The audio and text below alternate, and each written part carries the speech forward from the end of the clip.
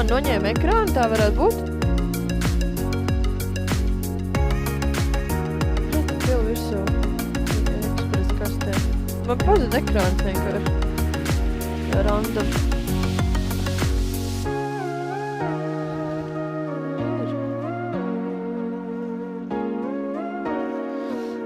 Minis vienkārši iesprādās pagarinātājā.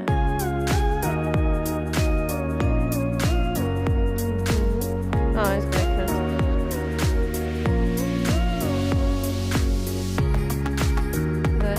Otrie?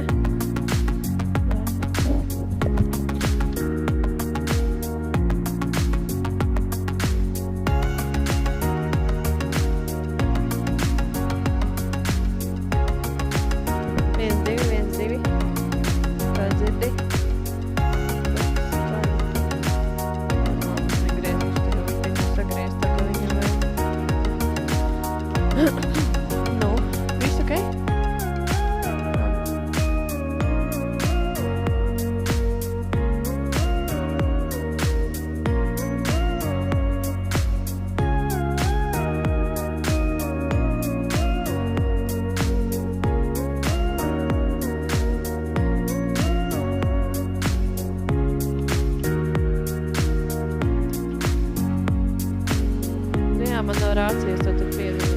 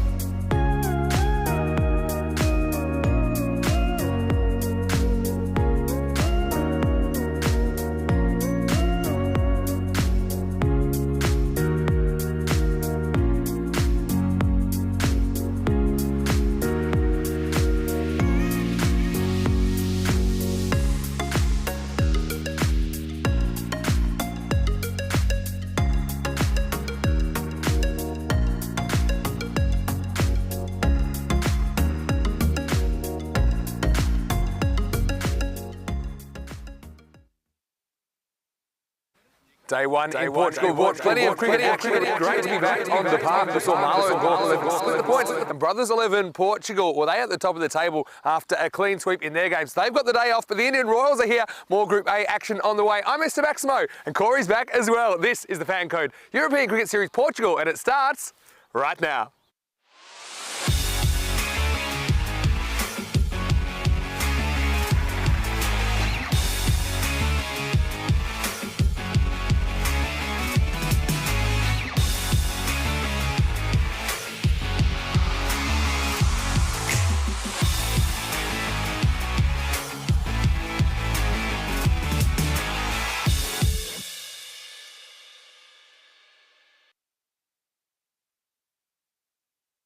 Good morning to you, wherever you're watching from around the world, and welcome to another big day in European cricket. It's day 2 here in Untitled, Portugal, and we're continuing with Group A action. 4 T10 matches are on the way, and we are starting with match 5 between Gawker 11 and Indian Royals. It's the first time we've seen the Indian Royals in this series, though we have seen them before. We saw them in the night series last year and also in the 2020 ECS. And I can tell you, we do have some news from the toss a little earlier. It was Gawker 11, their captain Wickets won the toss, and he's elected to bat first. That's a good confident move from them. I certainly think that they showed some good signs yesterday. They kind of threw away a win against the defending champions Marlow with 10 penalty runs due to a slow over rate. Whether Marlow would have gotten there or not, I'm not sure. In the second game though, they're pretty comprehensive. I liked the form of Wickets, and I think Suman Gamire, their excellent keeper bats, he actually looked a little bit better in the second game, getting better as this tournament goes on. But look, let's talk about Indian Royals. I know that their captain Sukhvinder Singh, he probably won't mind the chance to work his way into the series and bowl first, but they're going to have to bowl well, I think, if they're going to keep this Gawker 11 quiet. Let's talk about the conditions today in Portugal. Well, the good news is we did have some overnight rain, but it has cleared for the morning's play. We're expecting a little bit of rain later on. Hopefully it doesn't materialise. We might get lucky with the weather. We're expecting a maximum temperature of 18 currently. It's about 14 to get this one going. No real wind to speak of. So yeah, not too bad the conditions this morning. Well, let's get ready for some cricket, of course. Match 5, the first ball is on the way. It's Gawker 11 batting first after winning the toss. And here's a man who's come all the way from Spain to be here after his high performance camp has finished. It's great to have him back in Portugal as well. Next to me for the rest of the series, it's Corey Ruckers. And Corey, let's get ready for some cricket. Match 5 is on the way. Good morning, everyone, and welcome back to the beautiful ground here in Cartago. Looking forward to this. I don't know what security's done. They've let me back in, and I'm ready for it. 4 T10 matches. So plenty of cricket action coming your way, and welcome back to all our viewers around the world, especially those in India via FanCode. If we have a look at the 2 lineups here, Indian Royals, well, I was doing my notes late last night. Majid Mohammed, he's coming in there at number 6. Looking forward to seeing him for the Indian Royals. And, well, for the Gawker 11, Walid Imran at number 6 as well. I think the number 6s, I think they're going to have good games. I was up late and pretty excited to see how those 2 will go. Should be exciting and, yeah, brilliant action here coming from Portugal. The rain clouds have cleared and we should have plenty of cricket coming your way. There's Tyrone Peters, the standing umpire there. And looks like the bowler's almost ready at the top of his mark. Here we go. And a little bit of the old MS Dhoni, Sachin Tendulkar pads there.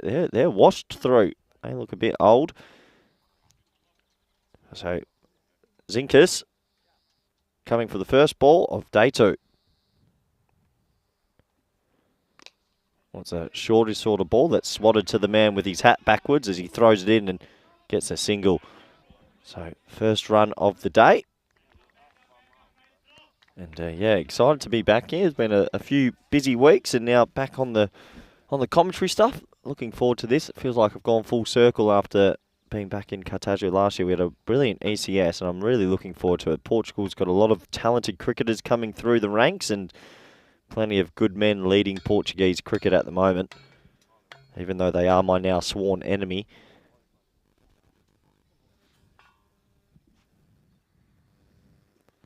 That's a bit shorter and just missed outside off stump. So dot ball. It looks like the 2 boundary riders are third man and sort of a wide extra cover. That's interesting. I think tactically in the ECS, that's the big thing. What teams can get their tactics right? It always takes a couple of days for teams and captains to get it right and understand this T10 format. Oh, it's well bowled. Full straight, man with the hat backwards comes in. Well, maybe he should put his hat forwards because he trips up and lets through a run. And, well, when you tilt the axis, that can happen. That's, who's that out there? Actually, I'm going to need my co-commentator Vinny Sandu in a moment because I am a little bit behind with who's who, and this is what happens when you miss day one.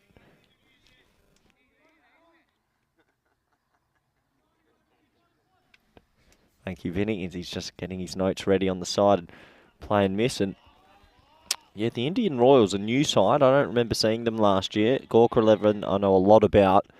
So excited to see how the Indian Royals go about their stuff. And John Zinkus, he's got enough to like about him. A little bit of a way swing. Decent pace about him.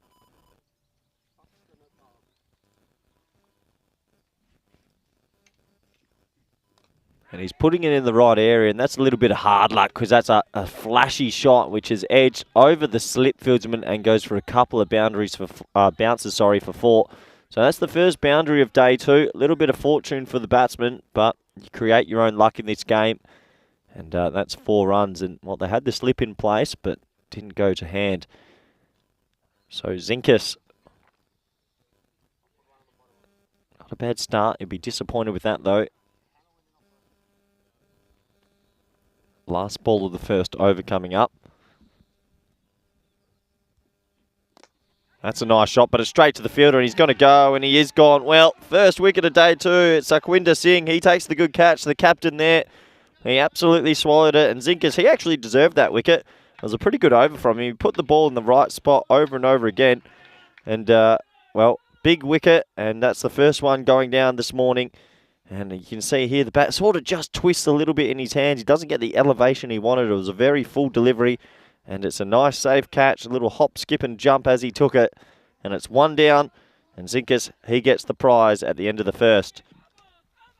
Gives me a good opportunity to welcome on this cool morning good friend, co-commentator, blue suit wearing Vinny Sandu. Good to see you, bud. Yeah, good to see you too, Corey. Welcome back. I know everyone's quite excited that you're here, myself included. Conrad Greenshield's pretty good feedback on his commentary yesterday, so you better watch your back. Yeah, listen, pretty monotonal. So does he know the word monotonal? Don't even think that's a real word. But good to have you back. He's speaking your own unique brand of English. Are my eyes playing tricks on me? Is this the bloke from Croatia? This is, Shaikat. What's going on? Yeah. It's everyone just... Yeah, Mohammed Shaikat is here. How are these players... I'm going to give you all the excitement. And here he is. And, in the first over, we saw John Zinkus. John Zinkus, who is on loan from Porto. So he had an immediate good start, didn't he? Is he on loan with option to buy at the end of this trip? He should be. Well, what are the terms and conditions of his loan period? Well, for the duration of this series, and I suppose we'll see how that goes. No, tell me how this man's here, the Beehive. Yeah, I'm a big fan of him as well. It's from Croatia, isn't he? Yeah, it's when we last saw him playing for Zagreb Sokol in the ECL. Well, these players get around now. Europe's a small place, Corey. Yeah, unbelievable. I think I've seen that as well. Wasn't it Balwinder Singh was the cross-handed bandit? He was cross-handed bandits. He's played around a little bit as well. Austrian Cricket Tigers in the ECL as well. And then Sam Houghton was playing in Croatia, and then he was playing in Gibraltar. Yeah, and then he was playing for Costa del Sol last week as well in the Carlton series. Maybe a little bit high, maybe a bit leg side-ish here. Is there a cap on how many teams you can play for in the ECS? I don't think so. If you're invited, I mean that's the thing. If you're invited, then it's more than you're more than welcome here. Yeah, fair enough. Can you tell me a bit about Indian Royals? I'm not going to lie, I've been pretty busy, and I looked at my notebook. I don't know much about them. I know that you've been you've been busy with a few things. Indian Royals, we didn't see them last time we were here, as you mentioned. They did finish 3rd in the night series. That was back in April 2021. Well, this is pretty high. No ball called, and this is going to be 4 as well. And it was not a good delivery at all from Mohammed Shaikat. And yeah, unfortunately, it goes the journey. We'll have a look at the height as well. It was Tyrone That's a good call, I think. That's wayside. Good early call from the big Tizer. It's a good strong call, isn't it, from the umpire there? And I like to see that. I mean, if you're going to get with that line at waist tighter, rather than given than not given. Yeah, exactly. So, Mohamed Sharkat continues. As this is going to be 4 more. And this is just up in the slot. Confident stuff from Muhammad Adnan. Batted really well yesterday. Got 230s.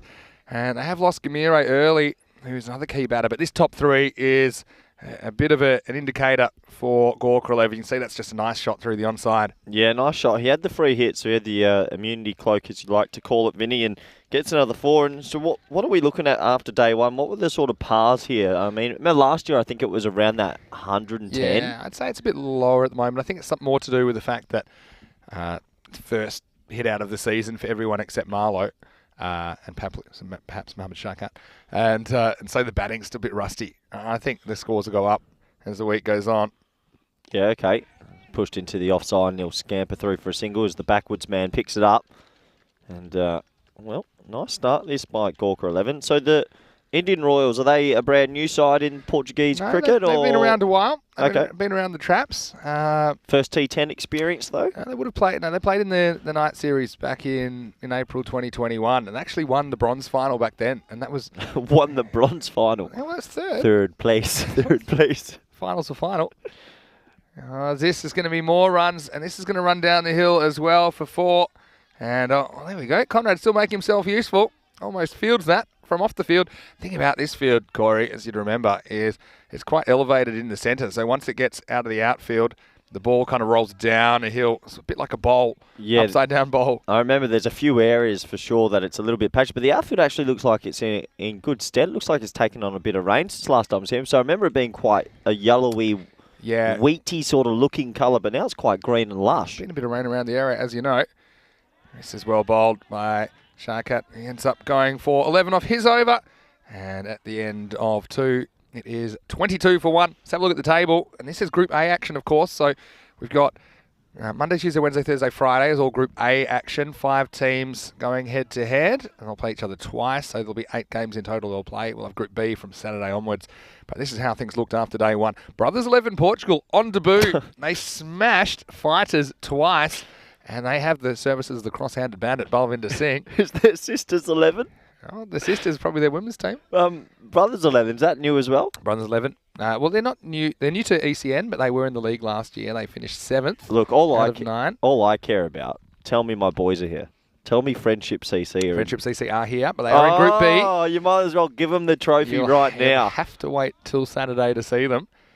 So we work Saturdays again? Yeah, we do. And it's been a pleasure. And I was here to retrieve the notes. Well, anyway, it's nice to have you all here, whether you're watching on FanCode in India, whether you're watching on our YouTube channel. Here's John Zinkus. And shot. This is down the ground. Needs to be stopped. It is. That's Sharkat. Pings it in. And so they turn for a second. And Zinkus shapes the throw. Yeah, nice to see Mohamed Sharkat here. I just wonder how that happens. Well, we'll have to ask him. Yeah, just like... I saw him on the sheet, and I thought, well, this will be interesting. But he's a pretty handy player. He's given the beehive a trim as well. That we refer to his hair with that because it's quite large. More aerodynamic. Mm. And he's knocked over, and it's the second for Zinkus. It's Imran Khan that's got to go. Never got going this morning. And Zinkus, well, his transfer is working out very nicely for the Royals as he picks up a second big wicket, and he's fired up. It's 23 for 2. Well, I'll tell you what, if they have the option to buy, they'll be invoking that clause absolutely immediately because that's good bowling. He's got 2 wickets to his name, and, well, you miss, I hit, and rips out the leg pole, and you can see the old windmill celebration. Zinkus, what's that? That's a bit Serbian in that, or is that a bit of Greek even? Yeah. Zinkus, well, I'm curious to catch up with him. Well, this is fun. I met him yesterday. He's a very, very lovely man, and he's got a bit of fire in him opening the bowling, doesn't he? Yeah, I love the ECS because the stories behind some of these players are fantastic, and I have a feeling Zinkus might be one of those. And that brings a new man to the crease now, and it looks like it was Rahul Vishwakarma. He's come out, and look, I've nailed that. I needed that little break. Yeah. And left-handed, so he comes to the crease. Obviously, a lefty-righty partnership always offers a few more few more questions for the opposing captain. Deep mid-wicket, third man in I have place. to say, that Gawker 11 looking pretty good in their new uniforms as well today. It's all happening. They are in their more traditional reddish uniforms yesterday, but yeah, today they're in the... Oh, so they've swapped midweek. Yeah, different to yesterday. This is in the air, sliced away, one-hander from Vishwakarma in the end. The left-hander who impressed me yesterday is new to the scene. He's looking pretty comfortable, and he takes Zinkas for 4 through-point first ball. Yeah, nice shot. And what I can say is this outfield's actually rapid. It might have had a bit of rain around, but it is flying across the turf here. If you break it through that infield, it goes for 4. So nice shot, 4 off 1. Good way to start your innings. And pretty good start from Zinkas, but he'd be wanting to close this power play well for the Indian Royals. Yeah, for sure. They have lost 2 wickets, 2 key wickets, but these two like to attack as well. They're at the crease. Yeah, slice this out again, but they've put the man back there now. It's a pretty good field position if they're going to persist with that bowling line. Yeah, so he's getting it full, trying to get the ball to swing, going a little bit, just a touch, and doing the right job. He's got 2 for 12 at the moment. His power play coming to a close, and I think if Indian Royals can snare another here, they'll be the happier of the two sides. They've got that really fine third man. Not sure about that. He could probably go a little bit square and a mid-wicket in place. Deep mid-wicket, that is. Zinkas, as we mentioned, he's on loan. Maybe the option to buy if he picks up another wicket. I think I'd be taking him in my squad. He looks good, doesn't he? And so, a couple to come for him. He's got 2 for 12. Just loses this one down leg side. This left-hand, right-hand combination has been pretty useful. It works, doesn't it? Yeah, just sometimes forces some wides. I mean, I think he's trying to swing the ball out, I think, to the right-hander. That one just goes on with the arm. We'll have to bowl that one again. Cinch-string shirt name? Yeah. Might be Singh. Said he's on loan. Honorary Indian. That's a little bit short. Picked up away nicely Shots. over the leg side. And Adnan, well, he is in the mood to blast boundaries. That's what he was doing yesterday, and that's what he's doing today. He's 14 off 5. Yeah, that's a good shot, that. And he gets that. I'm going to give Zinkas a bit of credit. I don't think it was that short. That's just sort of a swivel pick-up shot. I think it's a risky shot, Yeah. to be honest. I mean, we've Good seen, shot, though. Yeah, it was good because it worked out well. But if he gets bowled, it doesn't look as good. And so, took into the captain, just having a quick word to John Zinkas.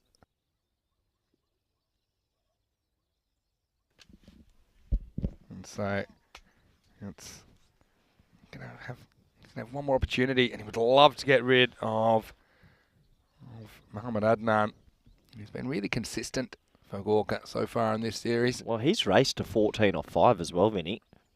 He's probably not done yet. Last ball, the power play. It's fairly full, but I think this is going on to miss the stumps, and that's the end of 3 overs. Pretty good power play for Gawker 11 in the end. It's 34 for 2.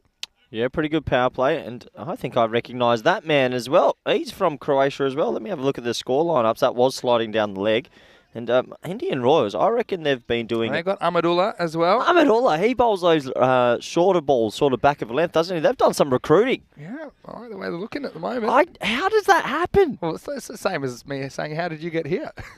Oh, honestly, my journey, I left the hotel yesterday at 9 a.m. and I got in at about 10 p.m. So it was a long journey yesterday, that's for sure. But back to the action here, and you can see the power play. It's pretty even at the moment. 2 wickets, 34 on the board. I think you'd probably be happy in both camps. Yeah, probably. I mean, maybe slightly happier to be Gawker, being 11 plus and over with these two at the crease. But yeah, the 2 wickets lost are a little bit of a concern, I suppose.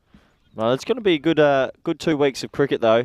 I really enjoyed my time in Portugal last year, as you know. Yeah, I know. Enjoyed it a lot. But the standard's good here. Yeah. It's impressive. Has Conrad figured out what team he's going to play for this trip yet? Conrad's leading Werush, of course. Oh, is he? Yeah, he's new captain. There's been a bit of shake-up in the Werush camp as well. We'll see them on Monday next week for the first time. Conrad's not playing for Marlow? He's not playing for Marlow. He was playing for them in the ECL, but not here. I'll get you up to date on all the movements. Here's Jai Prakash, who's going to start by patted out to point for a single. We need to start one of those shows they do in the football, like Soccer Saturday, with transfer news, or like. The thing actually, we should do a transfer market show because there's transfers going everywhere. Yeah, I like it. We'd be busy. You need to have a little ticker going on down the bottom. No, you've got Well, the thing is, in the ECL now, you're allowed 2 wildcard players. Sorry? So here we go. Here's a bit of breaking news for you. Oh, I'm so far behind. What's happening to it? You're allowed 2 players that don't meet the criteria for various reasons. Sorry, so you can grab a player from another club, whether from your country or from another country for ECL. For Champions League, for the Champions League. Correct. So next year. Yeah. It was done kind of on a case-by-case basis this year, but next year it's a bit more formally written into the rules. Interesting as that is just a single So if you can grab a Coley, if you can grab a AB de Villiers, and go for it. Oh, wow. That's huge. So, for example, Pakai Care, who we know are going back, and well done to the Spanish champs. Well done to the Spanish champs. So I could get them in contact with a few people I know, and they could play for them. Really? Yeah, but so could everyone, though. That's unbelievable. Wow, because I've got some contacts that would want to roll out. Strikes a good balance, because you do get to have a squad of 13 and 15, right? So that's pretty cool.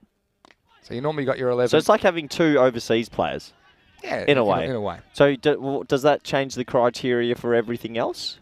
It just means that you can have 2 players that don't meet the criteria. The criteria is you need to have played for the club in the previous year. So sad news. The Bulgarian Express, who didn't bowl that quick's gone. Well, not necessarily. Well, they won't get him as their overseas, surely. Anyway, here's Prakash. And it'll be a swing and a miss. And what I will say is you missed it yesterday because we have had a bit of a revamp of the commentary box here today as well. Everything's new. What's happened in the 2 weeks I left, everything's new. We'll let everyone know maybe at the end of this over. I'm going to say a quick hello to Junaid Khan. So, yeah. He's given a bit more information, saying that the Royals captain has a travel agency, so he's basically facilitated the movement of the Zagreb Sokol guys. Interesting to get Zagreb Sokol in because they did have the greatest ECL, so you've gone the free transfers basically, I'd assume. You know that they're fresh. Yeah, so, yeah. They were, honestly, great experience, though. Bless Zagreb Sokol, but they were the ones that actually let me down the most, probably. Yeah, I really backed them in. I thought they had a good lineup. Oh, well, can't always be right. His last ball, the over. A good one. Only 1 run off it, and it'll be a second run, or will there? Oh, I think this would have probably been out. Well, there was the transfer. That was our man, the Beehive. He moved well to his left, but he's missed the stumps by quite a way there. Yeah, have a look here. Yeah, this kind of on the back foot when he plays it, then he staggers. I think he's probably struggling if this hits. Oh, he's missed by a mile. It's a massive wide. So it'll be the end of the over, and the score is 37 for 2. Good over from Prakash, though. Just the 2 runs off it. Very, very warm welcome to you, wherever you're watching from around the world. It's Vinny Sander here, Mr. Maximo. Alongside me is Corey Rutgers, and we are here in our commentary cube. Guess what? We're in a giant ice cube, one of the inflatable ice cubes from Khartoum that's been brought over, and that's where we are today. So hopefully it withstands the weather as well as it did back in Spain. How do we get the cube on the plane? Does it fold in, does it? Yeah, well, it's inflatable, so we have to take the air out. It's good. But the thing is, you could have taken it by sea. You could have just kind of used it as an inflatable boat, I suppose. Anyway, Corey Rutgers is here. He's back, and good to have him as part of the ECS setup for the first time in the ECS this year. And he'll be with me the next 3 weeks, the 2 weeks here, and then the 1 week in the Netherlands. Oh, that's exciting. You know plenty about that as well. So looking forward to your company during the day as we have 4 T10 matches, and hopefully you can stick around for it. As we see Raihan Khan coming into the attack. I have to admit, I just want to get this off my chest. Go on. I'm a huge fan of the ECS. I actually think I enjoy, out of our 3 separate events, ECC, ECL and ECS, ECS is probably my favourite. Yeah? Yeah, Any particular reason? It's got its own charm? It just, the stories of some of these guys, it's like going from the Grammys to all of a sudden maybe the Fogies, it's just, there's better energy about it. The guys are so excited. I don't know, but don't get me... Yeah, I'm with you. A bit more of the backstreet charm. And the techniques. I mean, look at that beautiful left arm seam for a single. It's just, I don't know. I like hearing the stories of some of these cricketers from around the world that are now playing in Europe, and that gives them the limelight that they've never had before. And also in the commentary box, we can be a little bit more wet. You're we can be a bit more up. wet-tongued, can't we? I was really good in the ECL. I was trying not to make sure I say anything wrong, but now it's free reign. I'd appreciate you still trying. I'm still trying. It's 3.0. Left-hander. Yeah, it's just really great to be back here. It's a wonderful place to play cricket. This one doesn't really get up from Raihan Khan, and it's just kind of straight pulled to been on by Vishwakarma. Portugal must be one of the places we've hosted. They must be in the top 3 for the amount of ECS matches, right? Like they host quite a lot, don't they? The 2020 series here, had the night series in 2021, and then of course the day series was a 1-weeker back in early September 2021. Here's Adnan, who's just slowed down a touch, 17 off 12, and still being a bit careful. Oh, this one was pretty close in the end. Tell you what, it's magnificent work by the wicketkeeper Mustafa. He got to the stumps really quick, took it on the half volley, rolled into the stumps, and we don't have the luxury of the third umpire. Yeah, well, we kind of, informally we do. I mean, this will give us a good look at it here. Closer than you think, Vinny. Yeah, I think it is a pretty good one. He's just home, though. It's good work by the keeper, though, Excellent isn't it? pickup. Oh, hold on. No, is his background? I think his bat's grounded. Yeah, sorry. He's fine. Got up a little bit late watching cricket, so still need to get some rest. But yeah, definitely grounded. Yeah, you're watching some cricket overnight. I'm sure you were following the Netherlands versus New Zealand. Yeah, I got up at 2 a.m. just to watch the first hour of that. Wanted to see how a few good friends of mine went. Struggled, but that's okay. Pitched up. It is almost snaffled, and it's going to get through. It's going to get through Sharkat and Zinkus, who slides straight past it. The results 4 runs. Well, when you get 2 low knees in, you're banking on one of them getting a hand on it, and they both missed it. Sharkat goes for the catch, and I give him credit for that because it was a half a chance. Doesn't get there, and then Zinkus gets it all wrong. But Zinkus, look at this. Oh, no. And he's just overslid that in the end, and it goes for 4. And that one might have cracked the bat. Oh, you know how you and I always have chats about upsets in sports world? We haven't caught up at all, so this is good. We're sort of catching up and commentating. Did you see North Macedonia knock out Italy? I did see that. Whoa. Well, there's a few Australians that are kind of laughing a little bit about that, and the reason is we still are not forgiving Italy for 2006. Robbed. Absolutely robbed. It's a very Australian thing 16 years later to go, well, there's your payback. And it wasn't even us that did anything. But that has to be the biggest upset ever. That's huge.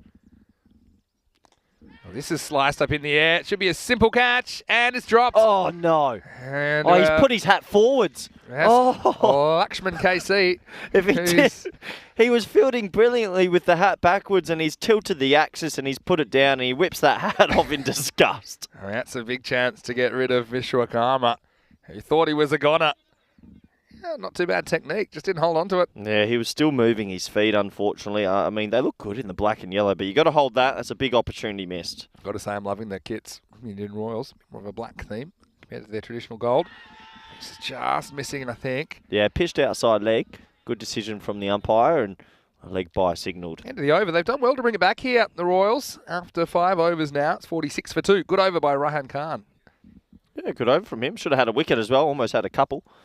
And, yeah, plenty going on in the sporting world, but especially with the T10 ECS cricket. How do you enjoy the extra week in Cardamom? Yeah, well, the unfortunate thing is we only got 2 days of cricket before the rain set in.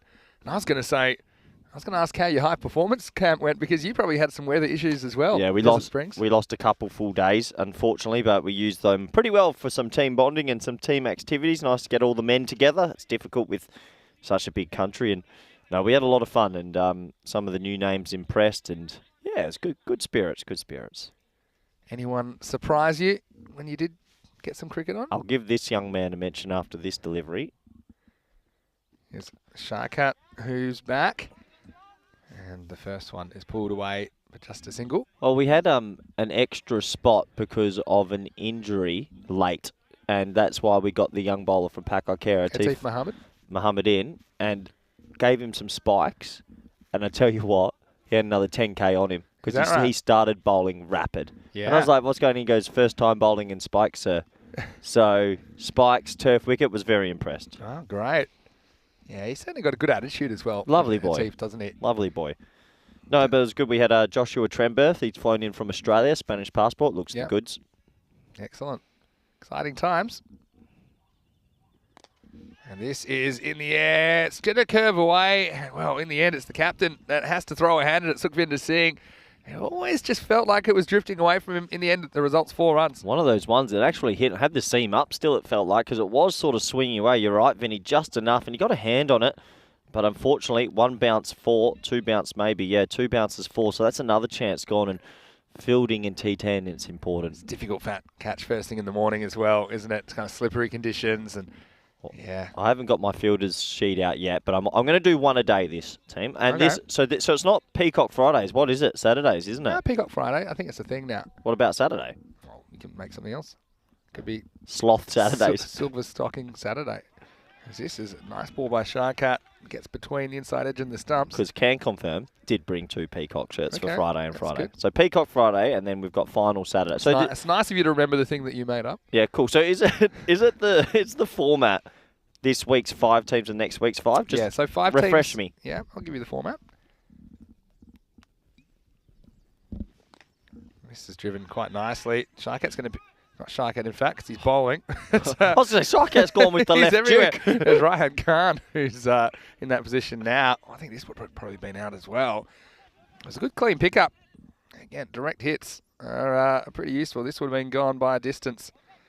Good little pickup from Sharkat, though, with the 360 roundhouse. Yeah, good take from So, him. the first 5 days of play are Group A. The second 5 days of play, which is actually starts Saturday, and then Monday, Tuesday, Wednesday, Thursday. That's Group B. Okay. Then we'll have quarterfinals Friday next week, and then finals day. Cool. So it's a 10-team comp, basically. 10-team comp. That's a nice way to do it. So, last time we were here, we only had 7 teams. And if you probably remember that it was a really close competition last time. In fact, the middle 5 all had the same amount of points. It was all a net run rate.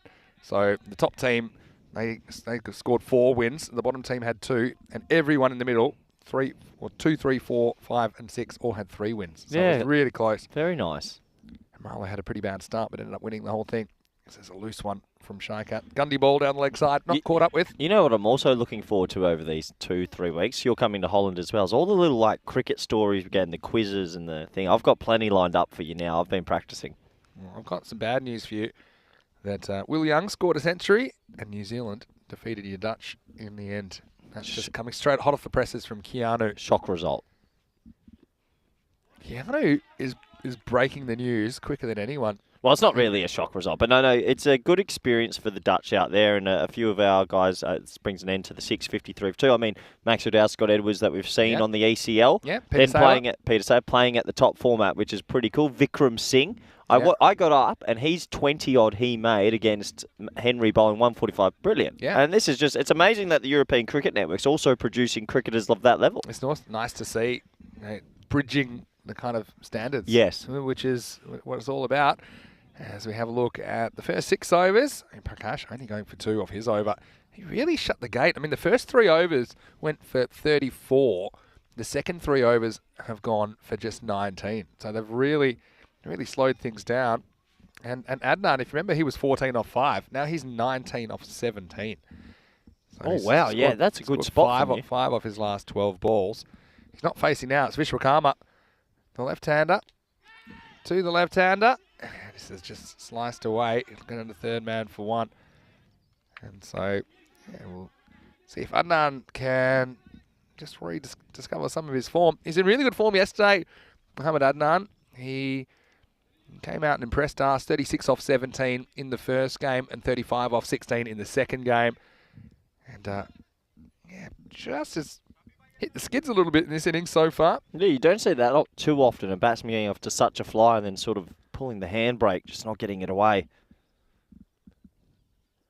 He's had enough. He gets a full toss and blasts it.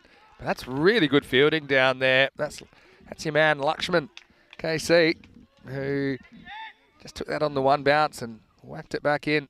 I know he's enjoying it. And I'd love to take a catch, though, after shelling one earlier. Got the cap on the right way. Yeah, Vishwakarma's kind of taken over the leading man role in this partnership. Gets a little cutter and he dispatches it. That one has gone for 4.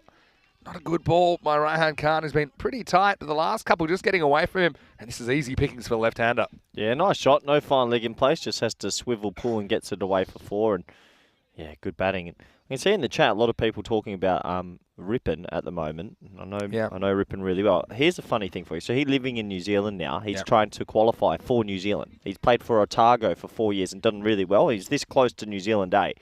And because the Dutch are there, he doesn't have to leave the country. So he's playing for the Dutch today. But if he gets called up for New Zealand in a month, he can play for New Zealand, that will be the end of his Dutch career. Really? Because he hasn't left the country. Well, because if you go from a minor team associate to a high, there's no waiting period. That's right. So Rippon has actually already said that he wants to play for New Zealand. Yeah. But because they happen to be in New Zealand, he's playing one more series for the Dutch. It's a good way to audition for your potential new team as well. Well, it's pretty. The score runs against him. 66, I think he got. Yeah, and he's a leg Chinaman bowler, but it shows you we're talking about the loanees here. Yeah. Happens in any level of the cricket world. Players go everywhere, don't they? I mean, I used to play a lot against Luke Ronke, who ended up playing for New Zealand. Good old Played for Ronk. Western Australia for a long time. He's a good man. Brendan Nash is another one. Yeah, He West Indian. Went from Queensland to the West Indies. His Jamaican father. He did all right for the Windies. This is a full toss. He's made a meal of it. Again, won't be an easy catch. And this time it is caught. That looks like That's our boy. Ahmadullah. Yep. That takes it. And he was a good man to have under the ball. So Raihan Khan serves up another full toss. And this time he undoes Muhammad Adnan. He just kind of lost his mojo there after a promising start. He ends up going for 20 off 19. And the score now, 60 for 3. End of a useful partnership. Although it did kind of drag a little bit, didn't it? And in the end, it's a good catch by Ullah that ends it. Yeah, good catch from Ullah. You got to take him after they dropped a few and he gets the wicket. Well, for Gawker 11, it's Fakhrul Hussain who's coming out to the crease now. Says in the chat, Keanu saying the Dutch manager told the commentators there that while he was there, he's learning about the New Zealand High Performance Centre and training and learning what he can to take back to the Netherlands. So that's also a good thing. They've got 3 new indoor halls. So all of a sudden in Dutch cricket, Kampong built an indoor hall, VR Ray in Amsterdam built one, and then VCC in The Hague built one and VOC. So there's 4 indoor halls in Holland now. So probably good learning curve to see what sort of things you can bring from a New Zealand to Holland. Yeah, but all these cost money. I mean, that's the thing. Oh, yeah, I know. Here's Fakhrul Hussain, who wants to give it a whack. He just Fielding. gets off the mark, or does he? Oh, this could be close, you know. Oh, he's given. Oh, that's brilliant fielding. Well, you said this is why I love the ECS. You see moments of brilliance. To do that off your own bowling, Vinny, that's great, and he's been given out. That's amazing athleticism. And, given out on the field. Direct hits. Normally close. Good That's umpiring. a really good call. We'll wind it back a bit. You see, there's been some really good decisions in this series. And, outstanding work from Malik. He's got that spot on. And Vishwakarma, he survived a long time, but he doesn't survive so long. As Fakhrul Khan was keen to get off the mark, throwing off balance, throwing from a lying down position. And the Royals having a great time here in their first match of the series. And just like that, it's 60 for 4. 2 new bats at the crease. Yeah, brilliant work there. And he gets the wicket off the ball and then he gets the wicket in the field. And sensational from the Indian Royals. They've been motivated this morning. They've been up and about, plenty of energy. And you can see it in the field for sure. Also, Jeff in the chat. Hello to Jeff, who's watching from Northern Ireland. He said, Corey, how was the Spanish camp? Did you learn a lot about the players' attitude to training? That's an interesting one. I'll ask you that in a second as we see Ahmadullah coming on. This one hits him on leg stump and almost an LBW, almost a run out, but neither in the end. I think just going down the leg side. Yeah, tell me about that. Well, the players would have been keen to impress, surely. Oh, they're sensational. I can't fault them at all. I mean, in testing conditions with the weather, and as this one was sliding down the leg side, testing conditions with the weather and what was thrown against us, I think it's a very new squad. You've got 10 new guys, and the average age of the squad's now 26.2. Wow. So it's young. You've got about 10 debutants. Everyone's fighting for positions. It was brilliant. Yeah, that kind of internal competition, I think, is quite healthy when done in the right way. Here's Ahmadullah. Another one cracks into the pad, but going down the leg side. Yeah, because I think when I see countries where they're kind of settled on a squad, the squad can get a little bit comfortable. Oh, yeah. A lot happens everywhere. It happens in a lot of European countries. So I think Spain has a unique opportunity because of the amount of cricketers, the amount of teams they've got now to really push each other. Whoa, down he goes. Roshan Singh's out there. Hopefully he's okay. But yes, this isn't a bat plug. This is a foot slide. That's a bit of a forward moonwalk. I saw we actually had one horrific injury, and I hope you're okay. Vinod Kumar slipped like that. Leg went from under him, and jelly leg gone, and ambulance on the field. So I hope Vinod's okay. He suffered a horrific injury, and it's broken ankle and foot, I believe. Oh, dear. Gives us a chance to say hello to Johnny Woodward as well. ECL favourite, or ECN favourite, that maybe has a slightly fractured ankle after copping one in the ECS last week. Woody, hope you're well. The reason I touched on that injury of Vinod is just I want to see guys running on the wicket. Slipping like that, anything can happen. You've got to be careful. It's unnecessary as well, isn't Absolutely. it? I mean, it's no more slippery than usual out there either. Here's Ahmadullah. Well so far. Well, you put the mocker on him, Vinny. Fixed him good. There's a couple of wides. Yeah, commentator's curse. Rishan Singh, who's out there, he has the gloves today for Gawker 11. Their regular keeper, Suman Gamire, playing as a specialist bat. So he's also got the sort of washed out pads. Sort of old school, that, isn't it? Yeah. That is it. I remember bit of a trend, it was Tendulkar, wasn't it? Had they? Yeah. These were really. They looked like they were 900 games old because they were. Did you ever have something like a piece of equipment? Like obviously Tendulkar loved his pads and never changed. Did you have something that you just continuously used? I had a cap that I used in juniors for a long time that started red. It was my very first cricket cap, and it finished very pink. That's probably one of them. Yeah, probably. Yeah, bats. I'd probably use bats all the way until I really couldn't use them anymore. Oh, he walks at this, and pretty lucky to survive this one. Liam. How about you? Did you have something that was your favourite? Oh, let me just have a think. I was one for gloves. You know how everyone has like 6 pairs of gloves? Yeah. If I felt good in a pair of gloves, no matter how dried out they would go, I'd never change my gloves. Yeah, I'm the same. I didn't like changing gloves. Changing gloves seems to be a bit of a trend. People want to do it every 3 minutes now. Yeah, it's a completely different world. So I'm just on him a little bit quick. This might have hit some glove. Liam Day just asking if this is Ahmed from Croatia. It is Liam. He's Good spot. He's the loanee. And option to buy at the end of this tournament, and he might be moving to Portugal permanently. Mohamed Shaikat also in the lineup from Zagreb. I really need to know the stories of how they're here. It's unbelievable that can happen. Pretty exciting for them. More limelight, isn't it? Connecting countries. That's what we're all about here. Making friends. At ECN, last ball of the over. It's a little bit short. It's blasted away, and it's going to be, well, it's going to be 6, in fact. Maximo! Akral Hussain gets off the mark in style. And yeah, just a little bit short from Ahmadullah. He's well balanced. He's fairly deep in his crease. It's actually a front foot pull. Excellent shot. And so that's the end of the over as well. 72 for 4 after 8. Well, let me just tell you quickly, Corey. Talk to me. We'll be back in Kartama in September. Let's look at your group there. Everyone. Ireland, Austria, Czech Republic and Portugal.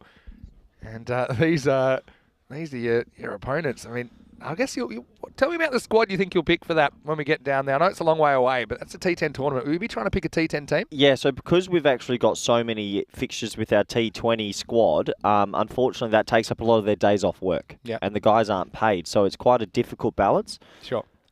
As that's bowled him. Well, that's bowled him. He gets the Yorker in, and, well, he's disappointed, but you can't do much about that. Great bowling, Vinny. Great stuff by Prakash, who came back, and only 2 came off his first over. And he's right on the money here. Like what I'm seeing from the Royals this morning. Have a look at it here. And just Russian seeing a couple of times. He missed balls that went close to the stumps. This one crashes into off. And that's another wicket. So this innings just seems to have lost its way a little bit. And it's chugging along. It's 72 for 5. Yeah, good bowling, and another wicket falls, and you're right, Indian Royals, they've been good this morning. But, yeah, touching on that, I think for T10, because of the time that the T20 squad, we've got the qualifiers, the international series, it will probably be a T10 specific squad. You might have only, say, 2 or 3 of my T20 squad playing that, if they can. Yeah. Besides that, I'm on a bit of a search, and watching Pak I Care, for example, really impressed, obviously, Mohamed Baba. Yeah. He's a great example of someone that is in a good position to potentially be selected for that T10. Yeah, I mean, in the end, you'll just pick the best squad available, won't you? And without taking too many holidays from the T20 squad. I mean. Yeah. Yeah. So it's a juggling act. So I can totally understand that. But yeah, it's a good group. Looking forward to that. Austria, Ireland, Portugal, and Czech Republic. Looking forward. There's plenty of potential. Worked with Czech Republic. Worked with Portugal last year. It's amazing how it works out. It's true, isn't it? Oh, shot. Takes it off the stumps this time. And this is going to beat the fielder. And nice little straddle from Zinkas as well. We might get that back as well. The result is 4 runs. Have a look at this. Straddled the big line, did he? He did. It was Amandeep Kokar who went to ground. And it was more of a hurdle, actually. There goes the ball. But here comes Zinkas. And he's going to have to deal with some oncoming traffic. Oh, get up. Oh, well done. That could have been ugly. Sticks the landing. Next ball goes for it again. And misses. All right, let's start this. I've got the first one for you for the 2 weeks. What player has the most test runs in any one test? I asked the Spanish squad this. Graham No, Gooch. well played. How many? 454. Close? Incorrect. Very close. I'm impressed. Your cricket knowledge is good. 333 and 120 odd. 23. No more questions. Shot. This one's down the ground, but he might have found the fielder, and he has. Nice catch by Sharkat, who holds on, and he says, how about this? And so, yeah, the Croatians representing at the moment.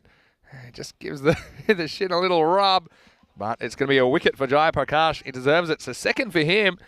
He's got 2 for 7, so despite getting hit for that boundary, he's performed really well for the Royals. And Gawker 11 lose another wicket now, 77 for 6.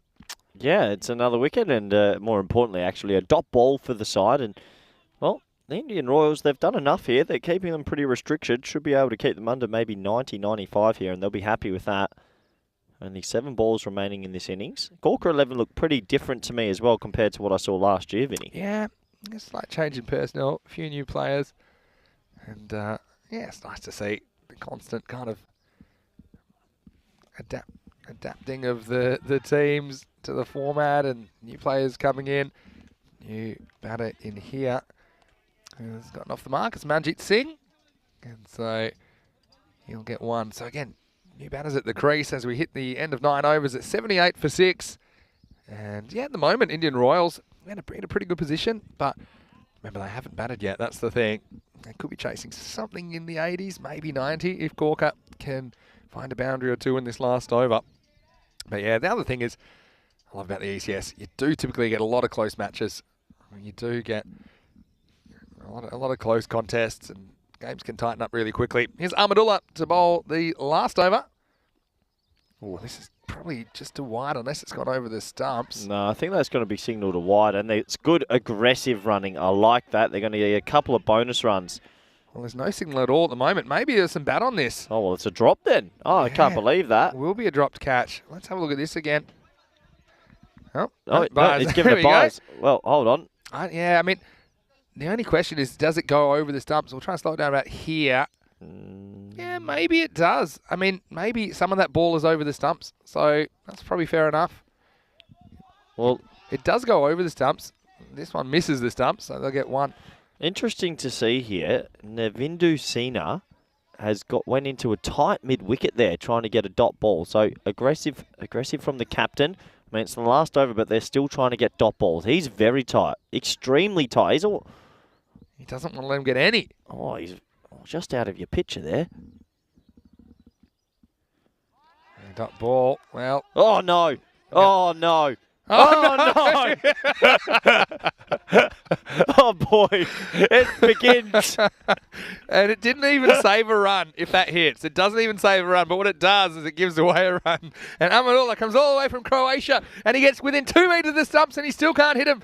As we see that Manjit is big oh dear. Just run to the stumps.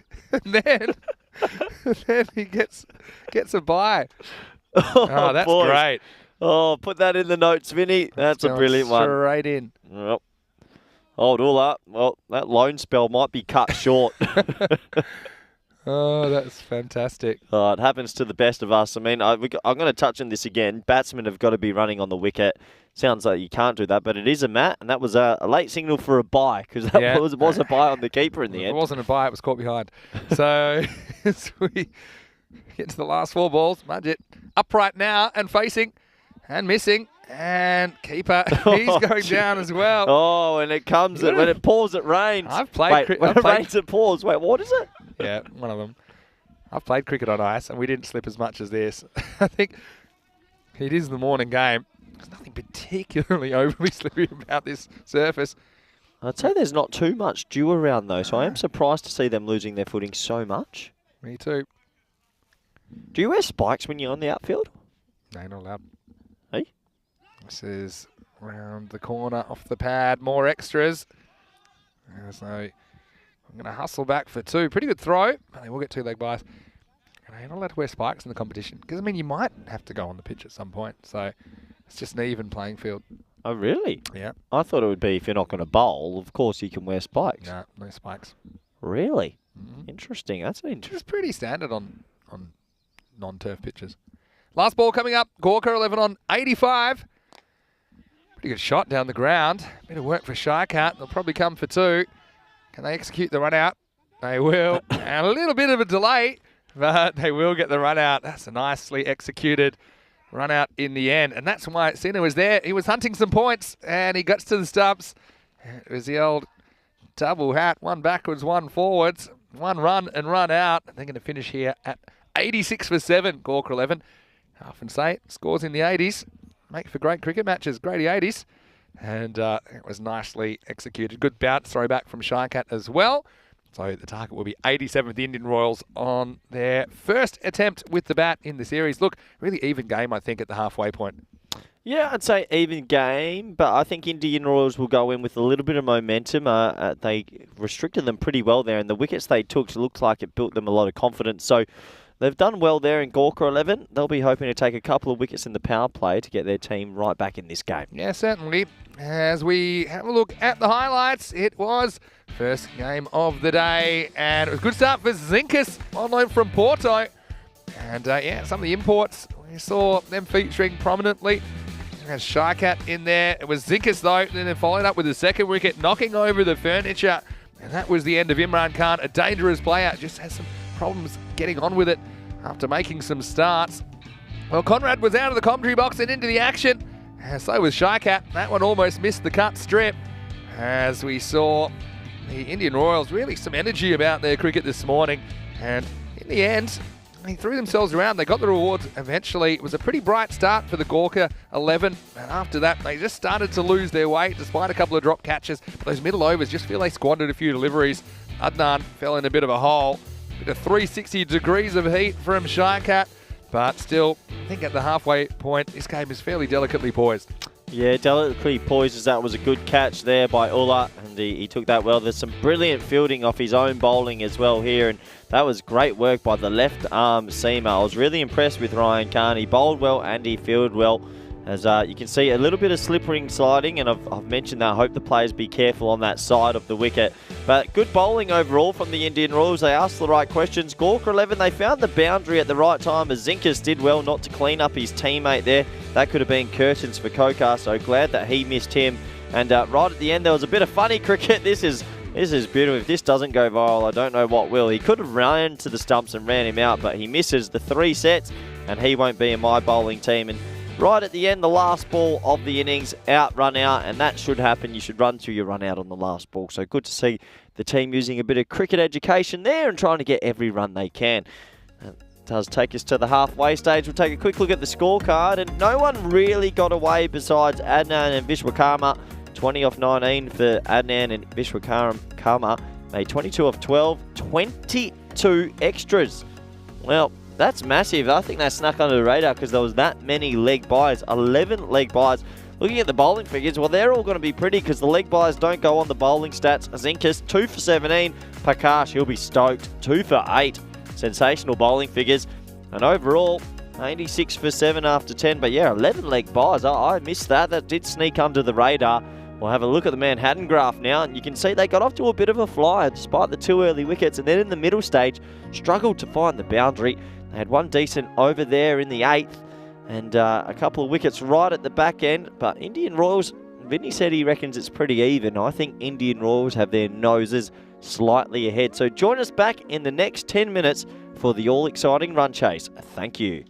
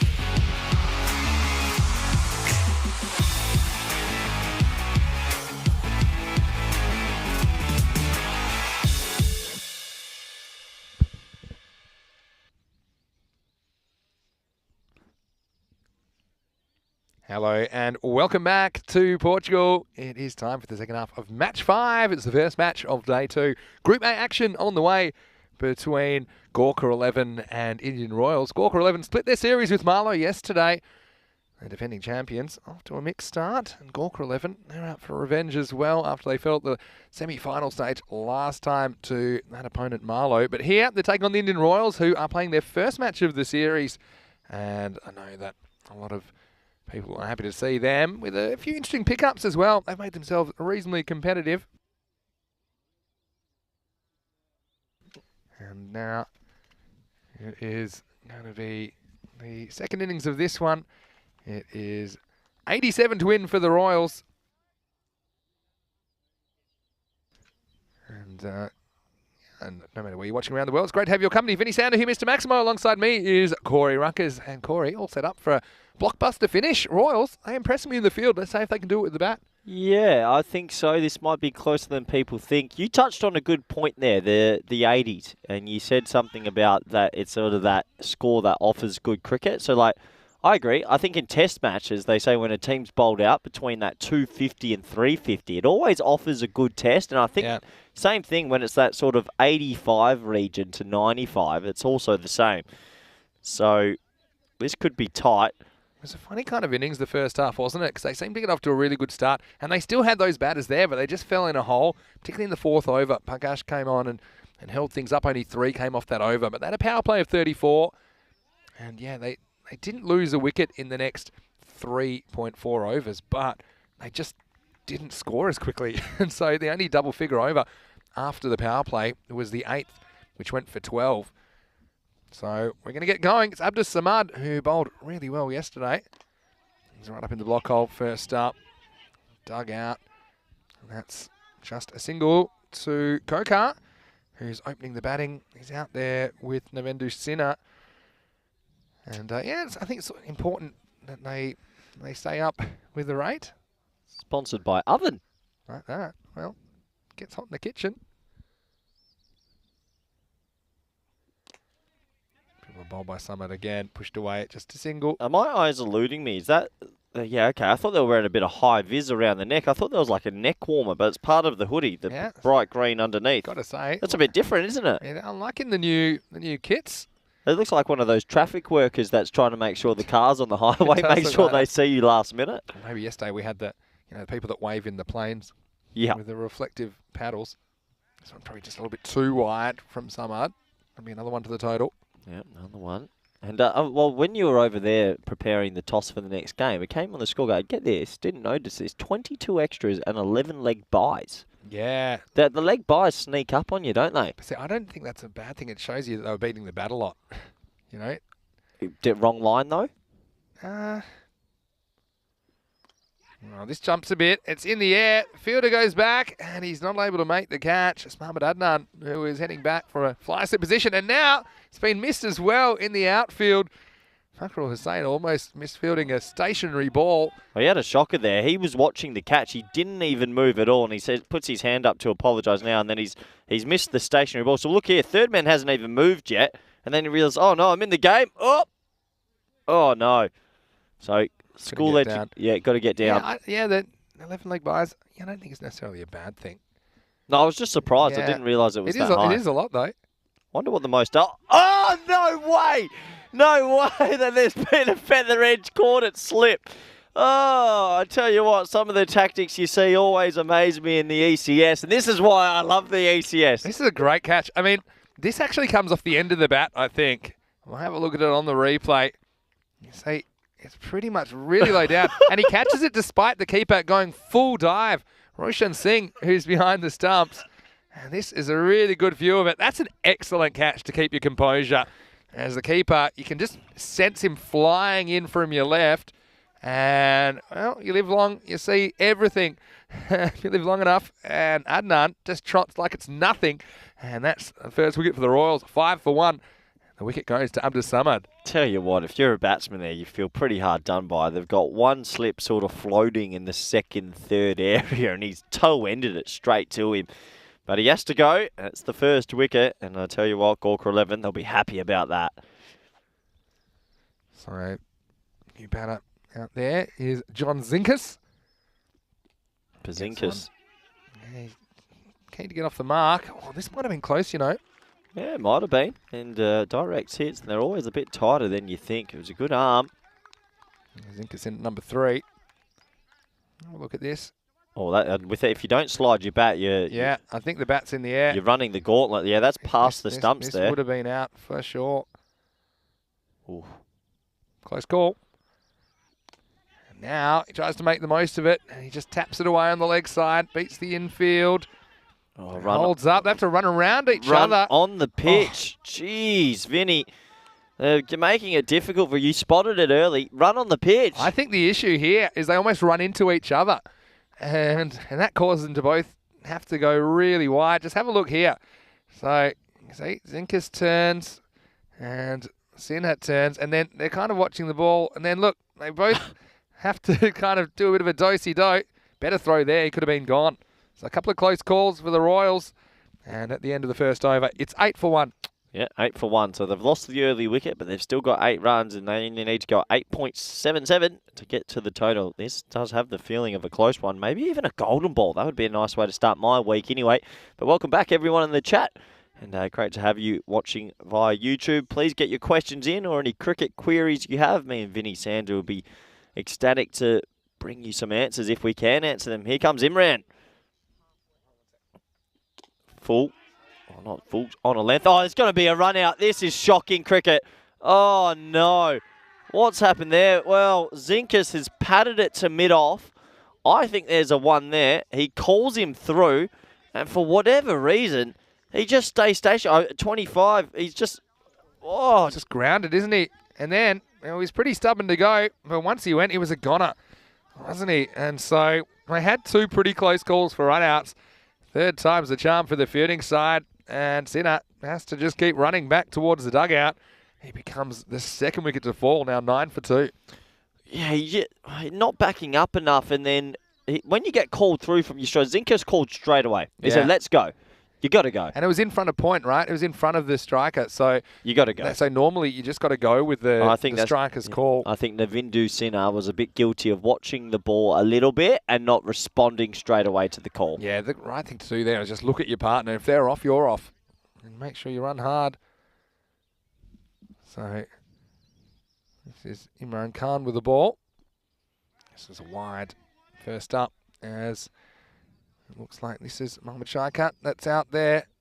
And yeah, Neil in the chat asking, Corey, did you hit the gym last week due to the inclement weather? Don't miss a day, Vinny.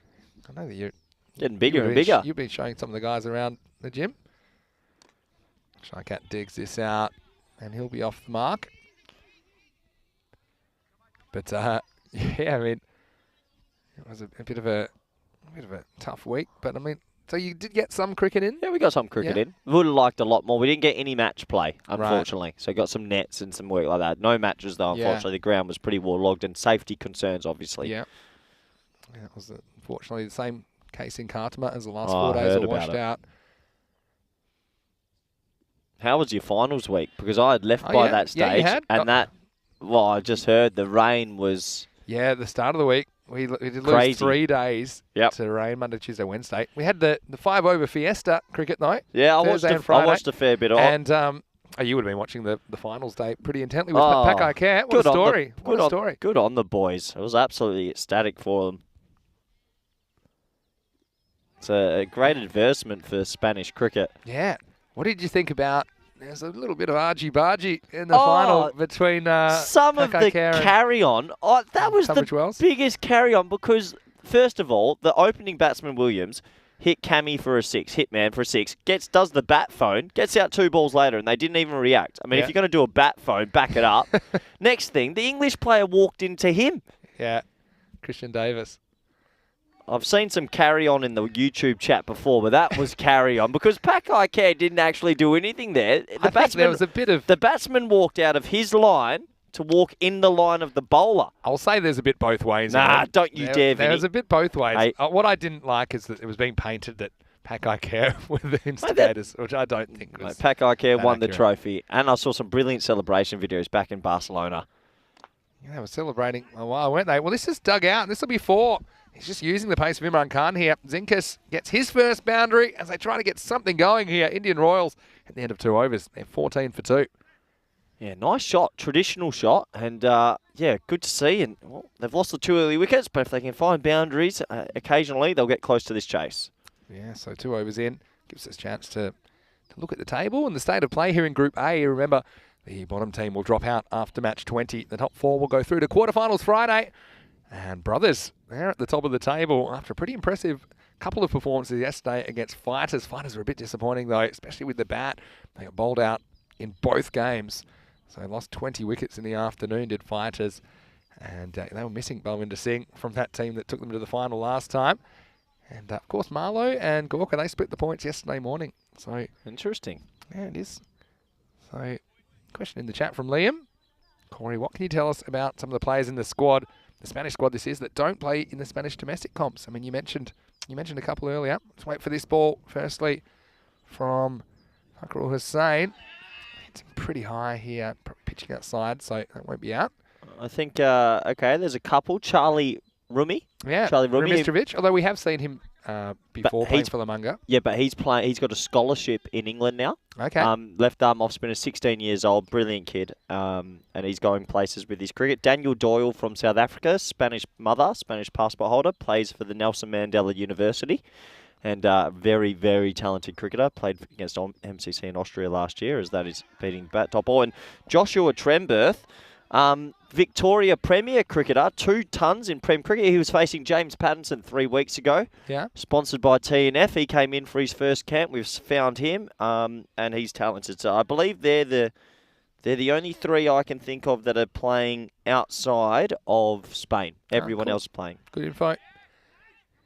Yeah, it's good that you've obviously cast the net wide for everyone eligible. To be completely honest with you, when you look at the countries Italy and Germany and Denmark, sort of the barometer that we want to be at, they've got a couple of county players playing. Yeah. So I think it's good to... You don't want to outsource too much. You don't want to think... But they're passport holders we're bringing in. They've got Spanish mothers and fathers. They are blood, you know? Yeah. And...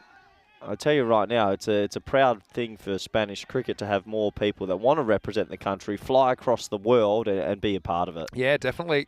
Exciting times. Very. Yeah, it's great to be in the thick of it, isn't it? And Hitman. I love Hitman. Yeah, I mean, I was going to say, would you rather face James Pattinson or Hitman? I don't like lining up against left-armers, to be honest.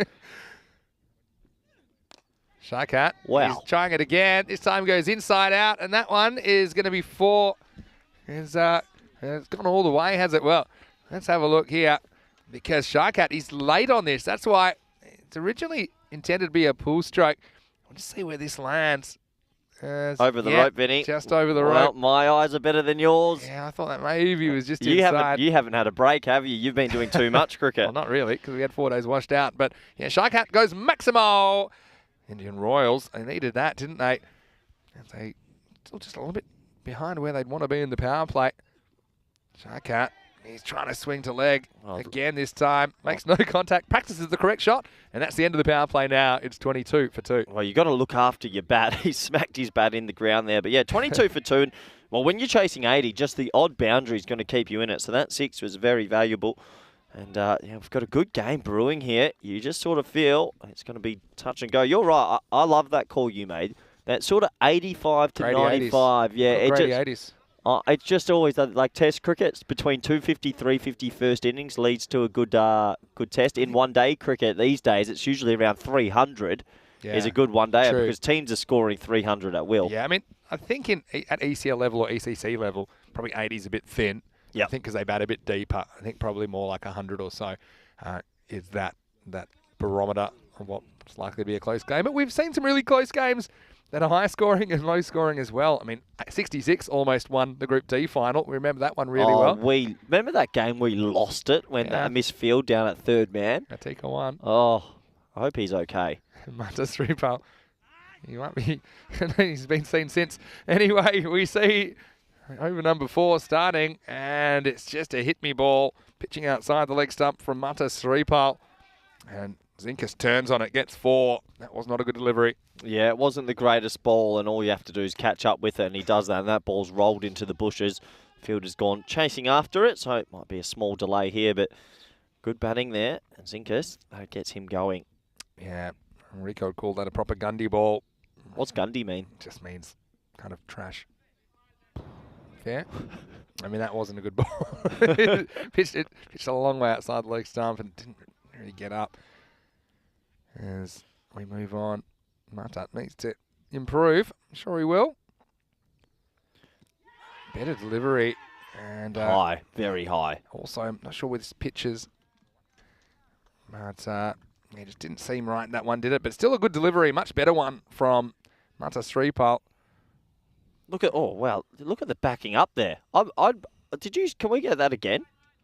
Have a look at this. Now, the man, look at that. I'm running him out. Oh, yeah.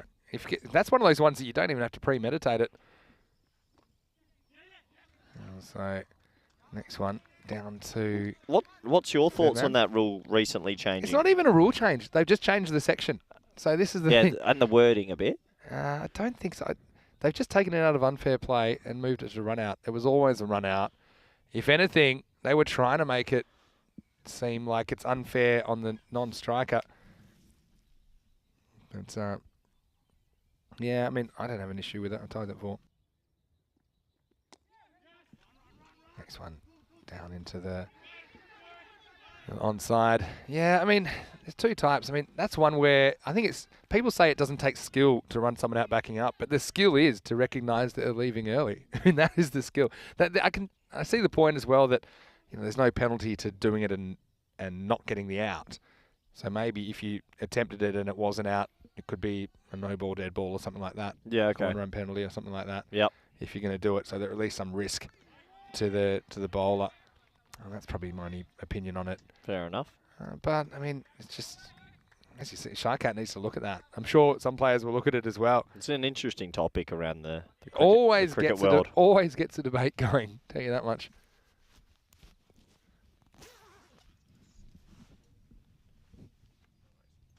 So last ball of the over. High. Opportunity. Half a chance at best. And Get the ball. they might think of three here, but they won't. Oh, check this out. Social distancing out the window here in Portugal, as this one was very high. I mean, they actually both judged it perfectly. That's the problem, because they literally end up in the same place. I love this. Crunch on contact, and then there is a bit of a post-mortem. And eventually, Smiley Imran, that gets it in. That's the end of the over. So 4 overs down. The score is 31 for 2. Game hanging in the balance. Vinny Sandu here, Mr. Maximo. Alongside me is Corey Rutgers. And, well, this is the kind of action you'll only see here in the European Cricket Series. And it's great to have your company, whether you're watching on FanCode in India or whether you're watching on our YouTube channel, ECN European Cricket Network. Make sure you subscribe to our channel if you haven't already. Like the video. And look, there's a lot happening. A lot of cricket still planned to come. We've got Netherlands coming up, Bulgaria, Romania. Wow. So really looking forward to an exciting few weeks of cricket ahead as we plan to go unbroken all the way through to December again, just like we did last year. But, well, just then, that was a real opportunity to get rid of Mohammad Shaikat, but he survives. Yeah, it was a big opportunity, and it goes down. So he's still there, and he's on strike now. He could be a dangerous, dangerous batsman. Look at himself, trying to give himself a bit of room with his feet here. Oh, he hits that hard, but it's going to be 1-2 bounces to the fielder just for a single. Yeah, it was a bit of luck for Mohammad Shaikat, you have to say. Mohammad Jahid Khan Shaikat. But now here's the captain, Maduka Thapa. He's a bit loose early on in the piece yesterday, the captain.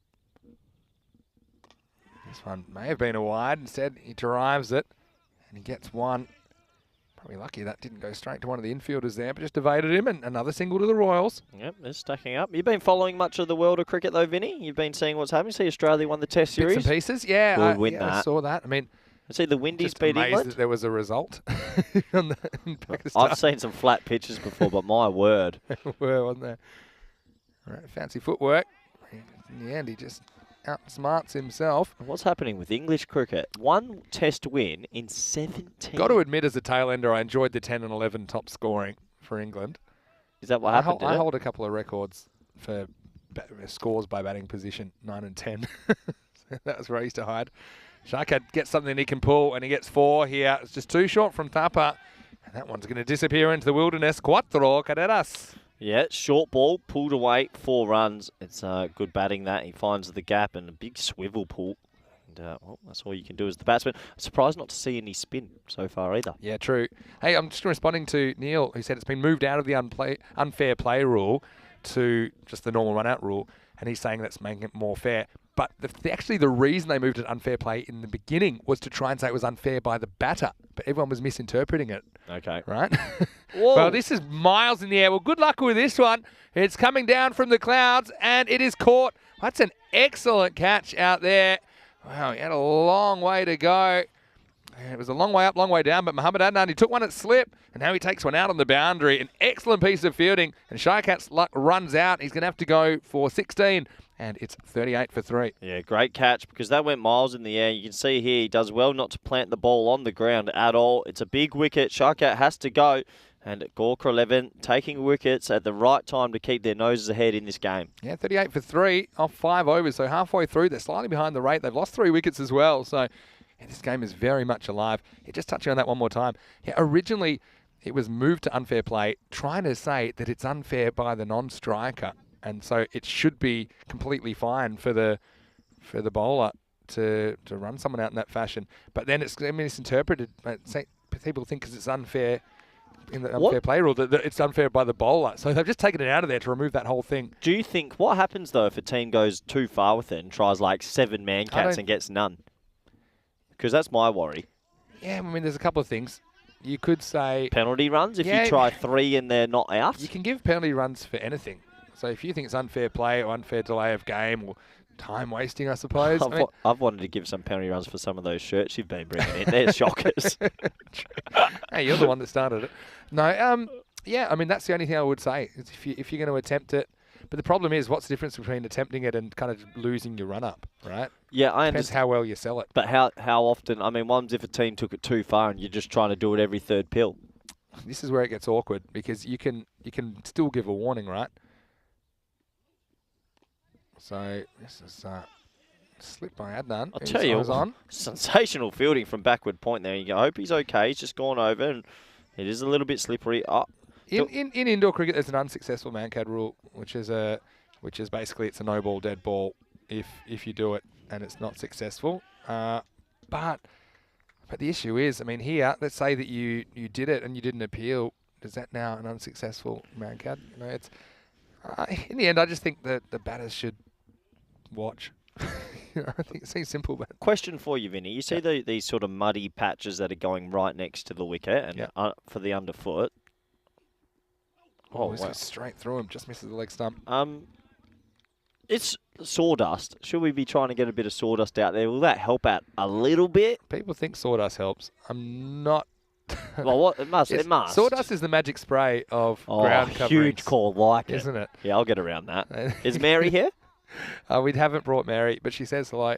Ridiculous. Magic spray Mary. She was fantastic. She's gone viral. Yeah, this is Did you turned away around the corner? Do you follow the ACC on Instagram? Yeah, I do. Do you see what the guys have posted from New Zealand this morning? They want to buy a European Cricket League, saw that. the ECS, and they want to get behind one team. And they were calling. They were trying to work out what they were going to call it. Yeah, a huge fan of that. Some of those were quite funny. Hello to the guys. If you're watching, maybe they're watching up late. Oh, I'm sure they are. After the end of the one-dayer against the Netherlands. And, a big fan of their work. Oh, see, that's a great example of 2 penalty runs for me. Don't use your you wouldn't have liked yesterday. What's happened? We actually didn't know yesterday. Well, yesterday there was attempted foot fielding, but the ball actually hit the back of the guy's calf and it stopped dead, stopped the boundary, and we were debating whether that would count for 2 penalty runs under your. Just trial it for one tournament. He knocks him over. Zinkas had a close call earlier, and now he's got to go. Adnan gets the wicket, and they're very much alive. In fact, they're probably ahead in the game now, I think, at the end of 6 overs. Gawker 11 have Indian Royals on the ropes. It's 42 for 4. Yeah, I think they are ahead, Vinny. They just keep taking wickets at the right time, getting dot balls at the right time, and another wicket falls. Zinkas, well, he had glimpses of what he could do, but overall it wasn't the perfect T10 innings, and he'll be disappointed with that shot. Yeah, he will be. Could we theoretically, you know how you want your ECS 48-hour bonanza? Yeah. Could we do an ECS rules trial week where you did a week where we trialed rules for a day? That's going to get crazy. But no, not every rule in one game, but each game there's a different rule that's applied. Okay, so you like your two runs for foot fielding? I think you would see better fielding overall. If the players knew you can't use your feet, you would see people throwing their bodies on the line. Simple. Yeah, I can understand that. I mean, to be honest, if you saw yesterday, the foot fielding fails were through the roof. So the penalty is that it's not the best way to field the ball. I mean, that's kind of a penalty in itself. Oh, yeah, for the viewer it is. I like to see them roll the dice with the feet sometimes. Here's Tupper back for a second over. Full toss in the air, and it's just going to be out of the grasp of the two fielders. Well, this is why you wear two hats. His floppy fell off, so then he got the other hat underneath. He's lost the sunglasses as well. No, he's had a shocker there. Yeah, and there, luckily, it could have had another sunglass fail. We had some crushed in the ECL, didn't we? Have you seen that blooper in an England Test match where sunglasses come off the head and they throws the ball? Andrew Strauss. That is a good view. Destroys them. Mustafa on strike. Turns one away. I mean, this run rate's just creeping towards 2 a ball. They need a boundary, Vinny. Yeah, in the Royals for all the good work in the field. They came back into the game, but 87's looking really a long way away. I'm gonna bring a new thing in. I'm gonna test your cricket knowledge once every innings these 2 weeks. Who has the most Test wickets in one Test? Jim Laker. Well done. 19. You're 2 from 2. Well, this is whacked away on the leg side, and this is going to be 4. What's the boundary they need? And Sukhvinder Singh, the captain, is out there. There's not much of him, but this is hit pretty well over the leg side. It was a leg stumpish delivery. Just gets over the infield and races across this outfield. 4 runs to the Royals. Yeah, well, the captain's got his tactics wrong a little bit. So he didn't have a deep mid-wicket in place or deep mid-on. And when your team needs to go at 12 and over, you suggest he's probably going to hit it there. He makes the adjustment now, but it's going to cost them 4 runs. And now he's knocked over. Very next ball. And Tapa gets it straight. And it's captain bowling captain. And so that avenue of attack is snuffed out as Sukhvinder goes for 7. And it's 48 for 5. Yeah, slow, straight, you miss, I hit. And another wicket falls, and this is what I mean. Every time they seem to get a boundary, they lose a wicket the next ball, and that actually swung quite a lot. It was good bowling. Good movement, wasn't it? Yeah. And see, the batter just shimmied to leg to kind of follow the line of the ball. Well, he opened the oven door, and he put the white kookaburra right in there. Yep, and he was done. And so, question from Sam Williams. Hello to you, Sam. Hope you're well. What, Gaffer Williams? That's Gaffer. What's he, honestly... Turn it off, Gaffer. Go enjoy some time with the rocket. Says, was there some overnight rain? And the answer is there was. That's why the field's a bit damp this morning. There was some rain overnight. Luckily, it stayed away this morning. It's not so much morning dew. But, yeah, thanks for your inquiry, Sam. You're always welcome here at European Cricket Network. He watches every minute. This is another one swinging into the stumps. Prakash, who was excellent with the ball. We'll have to pull out a bit of a miracle with the bat if they're going to get close to this at the moment. But, yeah, that 19 that Jim Laker got, I actually used to get coached by the man that took the other wicket in that game. Of course, you know who that is? Yeah, you've told me this. I can't remember. Give it to me. It's Tony Locke. Tony Locke. Took their 20th wicket in that game. As this is pulled away. No. Leg side. And there you go. There's no way. Look, that's the end of 7th and it's 55. I need to speed this up. There's no 55. way did he take the 20th wicket when he had 19? Oh, no, he took the other wicket in the game. Oh, okay. I was going to say, could you imagine? Have you seen the... Actually, this is a great one. Hold on 1 second. These two teams will play again. Indian Royals, Gawker 11. There's not too much between them, I think. It does look like the Indian Royals falling off the pace a little bit. This starts in around about 35 minutes right here on European Cricket Network. Royals, they won the toss this time. They've elected to bowl first. So different toss winner, but same order of innings in match 6 coming your way on the European Cricket Network, 9:30am GMT, which is 11:30 in Central Europe and 3 p.m. in India. I've got one for you. And for viewers, stay tuned for these 3 overs. And then in the 10-minute break, go and watch this on YouTube. So Murali and Chaminda Vas, right? Yeah. I'll tell you after this ball. This is a good one. I forgot about this. Need a good over here. 37 required off 3. Oh, this is out. Yeah, well, it was pretty full, which gives him an opportunity to take the LBW. This is Adnan that's come back. And, yeah, this is a pretty good shout, I have to say. It's all about where it pitches for me. That's the only question. Where does this ball bounce? Outside leg. You reckon? Yep. I mean, It's hard to, honestly, sure. when you come around the wicket as a right armour, you need to get it to pitch on middle and off and straight. And for me, that pitch is outside leg and it's missing leg. for me, yeah, probably the issue was actually it might have pitched in line and then moves. You think that pitched in line, I think Vinny? it might have. Look at the actual point of impact. Is there. your head on a tilt? But you can't even see the leg stump at the other end. For me, it was the issue was it might have actually been nipping back and missing. But anyway, the issue is it's given out on the field. So Royals, they lose a 6th wicket now, 50 for 6. Deep trouble. Deep trouble. The thing was, it did straighten that delivery. Straightened off the pitch. Definitely strained, but I still think that pitched slightly outside. You're always leg. thinking about that as well, aren't you? If you the right arm around to a right-hander. Very difficult. Very, very difficult. Anyway, Adnan's got 2 for 4. This one squeezes from bat to pad. This will be 1. So anyway, Okay. Murali's playing Zimbabwe in a test match, and he's got 9 for 51. And the over goes to Chaminda Vass. Yeah. And Chaminda Vass is bowling wide of off stump to the number 11 Zimbabwe. Yeah. 4 dot balls, 5 dot balls, last dot ball before Murali has a chance of a 10th. Okay. We've built this up well. Uh-oh. This is just going to pop back. Anyway, he bowls a half volley, and the Zimbabwe batsman pushes at it, feather edge to the keeper. Nobody appeals, and then cover accidentally just went, how's that? Umpire gives it out. Is that right? Has to give it out. It's on YouTube, and Murali and the boys are so upset with the cover fieldsman for appealing. Oh, that's fair, though. That's good Wicket to cricket. wicket. I mean, you can withdraw an appeal, though, right? So you can if you really want to. Well, if you took a To get catch... technical. So anyway, go look at that later in between the break if you want. But if you took a catch and you don't appeal, the batsman doesn't have to be given out. So what happens if you want to keep the batsman out there? Well, then you can withdraw your appeal. Imagine that. Actually, that's got to be soul-destroying when the other team wants you batting rather than not batting. I could see it happening in T10, ostensibly. Anyway, a couple to come here. And they just Need a boundary. ground to a halt here, haven't they, the Royals? This is driven away. 2. You got to go. You need runs. You got to push a little harder there, guys. They've just fallen right behind. Yeah, that's always been kind of thorn in the Royal side is their ability to make runs. We saw it in the night series on occasion. They did ultimately finish 3rd around about a year ago in Coimbra. Under lights at Miranda de Corvo Stadium. Are the Coimbra Knights here? Yeah. It's Group B, though. In the air and gone.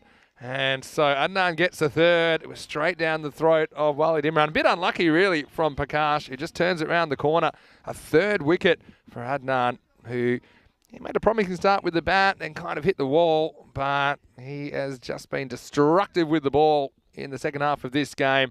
He takes 3 for 6, and that's the end of 8 overs. It's 53 for 7. Yeah, you take those figures in any format of cricket. 3 for 6, especially in T10. And he's bowling his team to a pretty much a certain victory. I think it would be remarkable if Indian Royals even get close from here. Yeah, don't think so. This is why now they've had to chase again. Well, they will have to chase again in match 6 coming up. When are we going to change the worm? Yeah. Come on, Vinny. I know you like your graphs, but there's other graphs out there. I've sent a couple of emails I did over the winter. What else could we bring into the stats box? What do you like? Maybe in the viewer chat, what would they like to see? Yeah, that's a good question. Here's Imran Khan, who is working this away. Oh. We've seen some Imran Khans in the ECS, and people always ask me, is that the Imran Khan? I say it's an Imran Khan. Any relation to I don't believe Imran Khan? But I tell you what, he's a good player in his own right. Keeps making starts and not really going on with it. Always smiling. Always He's smiling. a great guy, Imran. Funny story about Imran, actually. Straight through. Not sure if this takes anything on the way through. Last year when I was just helping the Portuguese a little bit, they were over in the pool area at Sunset Beach Club and they went for a team swim and Imran's like, all right, I'll jump in. Jumps in the middle of the pool, can't swim.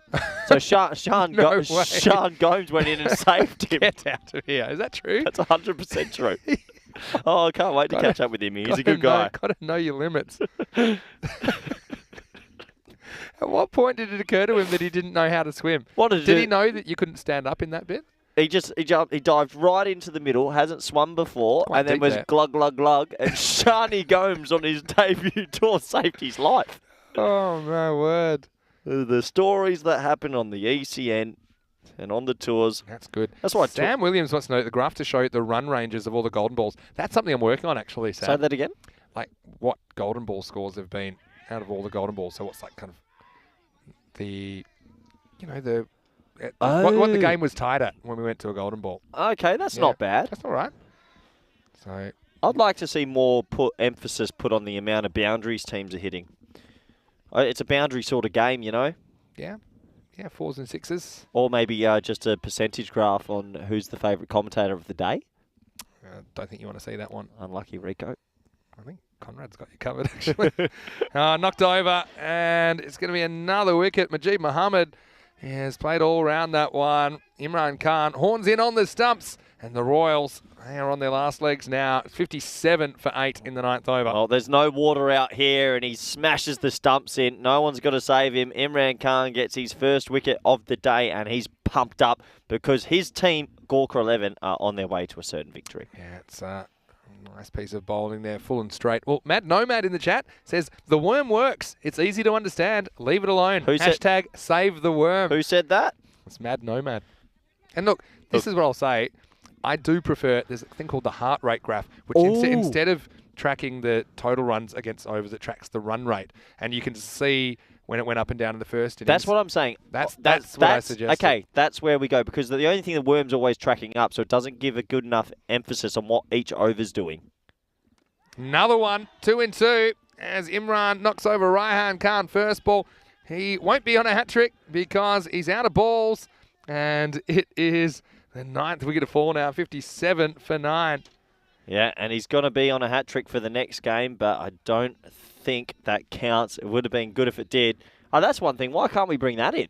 What's that? That you can carry over your hat-trick ball to the next game. Yeah, well, Danny Hudacek suggests that. We call it a wraparound hat-trick because you've wrapped it around 2 games. But well, just remember that for Imran Khan the next game, because they will have the same opponents. 57 for 9 after 9 overs. And the injured Royals just have lost wickets every single over since the 5th. In fact, they lost 2 in the 8th and 2 in the 9th. So things just kind of not going to plan for them. Yeah, the heart rate graph. Yeah, it also has the line, which is the required rate, so you can always see if you're ahead of the rate or not. Now we're talking. That is. Replace that for the worm, and we can be more analytical about what's going on each over. To all of our friends at Sports Interactive, check your spam folders from ball. December. No ball called, and this must have been for overstepping. From December. That's when I wrote the email. Where's Sports Interactive based? India. Yeah. Nice. Hey boys. We'll get you an email address. You can give your thoughts. I've got enough emails, Vinny. I'm stressed out. I've gone grey the last few months, if you can't see. Free hit. Not out. Run. A bye. It's a bye. It's poor keeping, Vinny. It's so harsh. You've got to be standing at point. You've got to know. Let's see if they remember.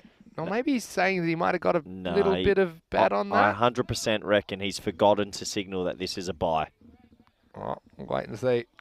Yeah. No signal? No signal meaning. Okay, you're saying there's an edge. Definitely. It's not impossible there was an edge. It's impossible there's an edge, Vinny. Don't sugarcoat it. That should have been a bye for me. Well, as a keeper, I'd be happy. And look. No, they're going to make the adjustment now. And this is why it's good to get the third umpire to get involved sometimes. Oh, the poor batter just wants a run. Let him have a run. That's Lakshman KC. And he's just saying no. I reckon there's a little edge on that. So, no signal. KC gets off the mark. Good on him. Not yet. Well, wait for it. How nervous is the number 11 at the non-striker's end right now? Just saying, come on. Yeah, he gets a bite. Was that a wave or was that a signal? Oh, I think that was more a wave, Vinny. Well, a bite does look like a wave. No, I think he signalled it there. Oh, look, it doesn't matter in the end. All right. So, still don't know what that is. And now this will be a little inside edge. Good shot. That might run down the hill. I don't think it's going to be caught. It's a good effort, though. Good effort from Walid Imran. See, that is awesome. That's a bit of BMAC, Brendan McCullum effort. Instead of going with the foot, he throws his body on the line, and that's what I'm here for. Give it all you can, even though this game is won. He gives it everything, and this is a sensational effort. Look at this, folks. Brilliant. Love to see it. Considering they're well ahead in the game, it's good to see that kind of effort. Now this is launched in the air. It could be game over, or it could go for 6. In fact, it has gone. Maximo Ahmadullah hit that one all the way halfway back to Croatia. In fact, it was high in the sky and had what it took to get it over the outfield. And that one moves them into the 60s. What's the score here? I've lost track with the bye and the free hit. This is, they're out of it, right? Yeah, it would seem so. But Oh, another nice shot. This is cracked through the covers. hold It's on. 4 more. Hold on, Vinny.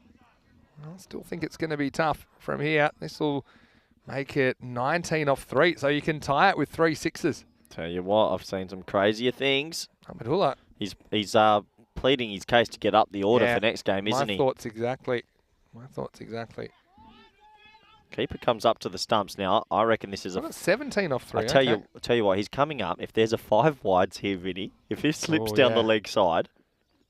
It doesn't. Oh, It's good keeping, though. Just great keeping. Roshan Singh. Floppy hat on and all. He wasn't. Well, normally the keeper's Suman Gamire. He's a really good keeper. Would you want him wearing a helmet there? Yep. Definitely. Because he easily could. The floppy hat might offer some protection from the sun, but not from top edges. Well said. The last ball coming up. And it's going to be all over. Great take. Yeah, they're bowled out off the last ball of their 10 overs. And he take that as well, did he? But Akral Hussain finally gets the wicket. He's been waiting his 2 overs. He gets it eventually. And in the end, the final score is going to be 86 to 74. It's Gawker 11. They continue on their merry way. They've won 2 in a row now. They'll want to make it 3 if they can get over the Royals in the second half of this doubleheader, match 6, which is on the way, starting in around about 25 minutes. But it was just a very good defence, wasn't it, by Gawker 11. They tended to pick up wickets when they needed to, and ultimately they made this score of 86 work for them. But it was an interesting start, wasn't it? As it was Adnan who was chasing the ball and almost got a second bite of the cherry as it was fumbled by Hussain. But then this slips catch started it all off. How about that for a bit of action? You don't often see that in T10 cricket. No, it's pretty rare you see a slip catch. There was a bit of funky running here as well, where he was almost run out, running wide of the crease. And Shaka, the loanee, he came in. A little bit of frustration early in his innings as he was trying to correct himself. This was a really bad run out, unfortunately. This was our man, Navindu Sinha, just sort of ball watching, not listening to his punter. But Shaka, while he was there was a bit of a chance, but he just couldn't get going, could he? This one, lucky it wasn't a serious injury. And then the argument on field, not good to see. I do think that made it 2, almost a 3. Ultimately, Gawker 11, they created plenty of chances. Some they took, some they didn't. Shaikat giving it both barrels. But in the end, we saw a good catch taken by Adnan, who had a pretty good game in the second half. And then captain got captain. Sukhvinder Singh went 4, but then bowled the very next ball off the bowling of Madhuka Thapa, and then that one straight to Walid Imran. And they just found that scoring hard to come by in those middle overs. And then ultimately, we didn't see a single double-digit over at all until the last, where 17 came off that over. But before that, they just weren't able to get the boundaries required. When you consider that in the first 9 overs, they were only able to find the boundary 5 times. It's just not really enough to challenge a score in the 80s. Yeah, you're right. You're exactly right. Those middle overs, they just couldn't get going at all. And besides the late flourish there from Muller, they lost easily. So it's a repeat. Yeah, we'll see these 2 teams again. So Gawker 11, they'll be 2-1 after that result. Indian Royals, well, they want to get some points on the board and do a bit of a Gawker, who lost their first match yesterday, but they were able to bounce back and get the 2 points for the win in the second match of the day. And that's coming up very, very shortly. In around about 20 minutes, we'll be back with match 6 of this FanCode European Cricket Series Portugal. Let's have a look at the scorecard. And ultimately, it was tough going as Gawker and Sinha went early. Zinkas was there for a while, 15 for him. Shaikat with 16.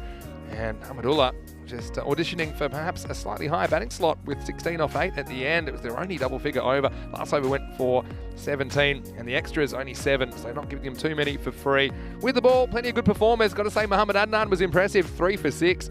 Used as the 6th bowler here. 2 wickets for Thapa, 2 wickets for Imran Khan, which he picked up in consecutive balls. Also a wicket for Abdul Samad, who never got a second in the end.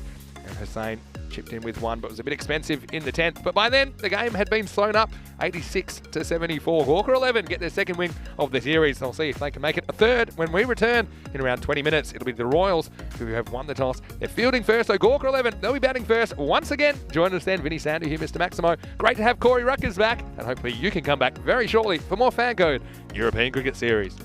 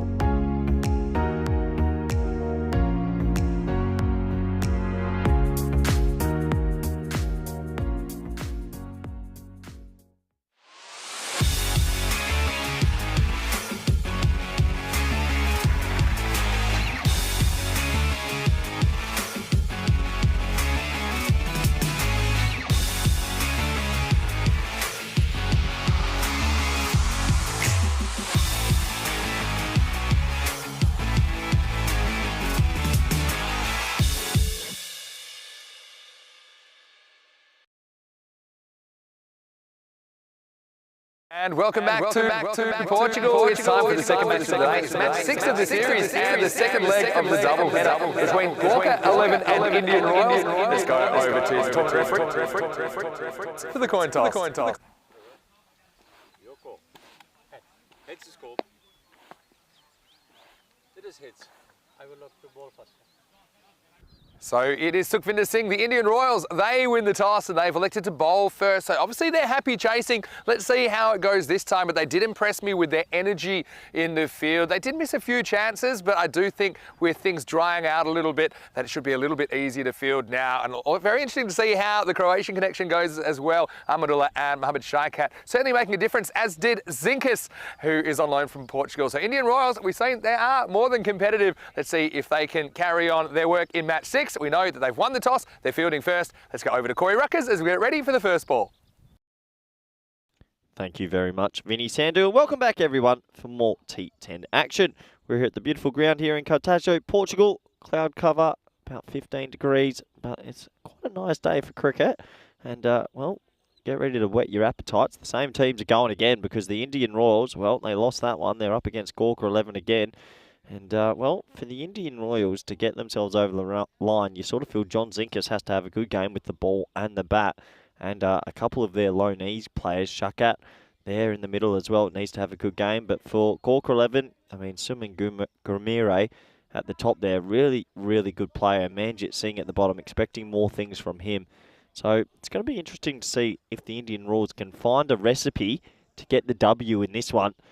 And welcome back all our viewers around the world, especially those in India via FanCode, and everyone on YouTube and via the YouTube chat. Plenty of energy in the commentary box here today, and always love chatting with you on YouTube. Please get your messages in, and anything you want to say or questions about cricket or comments, get them in there, and me and Vinny will try and answer as much as we can as Gamire takes guard. And yeah, it's day 2 here, match 2. And 2 weeks of live T10 action. I love the ECS. The ECS is always an exciting format for me. I prefer it over the ECL and the ECC. I think you find some great stories about cricketers all around Europe and learning their stories. And Zinkas, he's one of those names. Going to be interesting to have a chat with him later and hear about his cricketing story. Plenty of good cricket on offer. It'll be interesting this week to find out who Conrad Greenshields is playing for as well. He'll probably pick any side he wants out of a hat and play for them. But yeah, it's good to see the 2 teams here. We're almost ready. Ball 1 of match 2. Looks like deep cover in place. A very fine third man. No one on the boundary on the leg side. So Zinkas obviously showing what line he's going to bowl here. All set to go. Here we are. Well, that's not the line to bowl with that field. And it sort of helped around the corner for a single. And that means Gamire, he'll be off the mark with the MS Dhoni sort of pads. The old washboard pads just helped on its way. He's a good little player. I remember seeing him last year. He's a very good gloveman. And, well, he's going to be with Imran Khan. And I said that story earlier of how he survived the old swimming pool. Glad that he's still with us, because he's a very talented batsman and all-rounder. He's on strike for his first delivery. It's not bad bowling, but look at this. I mean, it's good fielding, but Gamire, the non-strikers end slips straight away, and I say it quite a lot. When there's a little bit of dew underneath and the ground's a little bit muddy, you've got to be running on the wicket, and they've missed out on a single there, so Imran's not off the mark just yet. Yeah, I do like the look of this Zinkas. He offers enough with the ball.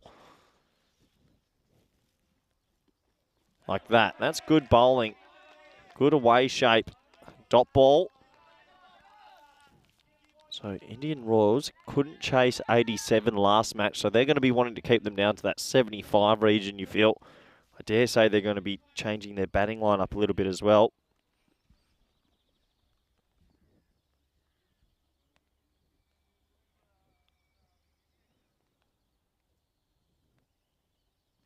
Just a slight delay as Gamire, he does get himself a bit straighter.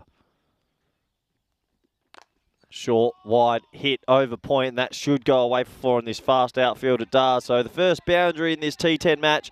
It's a good shot from Imran Khan. He gets a lot of width, on offer, and it's a feed me ball, help me ball, and he puts it away easily, just lofts it over the offside. Good pitch of that, keeping his shape, and it's a nice shot, a nice way to open his account. First boundary of this match. I think it's just a little bit guilty of getting a bit wide there. It's good conditions for cricket, actually. It's a little bit cool, but I'm sure the players are nice and warm after playing just a few hours ago. Well, similar-ish sort of delivery. Goes for a wild pull shot.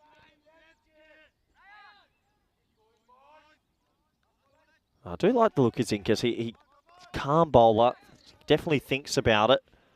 Lots of pressure. He probably bowled 2 up top with that newie. See if he can get that Kookaburra to swing around corners. Oh, well, swings around corners all right. Big outswing and a bigger swing from Imran Khan, who misses it. That takes us to the end of the first. Gawker 11, that 5 for none off 1. And, well, for all you viewers out there, you've heard this man's voice quite a lot. Welcome back, good friend, co-commentator, Vinny Sandu. Vinny, you're doing another game. I'm doing another game, and I'm excited about it. Why wouldn't you be? Indian Royals had a couple of wild cards in their lineup, didn't they? First up, and they do pretty much again. Slight change for them. As Vishal Aurora has come into the side for Majid Muhammad, and so Gawker 11, just the one change. Nilesh Suryawanshi coming in for Walid Imran. Vinny, I think you've got my water bottle there. We'll swap that over. You can see that they've given us water bottles. And mine says Vinny and yours says a word that I can't repeat. Thank you, Conrad. Anyway, here we go. Here's over number 2, Jai Parkash. Shortish, wideish, and Gamire misses that one. Gamire last year for me was one of the standout batsmen, so I'm looking forward to seeing how he's progressed. And he batted better yesterday in the second game. He was just a little bit off in the first game. He pretty much batted through the innings, but I think he scored 20 off 23 from memory. I'm pretty sure I remember he's qualified this year for Portugal. I think later in the year. Yeah. Yeah, maybe November. I'll tell you what, if he's playing shots like that, he'll maybe want another year of practice beforehand. He's got to not go fishing there. Yesterday in the second game, he batted a lot better. 48 off 29 with 4 4s and 2 6s. I remember he was very good through the offside. And a good keeper as well. Why didn't he keep in the first game? I think maybe just giving Roshan a go. He did keep yesterday in both games, Gamire. Oh, okay. I did know that. Here comes Parkash again. Short, wide, and that's a nice little bit of touch, but there's a third man roaming, so just the single. He's been playing that one a fair bit.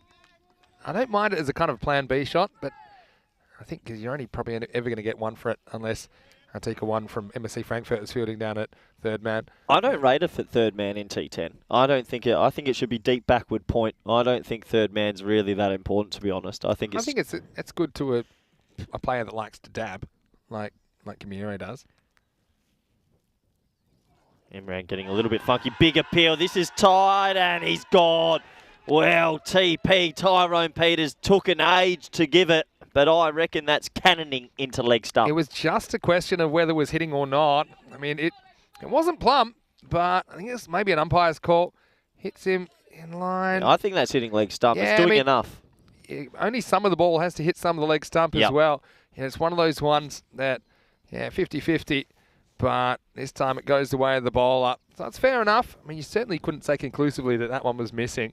And so the first wicket falls, and it's 6 for 1. I like to see those given because I always sort of think people think, it's clipping legs, so it shouldn't be given out. Well, I think half the ball's hitting leg stump, and that's all the bowler has to do. Yeah, that's true. Sometimes the batsmen get too much leeway, and that hit him right on the back leg. The ball didn't have much longer to travel. And a big decision given. And Parkash, he's had a good day, hasn't he? Yeah, no, he sure has. And they've decided to open with him this time. So he's bowling over number 2. Yeah, I mean, look, it's very easy to say that's missing leg, but you don't know it is. That's the thing. It's certainly not one. It wasn't one that was clearly missing leg. And yeah, it's true. Only kind of the outside of the ball has to clip the outside of the stump. That's it. And our camera's on a slight angle, which also gives it a little bit. That is absolutely hoiked. 4 runs, Vinny. There's Adnan, who's come out at number 3, and normally means business straight away. And remember, this morning he started in a big flood of boundaries, and then they dried up. He's 14 off 5 at one stage. He ended up with about a runnable 20. This time, a similar fashion. He whacks the first ball away for 4. A little bit too short from Prakash. A lot to like about that shot. Standard deliver. He's off the mark with a 4. Here comes Prakash again. How will he respond? Well, not well. Oh, well, what a bit of fielding that is. He's just shinned it, Vinny. He hasn't gone with the hands. He's gone shin. Amadullah, he's waving. Yeah, don't worry, I got this one covered. This one went so fast, I didn't actually see it live. So I'm watching it for the first time. And Oh, yeah. that's great camera work to follow that, because that went like a bullet. So somehow he's just won. It's the end of 2 overs now, 11 for 1. Well, when you don't want to use your hands and you go shin, it's always a brave option. But it's an option.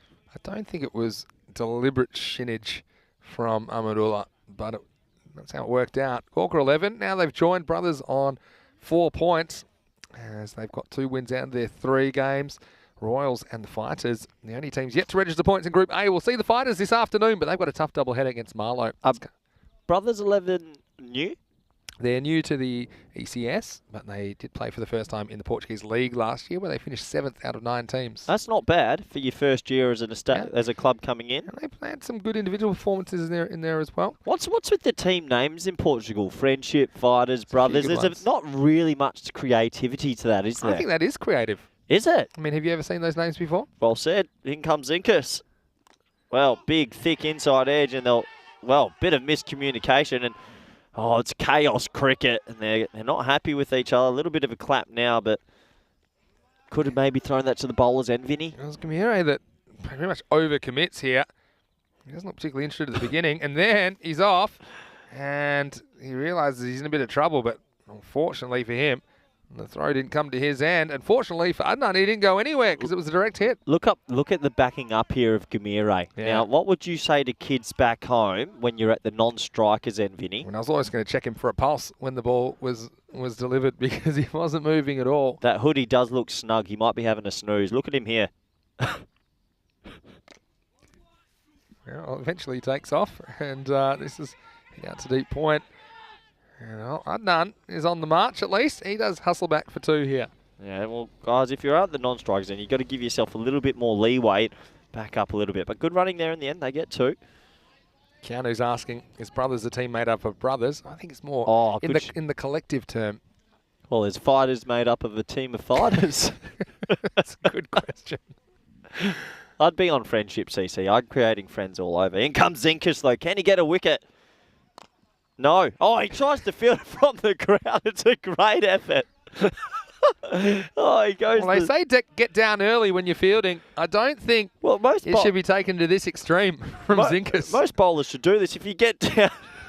He was almost hoping that wouldn't come near him, because he was in no position to field it. He was lying down. Good effort, though. Stuck to the... If he done foot fielding there, penalty runs. Throws the bottom of the boot and a hand at it. Pushed into the offside, and that'll be a single. You're not going to like what I'm going to say here. I think the fielders should be... don't doubt it. The fielders should be allowed to field in spikes. It's just underfoot. For this right now, I get what you're saying. There's a clean slate. Everyone's a thing. If you're not a bowler, you should be able to field in spikes. The thing is, some people have spikes and most don't, though. Well, so then it creates another uneven that's their issue. Zinker's coming in and, hit hard. That's a nice shot from Adnan. We know he's efficient over that leg side, and he gets his team a well-needed boundary. Yes, another good start from him. Let's see if he can keep it going this time. If he does, it'll be pretty dangerous against the Royals that struggled a bit with the bat in the first game of the day. Yeah, I've got to admit. I see where you're going with it. Yeah, But, I mean, the thing is then players what happens is they end up sneaking them on or forgetting to change, and they end up damaging the centre. That's what happens in real life. Surely. If you go to any game in Australia or England, anywhere it's artificial surface, players aren't allowed to wear spikes. It's just a standard. So James Stewart's come in. A few of the viewers are loving the chat about maybe team names. And, the ACC in New Zealand want to name a team. I'll ask you after this delivery, Vinny, as that's full. And, that just misses the stumps. And it's a good spell from Zinkus. He'll only go for 13 off 2, and it's 19 for 1 off 3. Yeah, Nunn almost throws this away because this wasn't quite there to hit. He was running down the pitch, missing. Shaves the leg stump, but he survives. Into the power play. And it is 19 for 1. Yeah, what would you name if you had a European Cricket Series team and it's your team? What would you call it? Go on, tell me. You've got a cheeky smile. I'm trying to think of some of the Don't say funny indoor cricket team names from Australia. That's where mine's going. Don't say those from back home. What would you name your ECS team? I mean, the Maximos is pretty cool from James Stewart. Can't really improve on that. Maximos is a good shout for you. I mean, there's a bit. People love Kings, don't they? Super Kings. Yeah, that's off the IPL though, isn't it? It's been done. Move on. Yeah. How about the Shaka in. Nice shot that in the offside. It's fielded by the backwards hat man, and it's just a single. Manchester Mancads? Oh, that's not bad. I couldn't think of it. Give me a city that starts with them. Oh, Malta Mancads. I'm liking the Rutgers Renegades. No. The Corey Safe Hands. Makes no sense. In comes Shaka. Here you go. Come on. Well, it's pulled away. You can see Adnan really is sweating on anything short, and he'll just get a single. They'll think about two, but just the one. Yeah, what about in the chat? Tell us what you give us your team names. If you had a European Cricket Series team name, what would you call it? I mean, you could have the Keanu Amazon. Okay. For Keanu, because his house is run by Amazon. Oh, is that right? Yeah. No, because you keep trying to turn his devices off. I'll be working on that. Hello to YouTube, by the way, big supporters of the European Cricket Network. As the next one is worked away. Oh, dear! Oh, I hope he's okay. Well, he's in strife. I've just mentioned this. That was an unexpected slip. I don't know. I think his left foot was on the grass, and I think his back is going to be quite sore here. Would that have been out of a hit? Why do I immediately think that? I wasn't looking at the ball, Vinny. I have a feeling the wind's taken out of him. The medic's going to have to get on here. Yeah, well, check this out. We need the front-on view to see potentially where his feet were. But, yeah, he might be in a bit of strife here. Looking here, yeah, it's an unexpected. He is running on the edge of the pitch there. You can see the skid mark. But, I still think if this hits, he might have actually been out. Well, I don't think you'd appeal in that situation. Oh, here comes the magic spray. Well, someone's running out with some magic spray. Is that Mary? No, that's not Mary. He's on his feet, which is good. I think he just had the wind taken out of him. And well, here comes the spray. That's incredibly quick work. He's turning down the spray. Well, that's never happened.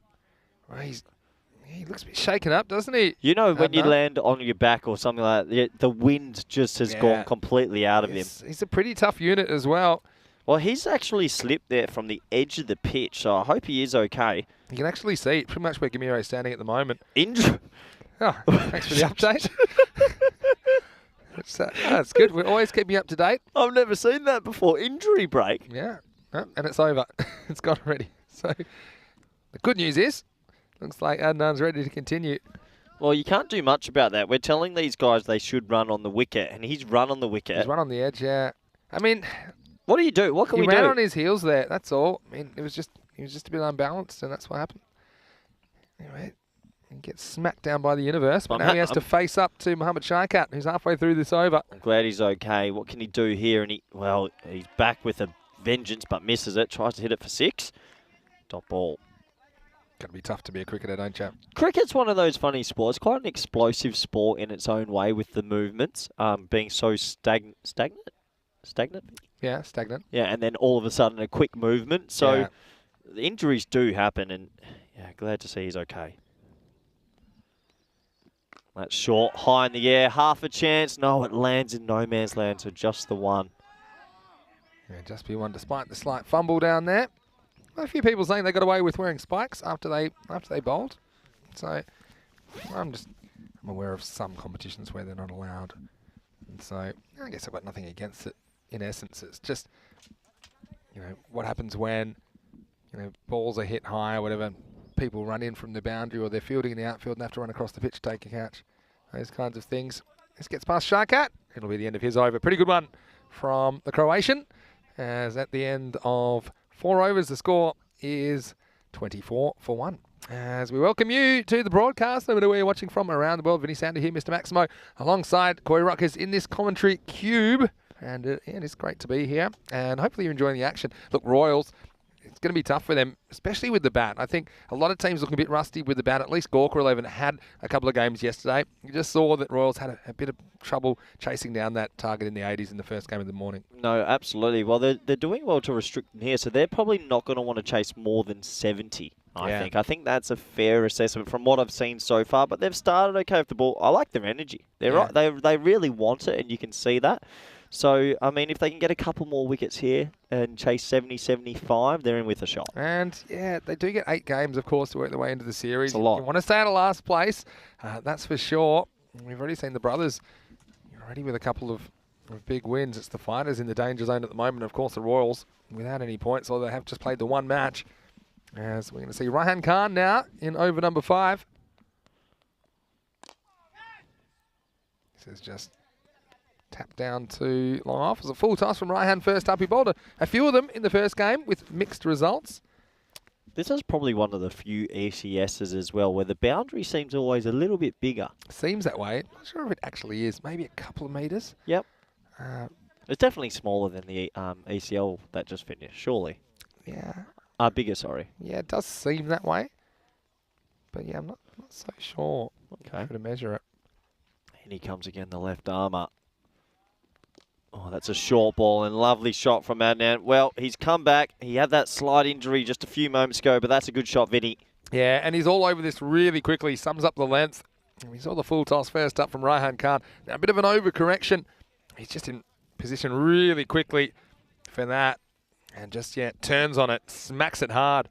4 runs. Well, what are your thoughts on this? Keanu, he thinks it should be the Keanu Thunderbolts for his team. Oh, there you go. That's not too bad. It's not great. Oh, it's all right. Isn't he from Sydney? Sydney Thunder, Thunderbolts? It's not really. I wonder if he's got a favourite team in the Big Bash. There's no Keanu.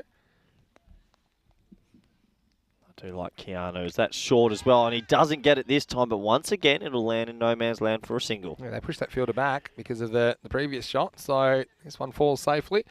Well, Helix saying that we need to take the commentary cube on the road with this. Well, I think that's the idea. I like it. We'll see. Well, this has actually come from Spain. Right? Can we close the cube if the weather conditions were to drop? We can do that. Like that. And at the moment, actually, maybe some slight rain falling, just very, very slight.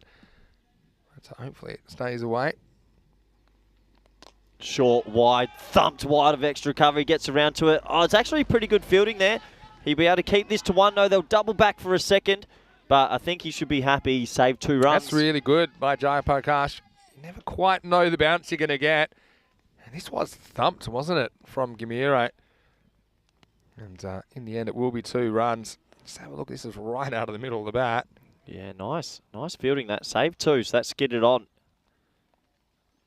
High. Oh, he's got a catching opportunity this time, and he snares it. Well, Vinny, he saves 2, takes an important catch, and the Indian Tigers, they're in this. Fielding, so important. And I'm not sure who the Indian Tigers are, but I tell you, the Indian Royals, they're happy. Don't be fooled by the red and black. They do have the Richmond colours. But how about this? It was a slight cutter from Raihan Khan, and this, again, was hit pretty firmly. And Prakash, he set himself under it. Really good hands to hold on to that. That was a lot more difficult than it looks on TV. And so Gamire, big wicket goes. He never gets going here in match 6. He goes for 9 off 11. The score now, Gawker 11, 32 for 2. And 1 ball away from the halfway point. They've done a really good holding job so far, the Indian Royals. And they get the reward of the wicket of Gamire. Yeah, what I meant was they're fielding like Tigers, Vinny, because they really are.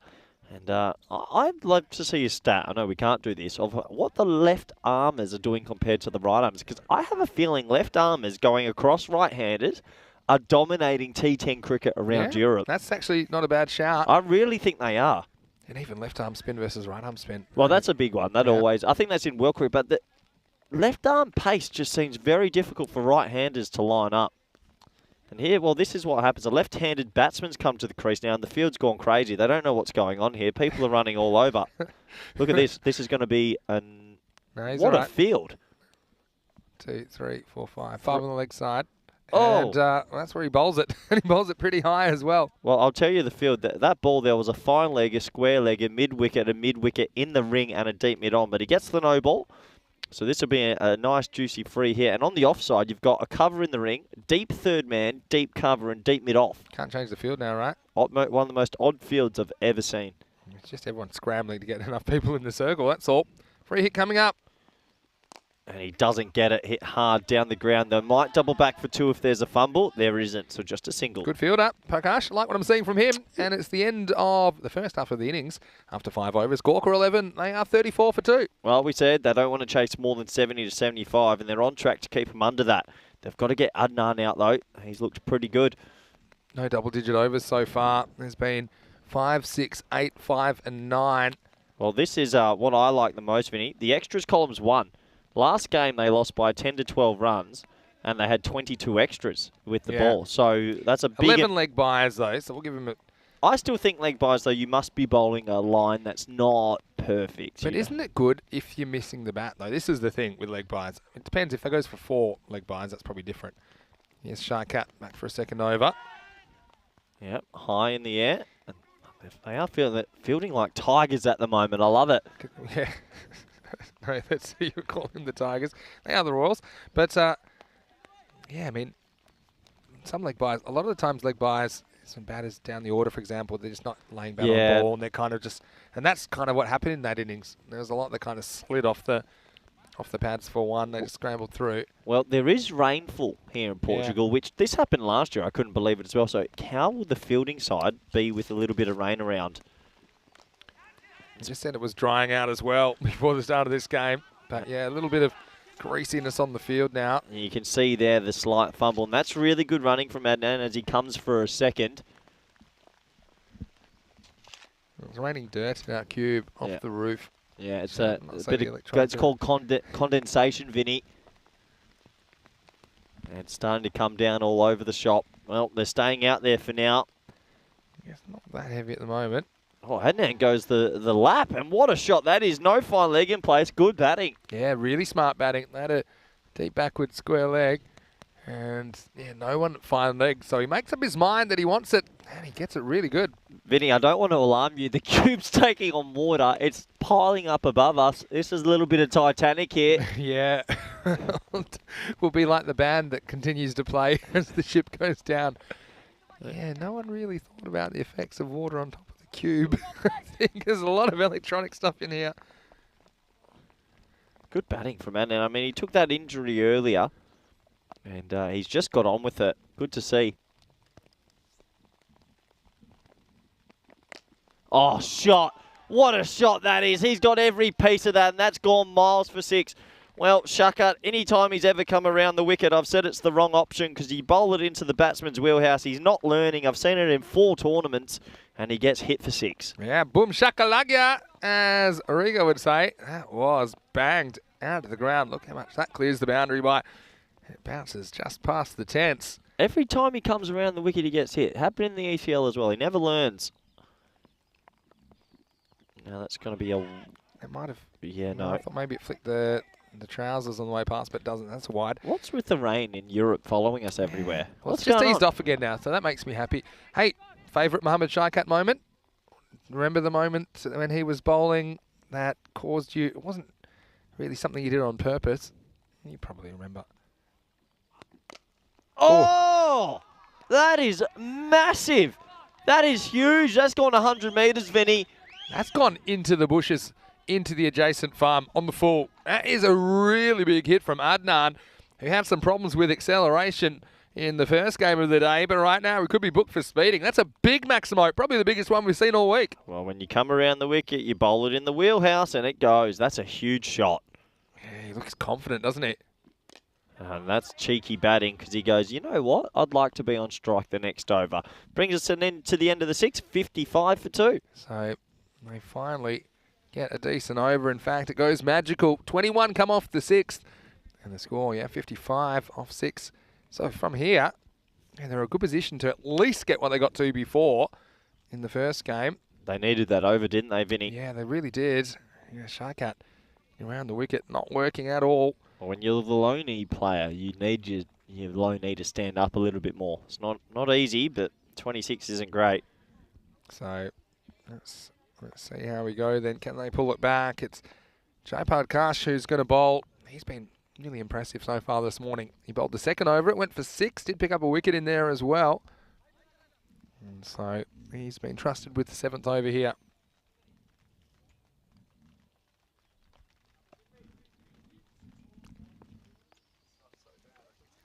In he comes. Well, it's full. It's hit hard, dead straight. Shakat's got a lot of work to do. Can't do it. It goes for 4. It's good batting. When you aim it at the sight screen, there's not many fielders usually there. 4 runs. It's really good good placement straight down the ground. And you're right, this just bisects them perfectly.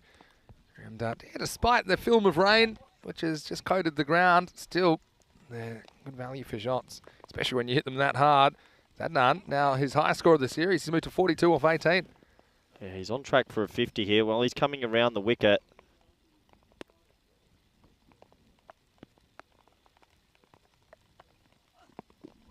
He's very, very lucky that didn't get hit for 4 or 6 there. There's a low full toss. He just couldn't catch up with it. Question from Counter in the chat. He's talking about the no ball rule, and there was an incident in the India women game. He thinks maybe should it be altered from the foot needs to be behind the line to foot on the line. I got to say I disagree with that because the batter has to be behind the line. I think that the bowler should have to have something behind the line. I think it's not too difficult. I've got one for you. Yeah. When I left the ECL, I was thinking deeply about this. Okay. Well, whenever you think deeply about anything, you got my attention. So it's hit hard, but just a single, I would imagine. We saw it in the ECL a few times. Bowlers bowling 2 no balls above waist height and being taken out the attack, getting a get out of jail free card. Yeah. The ECN, Dan Weston and yourselves should say, And you. and me, he should have to keep bowling. No bowler should be taken out the attack. It's not an advantage to the batting team if a bowler is released. It is not an advantage. Because that's squirmed away for a single. I think I wouldn't say never. There is a point it can get dangerous, right? That's the thing. If a guy's bowling him intentionally or otherwise, I would say I'd probably like them to have a third.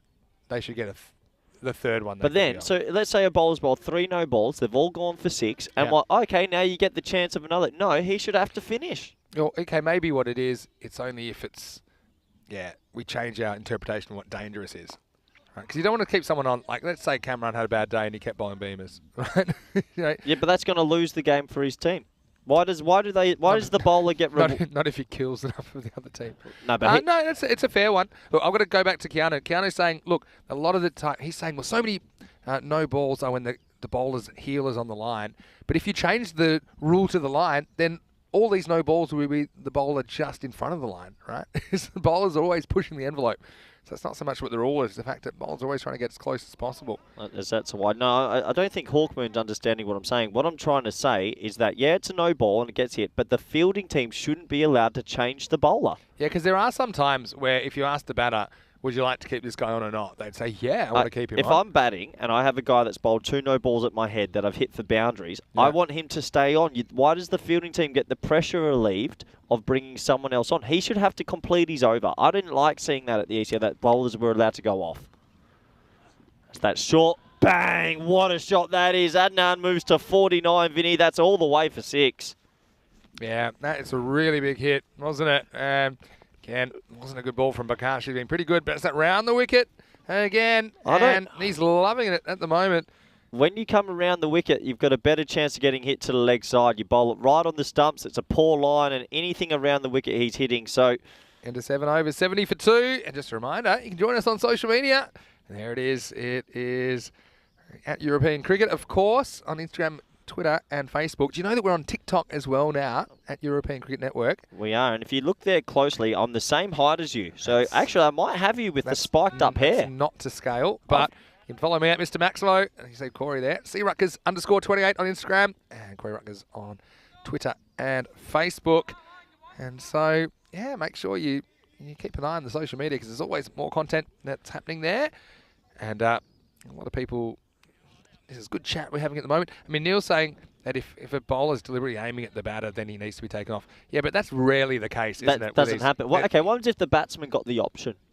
So the umpire goes at batsman. He's bowled 2 no balls over waist. That was my idea, actually. Would you? Oh, then I'm all for it. Where do I sign? Because the batsman should go, we would like him to continue. Yeah. Why? I just don't agree that the fielding team gets the option. Then I suppose it comes down to what the kind of norms are around it. Because, I'll wait for this ball from Ahmadullah, who's on. So the issue is, okay, will that create conflict where the No. fielding captain is saying, "Why are you taking him off? Do you think he's doing it on purpose?" Or something? No, we've been Yeah. quite innovative with our Yeah. rules, and the world's seen what we've done. I think this is a big one that needs to be talked about before the ECC, because I think there was a game where it might have been Bailey Whiteman from Tunbridge Wells bowled Yeah. 2 no balls over ways, and I was thinking the batsman want the pace on the ball. Why does he get Yeah. It's like a get out of jail free Yeah, card. I agree with you. Well, there's Right. where do I sign? You can write an email to Dan West. Hi, Dan. rules@ecl.team. I know they'll all be watching. But back to the action here. Adnan, he's on the verge of the first 50 in the comp, Vinny. Yeah, and needs one more. That will be a wide, but this will be a pretty standout 50. If you just tuned in, about 20 minutes ago, he took a bit of a tumble on the side of the wicket and took the wind out of his sails, but he's just got on with it, and he's moved to 49 off 21. Yeah, it's seen a brave comeback. That Yeah. looked a nasty one. He was caught unawares. It was a spine smasher, but yeah, he's gone on with it. It was actually a bit strange how he went off the boil back in match 5. He made a good start and then just kind of laboured for a few more runs before getting out for about 20. Here he is on 49. Well, they're not going to get a run. I'm not sure if that was an opportunity. I think it skimmed his It pad. might have been off the pad, yeah. He was going for the ramp. He's probably lucky he doesn't hit this straight to the keeper. You have a look here. It sort of nutmegged him and scraped him. Good work by the keeper. That's, yes, I'm a staffer who's impressed me with the gloves today. Hit him high up on the inner thigh and went through his legs, actually. Yeah, it did. Yeah, good spot. Don't think there's Dangerous there's spot, not a really. fly pad there. Oh, that's high. It's a chance. Shaka. Catch. Nice catch. So he won't get 50 in the end. And, well, I'm not too sure why he's putting his finger over his mouth. He went for 26 off 2. But in the end, what a remarkable innings that is. 49. And he's done a really good job for his team. The Croatian connection combined is Amarullah, who gets the wicket. This is actually a pretty good shot straight, but it hangs in the air. And how about the form from Ahmed Shaikat, who takes it, pirouettes, sticks the landing. Well, he quietens Adnan, but not before. He's blasted 49 off 22. And Gawker 11 out, 72 for 3 as we head into the last quarter of the innings. Great innings, though, from Adnan, who showed some of his boundary hitting ability. Yeah, great innings. 49 off 22. Probably could be a match-winning innings. He had a lot of sixes on the leg side, and he'll be really happy with his work. And he's put away anyone bowling around the wicket to him, that's for sure. A question from Neil about, is the ECS allowed to have its own set of separate cricket rules? Well, it's not so much a separate set of cricket rules. That every cricket tournament will have some playing conditions where they take precedence over the laws of cricket. I'll give you an example in a second. Here's Ulla, who has this one lifted up. It could be another catch. Zinkus, though. He comes in and he isn't able to hold on. He went fingers up. He got low. In the end, they scramble back for 2. But this was an opportunity. It could have been 2 and 2. As Fakrul Hussain could have been gone first ball. Yeah, so for example, in limited overs cricket, balls down the leg side a quarter wide. That's a playing condition. And they have it in pretty much all limited overs cricket, international level and otherwise. Yep. So it's not so much separate set of rules. It's kind of additions to the standardised laws of cricket. This one I think comes off the pad. No, I think he got the edge, Vinny. You think so? Yeah, I think it was an edge, and it just avoided the keeper. Yeah, must have just missed. Let's have a look on the replay. Yeah, you're right. It's just got a leading edge. It actually just kind of beat the keeper for pace, didn't it? The fine legs got there as well, remarkably. And, yeah, it did beat the keeper for pace. And just saw Hawk Moon in the chat. The 28 for me, my favourite number, played in it, was my playing number, and I was born on the 28th. And also on the roulette wheel back in the 28. Yeah, no, big fan. 28 black. High. Chance. Uh-oh. Nobody home. No. It's gone a long way up. Hamadullah thought that was probably going to the keeper. He had no idea where it had gone. But really, the bowler was the only person that was going to get near that. In the end, it'll just be a high single for Vishwakarma, who somehow survives. A couple of chances not taken. One was in the 8th, and after 8, it's 76 for 3. Well, I said I was going to test you at least once every innings for the whole tournament. What international player's Christian names were Abraham Benjamin? AB de Villiers. There you go. You're 3 from 3, Vinny. Your cricket knowledge is just remarkable. Appreciate that. I'm going to stump you next one. Neil's asked, has the ECS nuanced a law which has been taken on by the wider authorities? Well, there's one obvious one recently. It's the crossing rule. And the crossing rule, we discussed it before the 100 even brought it in. Eventually we brought it in September. They did bring it in before us, but it's been accepted. Now it's in the laws of cricket. Bit quicker than I thought, actually. That's because the MCC's been tuning in and watching us. Why wouldn't they? Absolutely. In comes the new bowler. 2 to go. Well, that'll be a wide. Well, does this get some of the pad? Maybe it does. And actually, it's news to the batter, I think. Have a look at this as it goes down the leg side. I think it does just brush the thigh pad. I actually think it's a good call, I think. And now the next one is a genuine dot outside the off stump. Here's the one that I think will come in eventually. And I think there'll be no back foot, no ball rule. I think that's a waste of time. I mean, I think you should just have to have your front foot within the sideline and behind the front line. Yeah, okay. That way the umpire can just look at 1 foot, doesn't have to worry about the... I think I've just seen a world record. Go on. And I love world records every ECS. There's always 2. Sure. LKC might be the least amount of letters for a bowler. On our screen. On our screen ever. That's a world record. LKC. He doesn't have a first name. It's called L. What a name. I mean, we've had some NGs. Yeah, but that 3 letters? 2-letter surname. Is there a little edge on this? Oh, it could be the walking out. He looks to square leg. He gives it. Well, you always know when the umpire looks to square leg, something's about to happen, and that's what happened there. Yeah, well, it was a pretty comprehensive appeal, wasn't it, from behind the wicket? Now Mustafa certainly detected a small inside edge. Let's have a look here. I mean, it's very hard for us to tell. It's hard for us to tell, but when the umpire does the little trundle forward, looks over, you know you're in strife, and then it's the finger of gloom. Look, he goes, ooh. Yeah. I think I heard something. Did you? Yep, I heard it. It's gone. Well, let's just say it probably wasn't near the pad or anything else. So if there was a noise, very likely it was an edge. And that will be the end of Hussain, who goes for 3. And Gawker 11 now with 8 balls remaining. They are 77 for 4. Well, what word can you make with LKC? Probably lots of words. Lucky. So maybe he was a little bit lucky there. Okay. Suddenly we've got word puzzles with Corey. Long Stay 2 weeks. tuned. In he comes again. Oh, that's close. Oh, I tell you what, he's gone on the walk again, the ump. He must have hit that. No, I don't reckon. You don't reckon? He's gone when he goes on the walk. He's got to try and stay. Otherwise, I reckon this is really close. Oh. Yeah. Oh, I'm sitting on What the are you fence. saying? I don't Are know. you When the missing umpire, leg? I don't want the umpire to stand still. First of all, scares me. Hits You're into not gonna the get Bucks to stand still, so forget it. single into the leg side. Big over this from LKC, my favourite player, Lucky, and just keeping the runs down, and he's brought them back into this contest. It's 80 for 4 after 9, I believe. Yeah, well, I've got 78.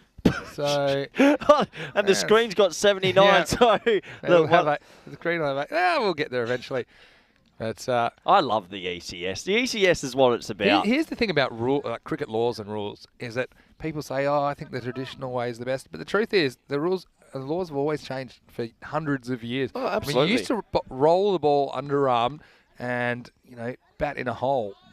Like these are the old days, and so I mean, cricket is pretty innovative in how it's changed. Of course, the formats as well have changed over time. Mad Nomad's coming with the pub quiz question. Only one cricket rule hasn't changed. Which law is it? Answer €20 for the winner. Oh, You know this. Let's think. Do you not know it?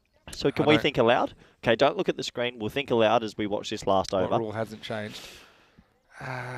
11 players each team.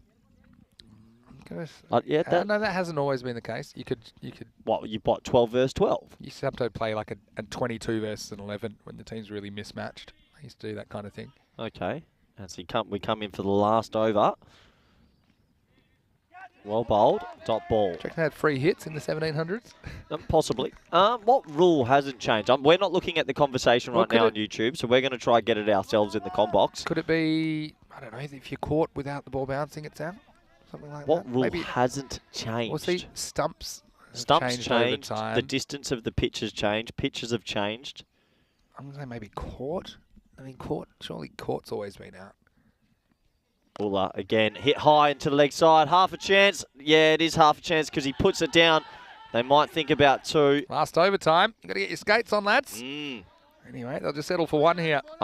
What a court feels like. Well, here's a good example. Here's a catch dropped, but it feels like caught wouldn't change. That's what I thought. When you're out caught. But it might not be. I might be wrong. What about Mad Nomad? You can give us the answer. But when the ball was rolled along the ground, would there be many catches? What about would they have thought of that? 2 umpires? Probably not. Yeah, some people think it's pitch length. Good question. No, that's definitely not. Oh, that's hit him hard in the midriff. And there's going to be a run-out chance, maybe? No. And there's another tumble. He'll Probably be staying upright is something that Amadullah can work on. Yeah, would be handy. He's going all over the place. I thought we were watching Italian football. There you go. Digs it in. This is a really good question. Think about bowled. I think bowled's changed over time. I think instead of the stumps, there was originally just a hole in the ground. But you see, how could bowled ever change when you bowled your bowl? But is that a rule? It's not really a rule. What is bowled? You know, because the stumps have changed. Then there were 2 stumps, then there were 3 stumps. What is life? Yeah. Deep. Anyway, 3 to go. 80 for 4. You're going to get something similar to what they got last time, looks like. Yeah, 87's on the cards, isn't it? That's probably just okay. Oh, no, Tyrone Peters, the big man. No one messes with the big man. Says it's a wide. Yeah. Let's have a look at it. Yeah, I think it's fair enough. I Gets think- a bit of the line. So I think that's tough. Now, see, that's how it's consistent, though. I reckon it's way easier to call a ball that gets some of the line than judging how much of the line it's getting. Well, So I'm Mad fine with it. Nomad, how about you give us the answer just before this innings ends? We've got 2 balls to get it. Ulla, again, short, pulled, 4. No one in the position. Can't be bowling that with no fine leg in place. It's a poor ball, and he cashes in with 4 runs. Yeah, so they scored 86 earlier today, and they're in that region at the moment, 85, with a couple of balls remaining. And so, yeah, it was just a poor delivery from Amadullah, really. He rolled the dice with the short ball. This one's gone down the hill and far away. They'll have to track this one down. And so just 2 balls to go. So I think we look ahead to the Indian Royals innings. Can they bat better? That's the question, because they ended up, well, they got close in the end, but it was only that last over. They got 17. They were 56 off 9. They ended up getting bowled out for 73 off the last ball of the innings. So, yeah, they'll want to just preserve those early wickets a bit more, I think, and get some more value out of their top order. So, Neil, apparently, it is the pitch length. There you go. Corey, that's the one law. I wasn't so sure. I don't believe that. Well, believe it. It's in the chat, so you know it's real. Oh, it's real in the chat then. In he comes, Ulla again. Short, poor ball. This time he might get lucky. No, it's 4. But you shouldn't be bowling short anyway. It's another chance goes down, and they're going to get up to that 90 region. Yeah, the only saving grace is this ball isn't lost like the last one. He did find the fielder down there, and it's Jaipal Kash who took a really good catch earlier in the innings, but this time he can't hold on. And what's worse, it does go to the boundary. So now they have gone past their score from earlier today. They're 89 with the ball to go. I'm a huge fan of the backstop. That's a backstop right behind the keeper. Well, here we go. This should be a run out, and they're not even going to try for it in the end. Let's see if we see some theatrics from Amadullah. And it is given out, so they are going to make 89 in the end for 5. And look, 90, certainly it's chaseable, but Indian Royals, like I said earlier, they're going to have to bat a lot better. This game hangs in the balance, I think, match 6 of this FanCode European Cricket Series Portugal. Yep, they've got themselves up to a more than competitive total. It was Adnan who really impressed with his 49 off 22 after suffering a little bit of an injury. And if you're Gawker 11, you're feeling pretty confident at the halfway stage. But let's take a look at the highlights. And, well, the Indian Royals, I'm not too sure they'll be too happy because they did get a couple of early wickets and it sort of felt was the upset on the cards. This is the start. That was our man, one of our favourites, Zinkas, taking a little bit of a slipper's line. This was Adnan. This was the moment. The wind got knocked out of him, out of his sails, and thankfully he was okay. He even turned down the magic spray because after this, he went on a boundary bonanza, hitting it to all parts. Gambia couldn't get going himself, caught it deep mid-off. He'll be disappointed, but it was this man, Adnan. He cleared the pickets with ease. I reckon there was one that was about a 100-metre hit, and he hit it in nice pockets on the ground in big bits of space to find some boundaries, some 4s, some 6s. And while he was there, Gawker 11, they were on their merry way. This one, though, he hits it all the way out. Shaka takes a nice catch, gives him a little bit of a send-off, which is surprising because he hit him in the trees about 4 times. And, well, it was good batting from Adnan, who hit 49 off 22. And you can see there his teammates were absolutely wrapped for him. And this brought us down to the back end of the innings. Our man with only 3 letters, Lucky, he got himself a wicket. He'll be pretty happy with that, and he applauds himself. And a couple more spills for Ola, who was a little bit all over the shop. And the boys from Gawker, though, they got themselves up to a more than competitive total. And one last ball was out for a run out. And you can see the players walking off there, and you just feel that with those boundaries from Adnan, Gawker 11 have got themselves up to something that they'll be pretty confident they can defend. Let's take a quick look at the scorecard. Well, it's a one-man show. We've mentioned him, Mohammed Adnan. I'm sure he'll be watching his highlights after 49 off 23. Sorry, I said 22 earlier. Off 23. A fantastic T10 innings. And then everybody else sort of giving him the strike. Bit of a team game there.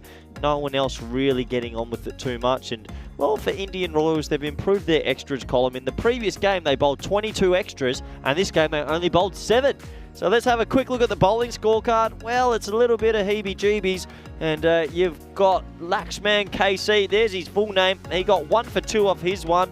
And a couple of one-overs. Rayan Khan took 1 for 10. And there it goes. It's in, it's out, it's done. We'll take a look at the Manhattan graph now. And it was slow going. But in the 6th over, Adnan got every piece of the ball and sent it to the moon. And after that, 21 run over. That got him up to a pretty competitive total of 89 for 5. So that takes us back to the halfway stage. Join us back in 10 minutes for the all-exciting run chase. Thank you.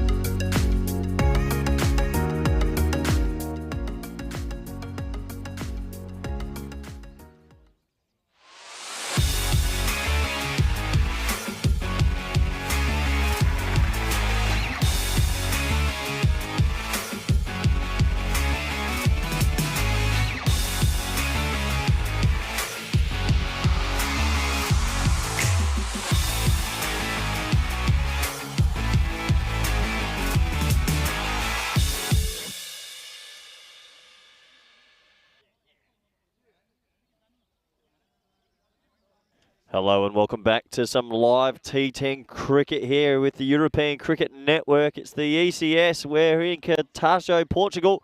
We're at the halfway stage between the Indian Royals playing the Gawker 11. And, well, Gawker 11, they mustered themselves. They willed themselves to 89 for 5.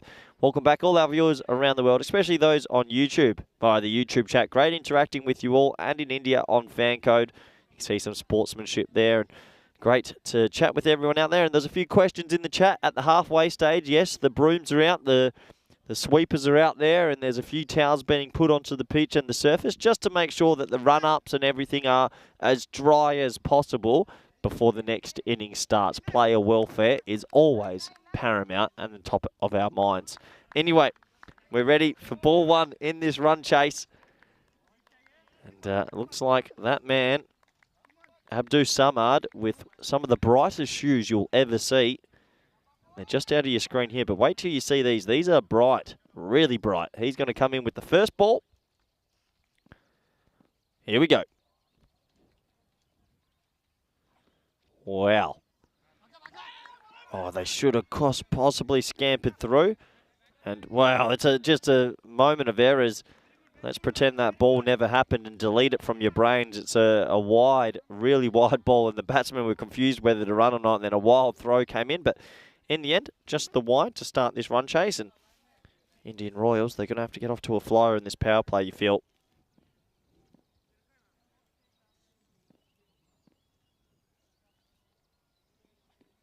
Short, mistimed, but he'll be off the mark. Always a nice feeling to get off the mark as an opening batsman. So yeah, Indian Royals, they're going to need a couple of boundaries in this power play, you feel, to get themselves ahead. They couldn't chase 87 earlier today, and they're chasing 89 this time.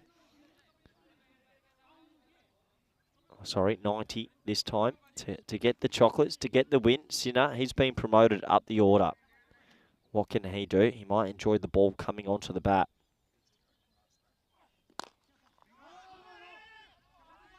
So that's it, hard, and half a chance. They're going to go off the deflection off the stump. We'll have a look. This might be a little bit tighter than you think. It's good match awareness as they sneak through for the single. See, they hit hard to mid-off. And as he turns, he's a little bit slow and does get back. Yeah, he is home, but I tell you what, that was a little bit closer than for comfort for the batsman. Got to be wary of your surroundings. Good start by Samad, though. Oh, that's a nice cricket shot. Still room for some good cricket shots. And, well, oh, I can't believe he's ended up stopping that. This is where he should have got foot penalty. He could have easily bent down. He somehow gets his toe on it, rolls up his shirt, and then ends up staying inside the rope. I thought this was fall for all money. The old traditional leg glance. Look at this. He goes toe. Oh, that's unbelievable. Lucky that he was able to keep that inside the boundary, but saves 2 runs nonetheless. That'll be a wide. So Samad, he's got the bright shoes, and we call them wheels back home. He's got the bright wheels on, but he doesn't have the radar working at the moment, so he needs to get that much better.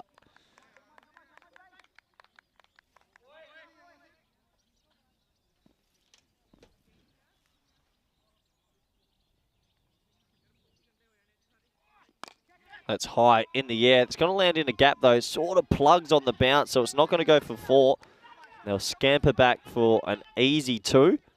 The batsman takes it in the chest on his way back, but shrugs it off. So they moved on to 8. Nice, positive start. Can also say the weather conditions have brightened up around here, thankfully. The rain has seemed to pass and looks pretty good for the rest of the day. So I don't think we'll be missing too much cricket, which is great after a couple of wet weeks in Spain.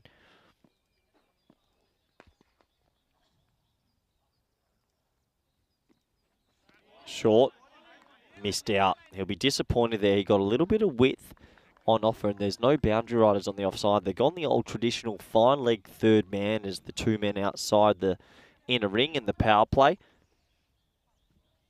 It's been an interesting morning of cricket. A lot of fun, a lot of cricket chat. Absolutely love it. This game on the line here. Full shot. And there goes Vinny Sandhu leaving the commentary box. He's going to do the picking up here as it goes under the commentary box. Well, not under the sight screen, I should say. And what a nice shot that is. And that's going to end the first. It is now 12 for none off one. And yeah, the old traditional straight drive. No fielders back there. And a nice shot for 4 as I look to my right. Vinny Sandhu's on his hands and knees under the sight screen. No one can ever say that Vinny Sandhu, Mr. Maximo, isn't 100%. And I'm a little bit worried because that suit has mud. And, well, I think he's going to have to wash that off. Yeah, there's definitely mud there on the right shin. Oh, that's disappointing. We might have to get that on the Comcam after. That's really disappointing as he comes back in. But we can't fault his efforts. Not bad from him. Anyway, back to this. 78 required off 54 now. Indian Royals, better start than in the previous game. They lost a couple of early wickets in their run chase. And we're going to have the left arm bowler, Hussain, now.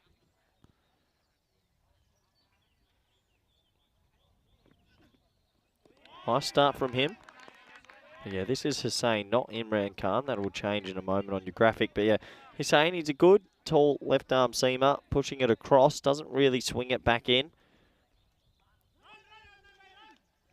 Looks like they're making an adjustment to the field. So, not sure on that. I mean, he's been the bat outside off stump. They're now moving a slip in. Maybe it's a hunch by the captain. Sometimes you can have a gut feeling.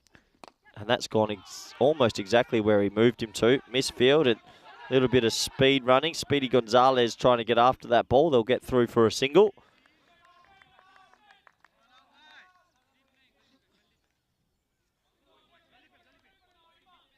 Yep, so both batsmen ticking along here.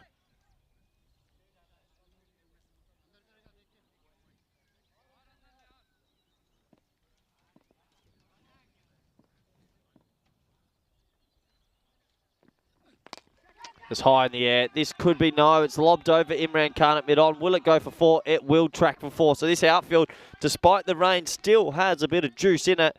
And that goes for 4, a much-needed boundary. It's a good shot. He just lofts it over mid-on. When he first hit it, I thought he actually put it straight down the fielder's throat. But he gets enough on it, and it goes for 4.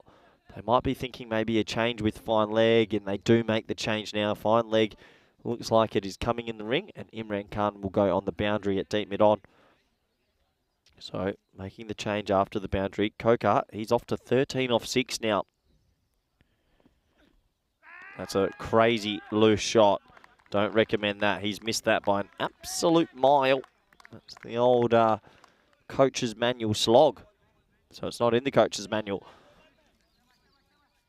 Just got to keep his base here. Keep his positioning.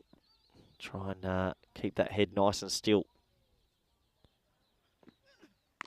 That's better because he gets a short ball and he puts it away gloriously. Well, that's what I mean. When you stay still, you give yourself a better chance. He gets a ball back of a length and rolls his wrists on top of it. Does well to keep it down as well. It's a great shot. You can look at our umpire there. That's almost cleaned him up. Good batting, though. Tumble by the fielder. He was never near it, though. 4 more runs. And, well, Indian Roy was saying, we aren't out of this game just yet. Don't write us off. Gawker, he's the key. He's raced to 17 off 8. And the key is gone. Well, if you lose the key, you're in trouble. Hussain, he strikes back. Big high five. Wicket, 21 for 1. And just when the Indian Royals started motoring, that wicket's going to hurt their run chase plans. And good bowling, though. He gets it a bit fuller this time. Not much lateral movement.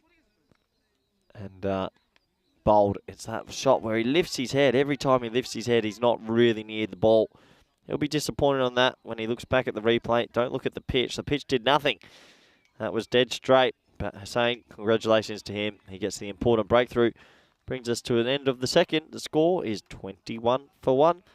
Gives us good opportunity to welcome back co-commentator and dirty suit wearing Vinny Sandhu. Vinny, what's happened? I put my knee down where I thought it would hit the least mud on it, but it's been sorted now. I think they are due for a dry clean, actually, the suits. After I've been through the ringer in the last week or so. Anyway, 21 for 1 off 2. Not a terrible start, runs-wise. But yeah, they need more out of their top order. I mean, that's without a doubt. Indian Royals, they got in wicket trouble last time. Couldn't chase down a similar target. Here is Imran Khan in the third over.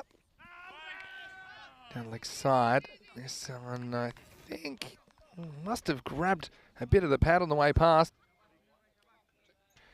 Yeah, I mean, that's Sinner, who doesn't seem to be making too much of a fuss about it. Let's have a look at it here on the replay.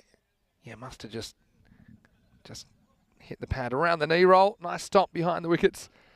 Rishan Singh is continuing in that position this morning.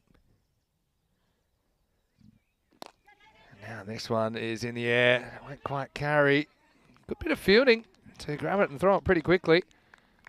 But it will be a single. That's Suman Gamire, who is the regular wicket keeper. And he's at mid-wicket at the moment. So Indian Royals, it's got to try and stay at the rate. It's 9 and over, so yeah, 27 off after this over. 36, 45, 54, and so on and so forth.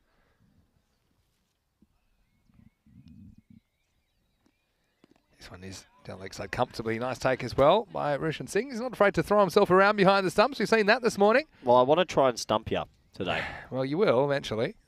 I've got one for the viewers as well, because I just saw in the chat, Mad Noman said it's difficult to stump so many viewers. In the 1996 World Cup, Zimbabwe played Kenya in a match abandoned. What sport did they decide to play on the field versus each other afterwards? I did not know this. Ooh, this is a goodie. In comes Imran Khan. Pushed into the offside. Glorious looking shot. And there's a bit of miscommunication, but they will get through for a single. Good direct hits, but they're wasting them at the moment. And that was an interesting one because they ran thinking it was going to get past that fielder. You have a look at Sinner, number 25, who's off, and that kind of confused them. But they end up not getting through for the run anyway. Yeah, so Zimbabwe and Kenya, they had a 1996 World Cup game forecast, and a match abandoned due to weather. Yep. So they decided to play each other in another sport that day. This is a great one. This is, I forgot about this one. An actual sport, like a ball sport? Yes, a ball sport, okay? Not inside the change rooms. They went on the field and played this. All right. Zimbabwe, Kenya. Quite a long way forward. I think this is not out. I don't mind that call. With that angle and where this hits him, I think that's going to miss leg stump. Have a look. Here he is. He's already on the walk. I think that's a good decision. Yeah, he's quite far down the wicket there, isn't he? Could have gone either way, to be fair. I don't know if we have the side onto this, but he's already out of his crease. He's on the walk. This next one is another appeal, and this time he's gone. So, consecutive LBW appeals. Oh, the batsman looks like he's absolutely... The batsman's going to remonstrate with the umpire, but you can't do that. You've got to go. Well, let's have a look at this one.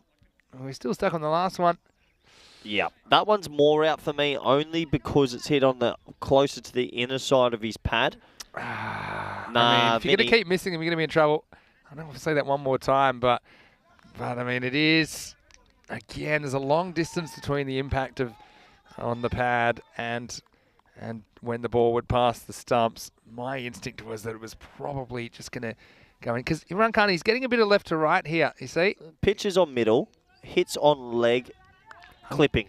Yeah, look, maybe an umpire's call is what you'd say. I think that's just clipping. But he's got to... Oh, no, that was the other one. That was the not out one. Well. Oh, my eyes are a little bit deceived. Anyway. Let's just say, if they were both 50-50s, one went one way, one went the other way. As we got Mohammad Shaikat coming out in the number 4 position. Yep, that brings an end to the power play. You're going to be 25 for 2. Those 2 wickets really hurts him. Do you have an answer for me, Vinny? I'm just going to say football. Rugby union. Rugby union, okay. Zimbabwe versus Kenya. Because I would have thought Kenya, not so much rugby union playing country. But Zimbabwe, yeah. No, Kenya's rugby. They've got a bit of history with rugby. Okay. Well, anyway, right here, 25 for 2. What a good third over that was from Imran Khan, only conceding 4. And he picks up the wicket as well. Malith Priyankara has just come in the chat and said, why don't they use DRS? Well, Malith, when you want to send us over thousands and hundreds of thousands, we'll get it sorted out for you. Yeah, we'll get it costs a lot to run, like an extreme amount. An exorbitant amount, actually. Unfortunately, we aren't at the DRS stage. We have the LRS system, limited review system here in the ECS. I'm a huge fan. That the umpires do use to overturn things that are obvious. This one's worked away quite nicely, but they've got 2 fielders back behind square. That goes to one of them. Yeah, so for things like, especially line decisions, when it is clear and obvious. But see, that one, there's nothing clear and obvious about it because we don't know where the ball would go after it hits the pad. So with the absence of ball tracking technology, you can't really make those determinations. Yep. Well said, Vinny. Here we go. James, that's a good question. Well, here we go as well, because that's pulled hard, but it's going to be caught. It is caught well. Zinkas hasn't had the best of the days with the bat. He goes. It was a short ball by Surawanshi, and it's a nice, safe catch. And another wicket goes. More Vinny. wicket trouble for the Royals in a right royal mess here early on. They've lost 3 wickets in the first 4 overs. This is a nice catch. Just backing back. And someone give me a right. He has no gloves on, but no gloves, no worries as he pouches that one. And that's a wicket to Nilesh Suryawanshi, who's come into the lineup with immediate effect. And so Indian Royals at the moment, 26 for 3. Yeah, they just keep losing wickets at the wrong time. And unfortunately for them, that target of 90 just feels a long way away. James's question was how many lunches fit inside one Vinny Sandhu? Well, we be haven't a brought lot. this up yet. In Go on. ECS, Yeah. globally, well, in Europe, the lunches in Portugal are the best. They're brilliant. And this is the You only missed one reason. yesterday as well. What'd you went, yeah, have? Spaghetti bolognese. Unbelievable. Here we go. High opportunity first rock. Imran Khan doesn't drop him, and he doesn't. Well, Ulla got put up the order after his heroics earlier this morning. He goes for a golden globe, and Surawanshi, he's on a hat-trick, Vinny. Yeah, well, you have to question the batting as well. I mean, it's one thing to be aggressive, but they're in wicket trouble, and they're in even more trouble now.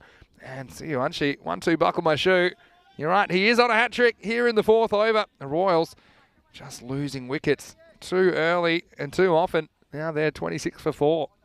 Yeah, he's going to go for a golden, and it was his first ball. Maybe he could have given himself a little bit more of a chance, and you can see the new batsman coming out right now with the gloves on his hands, probably not ready after a couple of quick dismissals, and he'll be on strike. He'll be facing the hat-trick ball.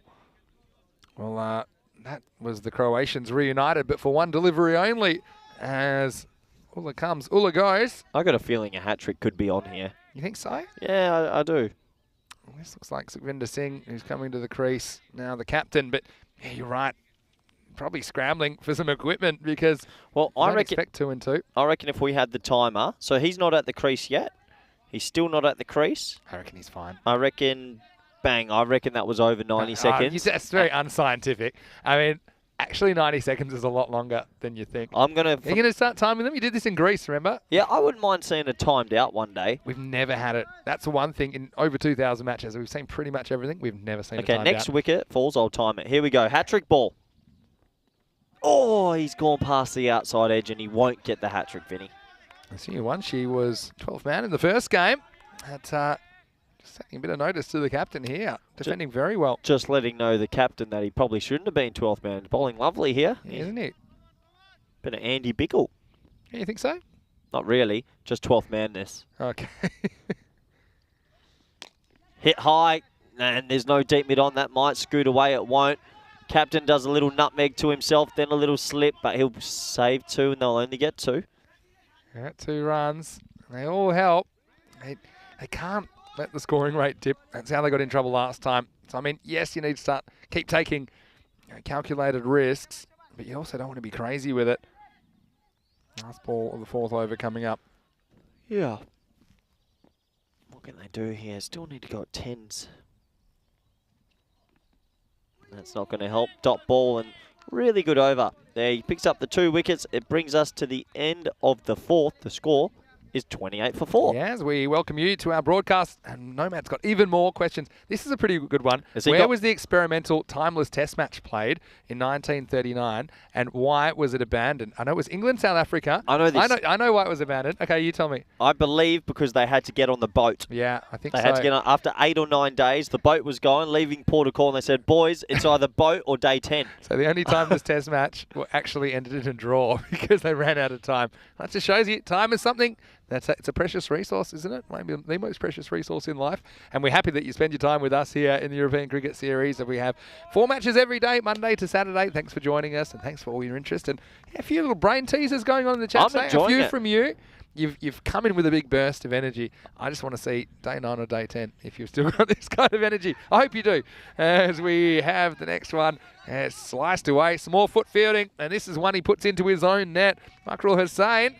That's not how to do it, and the penalty this time is 4 runs. Well, if you want to hear a broken record, here you go, because this is shocking. Get down. He makes good ground. Use your hands. I just don't get it. I don't get why people go with their feet. He apologises to his team. If I'm the captain, I'm taking him off the field. Use your hands. That's one of your pet peeves. Oh, it just gets me. It just gets me. Matter. He comes in again. Swatted away, and that might go all the way. No, it's 1 bounce 4. So 4 runs, back-to-back boundaries, and they're not out of this chase while Shakat's there. Yeah, that's exactly right. I mean, how long can he last? So that's the question. Shakat does look to attack, and I like this shot because sometimes he's been a bit too leg side focused, but this time he hits it through the line. He's been practicing a lot of offside shots, normally after he misses a cow corner slog, but this time he executes it nicely. Sripal Mata. Again, he's using that round the wicket tactic, which Shakat himself was employing earlier in this match.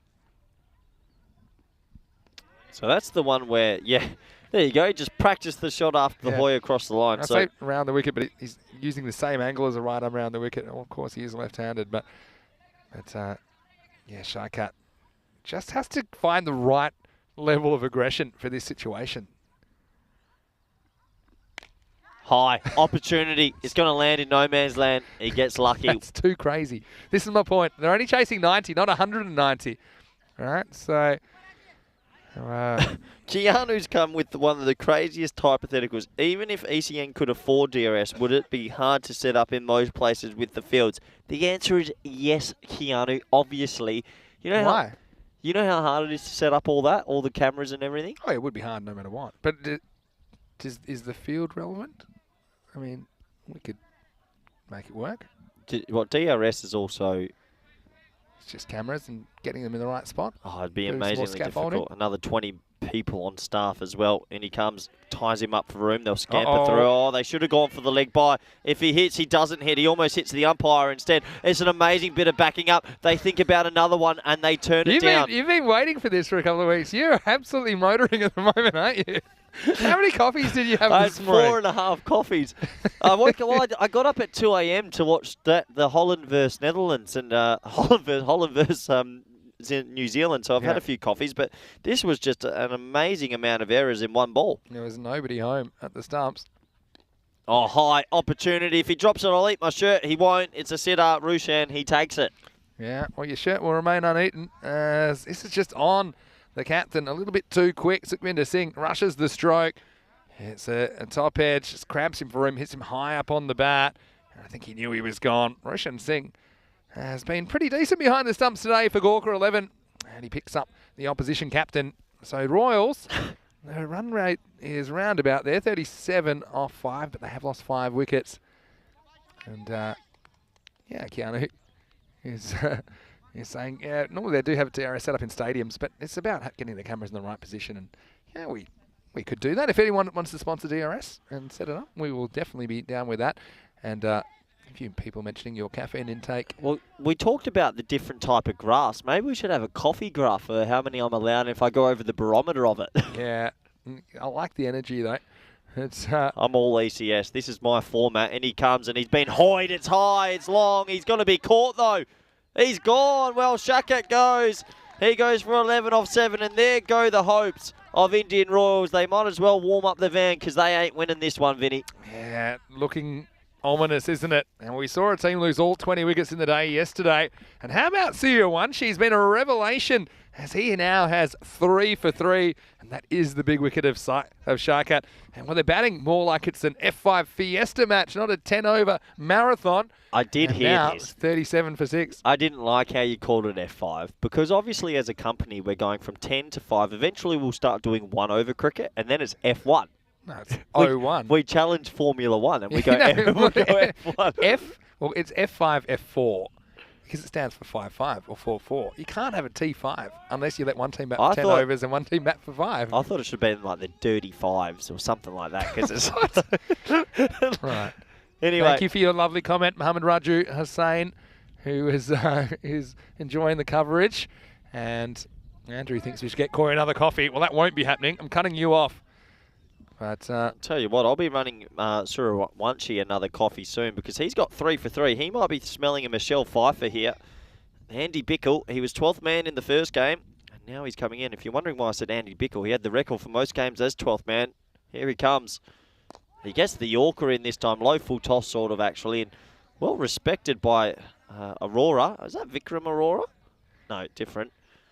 Now, Andrew Batchelder has said, he's quoted you, I think, here. Did you say you got up early to watch Holland versus the Netherlands? I may have said Holland versus... It was two... Now, that'd be a good game. That would be a good game. That'd be one-sided. That'd be even. I know who to bet on. Here we go. Wide. Probably wants a wide there so we can have another chance at getting 5. But, yeah, I did say that, Vinny. Coffee watch. Come in a bit hot today, a bit excited. I love the ECS. Honestly, I truly do love the ECS. It is an unbelievable platform for club cricketers around Europe, and the stories that you get, like Andy Bickle here, love it. 12th man specialist. Well, that's been whipped hard into a hole. They might think it too. He does get down. Good fielding, good arm. 1 run. Yeah, let's have a look at this run rate required. It's around 11 at the moment. I just can't see it. I just can't see how. But I mean, someone in that lower order has to play an unbelievable innings. Aurora Borealis, he's on strike now. Trivia's gone crazy in the chat today. Oh, I'm a huge fan of it. They're going nuts. Oh, nice little leg glance. Just get a second. Well, we've got another question for us. Have they jumped in? I'm not looking at the chat. I would say... Why don't you interesting try... one about Chris Broad and Stuart Broad. That Chris played as an opening batsman, Stuart Broad's a bowler. Both played for England, but who had the higher test score? Oh, interesting. Didn't his grandfather play county? Here he comes again. Blocked into the, well, pushed into the offside. They'll scamper for a single. I remembered Stuart Broad scored like a 160, I think, against India once. And so I don't think that's probably why it's a question. Otherwise, it wouldn't be a question. Are you going to try to stump me? I feel like I'm on right now. I don't think I could get anything wrong. Yeah, well, I know you feel that way. Well, I'll think of something for you. No problem. In a second. Anyway, last ball of Sarawachi's spell. Really good spell from him. Pushed into the offside respectfully. And a couple of singles to end his spell. He'll be happy with those figures. He ends with 3 for 9, and the score after 6, 43 for 6. Yeah, so not quite even halfway, despite using up 6 of the overs. There's a bit of eeriness about this because it's exactly what happened the last time to the Indian Royals. I've got one for you then. In the modern day, so let's say in the last 20, 30 years. Oh, okay. Tell me the only person to captain Australia on debut. George Bailey. Very good. Yeah, T20. Yeah, I know that one. That's a good one. I thought I'd give you one from your era. You and I, to be fair. We are cricket nuffies, aren't we? We're a bit badgerish. Yeah, I'm recovering. It's, Corey is a hoot, says Neil in the chat. Your quote was, I don't think I could get anything wrong. And then he asked you, how are the Tigers going? Because you did call this team the Indian Tigers earlier. As Madhuka Thapa comes into the attack, starts with the dot. There's a slow ball, I think, from the captain. And just sneaks inside the line. Well, comfortably, in fact. Just locks up the batter. Vishal Arora, who's out there now. This one will fall foul of the wide line. Will be a wide. I've got an absolute doozy for the chat. And you. I don't think anyone will get this. It just popped in my mind and I remember this. One bowler in an ODI bowled more than 10 overs. Really? When it was a 50-over game, they made a mistake. He bowled 10.2. Who was it as that ball is blocked? I don't know this. This is a goodie. So Really? he bowled 10.2. And did they stop him? Two balls into an 11th over, or was that the end of the game? Oh, that's a really good one. Yeah, so not in a 60-over game where people could bowl 12. In a 10-over game, he bowled 10.2 before they realised. Whoops. See, not even we do that. This one's just going to be one out to deep mid-wicket. Give us the country. I mean, I won't get it. Well, no, I want the viewer chat to try because they're loving it. But please don't look up Google. Test yourself. Test yourself, guys. That's a great question. It's very good, isn't it? I'll give you as an Asian player from one of the Asian countries. Narrows it down. Hawkmoon, 1877. That's an easy one. Here we go. He comes in again. Bowled him. Wow, good bowling by Thapa. Number 28. You know I like that number. He gets a wicket. He's like a mini hitman. He's boy man. And he gets himself a wicket. Nice and straight. And, well, it's all falling to pieces for Indian Royals. Yeah, it is, isn't it? And this one just nips back a bit off the surface. Feet going nowhere. Stumps going everywhere. And so Royals, this has been their issue sometimes just with the stick. And it's 46 for 7. And come on, who is the only international cricketer? That's one I'd have to Google. There's no way to guess It's that. a good one. There's no way to guess. He was from Bangladesh. Mushraf Mortaza. Just Do you remember Rafiq, the left arm off spinner? Yep. It was him, the old boy. He had bowled a 10 over spell. He'd bowled 10 on the trot. Yeah. So the umpires just totally forgot. He started his 11th, 10.2. And so what, they pulled him after 2. I don't actually know the full story. I just know that. Yeah. Interesting one. Oh, he's gone slipped. Good keeping. Glad to see he's okay. I actually think, okay, talking about this game. If that happened, just me go back to that for a second. If that happened, I'd probably give a 5-run penalty. Because I think it's the captain's responsibility to make sure that... to the umpires. Yeah, but it's not. I mean, the umpires, they keep track of it, but the playing conditions say you can't bowl more than that. So I think it's on the fielding captain. The umpire has to tell them as he comes in again, and there's a lot of energy from the keeper. Yeah, he's been on the same coffee machine that you've been on this morning, I think. Roshan Singh, he's enjoying his time behind the stumps. Yeah, what do they put in the coffees here as it brings an end to the 7th, 46-7? Should we be, do you reckon that theoretically, as we'll just take a quick look at what's coming up next? Now you're going to see Fighters CC this afternoon taking on Marlow. And Fighters, they were disappointing yesterday. They lost all 20 wickets. They do have Vikas into the lineup. One name. Also, Rajvinder Singh coming in. Marlow, they're a pretty strong outfit though. They did drop a game though to Gawker 11 yesterday. As we have a look at their lineup, still no Adnan Gondal in there, but they do have Syed Mysom. They have Jayesh Popat back into the lineup as well. So, yeah, that game will be an interesting one.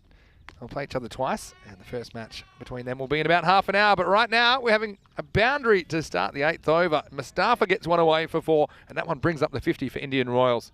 Yeah, nice shot, really nice shot. Goes all the way for 4. He gets a ball back of a length, and he puts it away. It's good batting. Really good batting. Lands in the gap and 4 runs. First Indian batter to reach 10,000 runs. Do you know that one, Corey? Son of Gavaskar. Yeah. I think got 10,522 or something like that. Good player. And then he had the record. Do you remember who beat him? Must have been Tendulkar. It was Alan Border. Oh, from a different country. Yep, yeah. Fair. Oh, yeah, true. Oh, edge. Oh, Vinny Sandhu, what a catch that is. You said he's had a lot of energy, and he does. Roshan Singh flies to the right, the flop he had on, and he plucks an absolute screamer. Well, is it a bird? Is it a plane? Is it Roshan Singh? Have a look at this. He's been waiting for this one all day. Dived at one earlier, he couldn't reach. This time, right in the right mitt. And Yasser Mustafa is a keeper himself. And that is just a great bit of balance to be able to dive that far to your right and high. What a screamer. That sums it up for the Royals, who are in a right royal mess now. It's 50 for 8. Great wicket keeping. Well, sensational keeping. We've just seen a moment of brilliance. He's dived far to his right.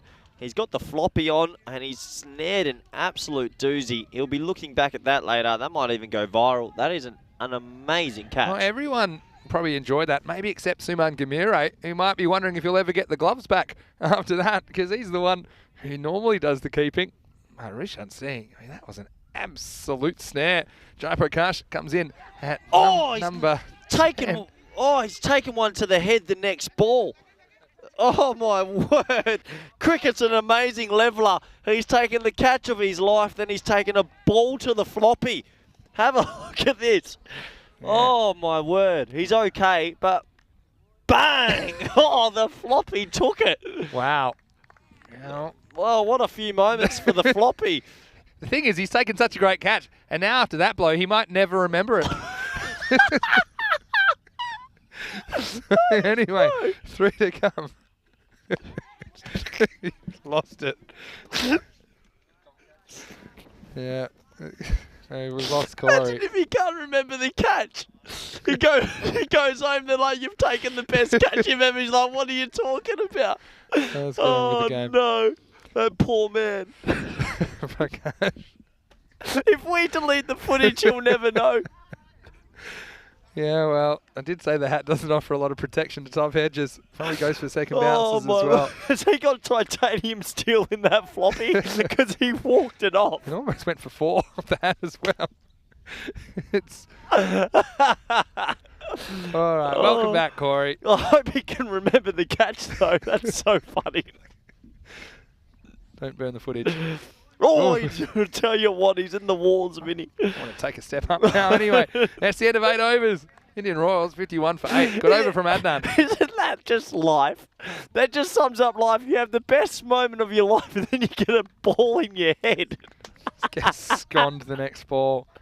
Yeah, Oh, my. one. Took it like a champ, though, didn't he? Oh, he did. He just jogged it off. Did we even do a concussion test, or is that we know that floppies are like army helmets now? Imagine you go to war and everyone's just got a floppy on. Right. You see the worm. Not really going anywhere. Oh, Here's Tapa.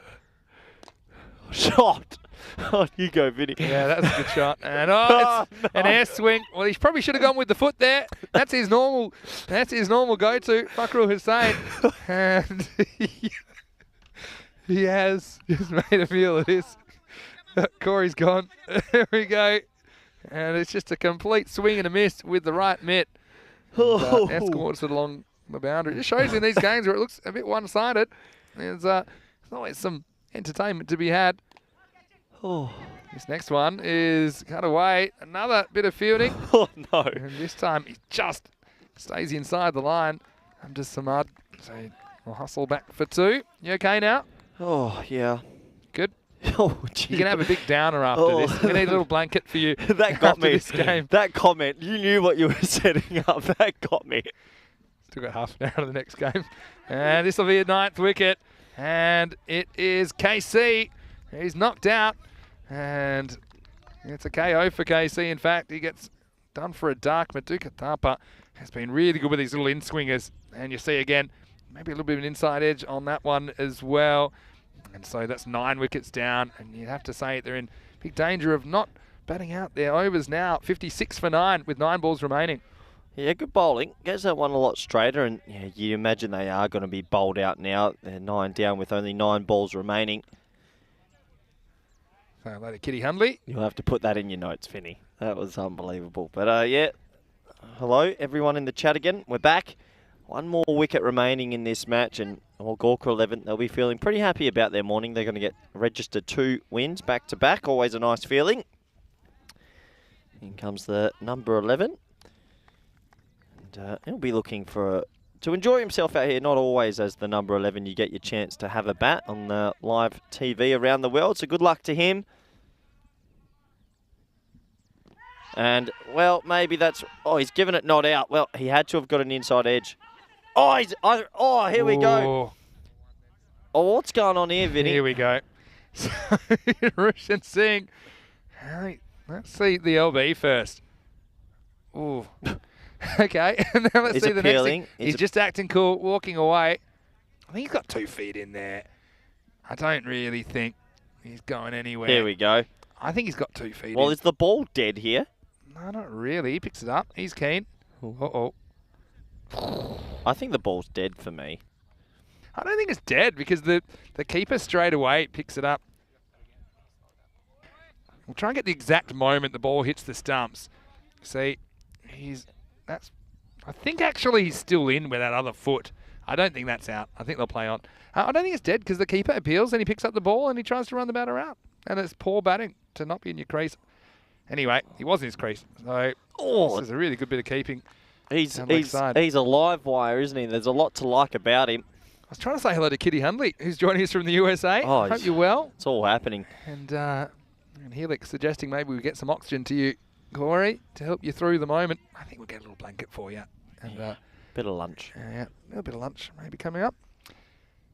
Couple to come for Tapa. He's got 2 for 8. Has kept well though, Rishan. I have to say, that's a difficult one. That actually gets to him on the full. He's got something about him, doesn't he? Yeah.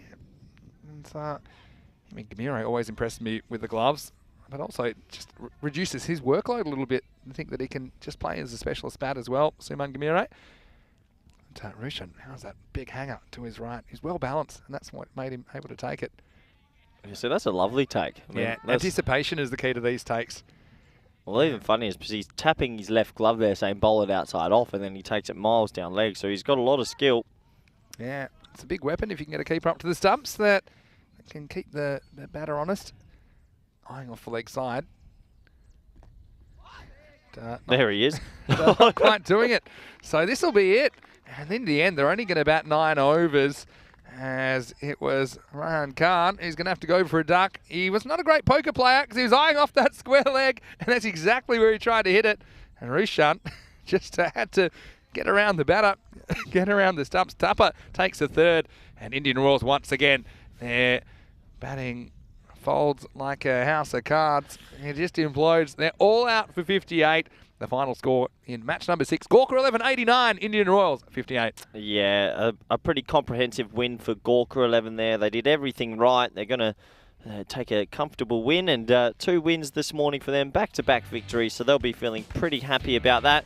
Indian Royals back to the drawing board to see how they can find a win in this tournament. Let's take a quick look at the highlights. And yeah, there was a bit of interesting fielding at the start, but the Gawker 11, they just kept asking the right questions of the Indian Royals. There was some nice shots early, almost taking our umpire there. Almost took out a bucks. They're on buck hunting. And we saw the stumps disturbed. Look, there was a lot to like about the Royals this morning. I like their energy in the field, but I think with the bat, they just need to lift. They needed more out of their top order. A few of them threw their wickets away. There was one of these that was close, not given, and then almost a replay next ball. It was a little bit closer. It was given. This catch was taken by Gawker. He didn't have the gloves today. Yeah, ultimately, they just kept losing wickets frequently. And meanwhile, the rate was being just kind of spiraling out of control. Rishan seeing that was one of his catches. And they held more of the opportunities as well, I think, Gawker 11. And the other thing is they bowled a lot of balls that hit the stumps. Yeah, they did. They were getting it nice, full and straight. And this was the moment, and spectacular catch from Rushan Singh. That's one for the highlights reel. That's one that he'll never forget. That's what we were thinking until the very next ball. Oh, he was almost knocked out. It was almost lights out. And Corey saw the funny side of it anyway. Meanwhile, Tupper said about the process of just finishing this innings off. And ultimately, Royals, their 2 batting efforts today, they just didn't put anything together. This was a moment at the end where the batter said, "What? I'm in."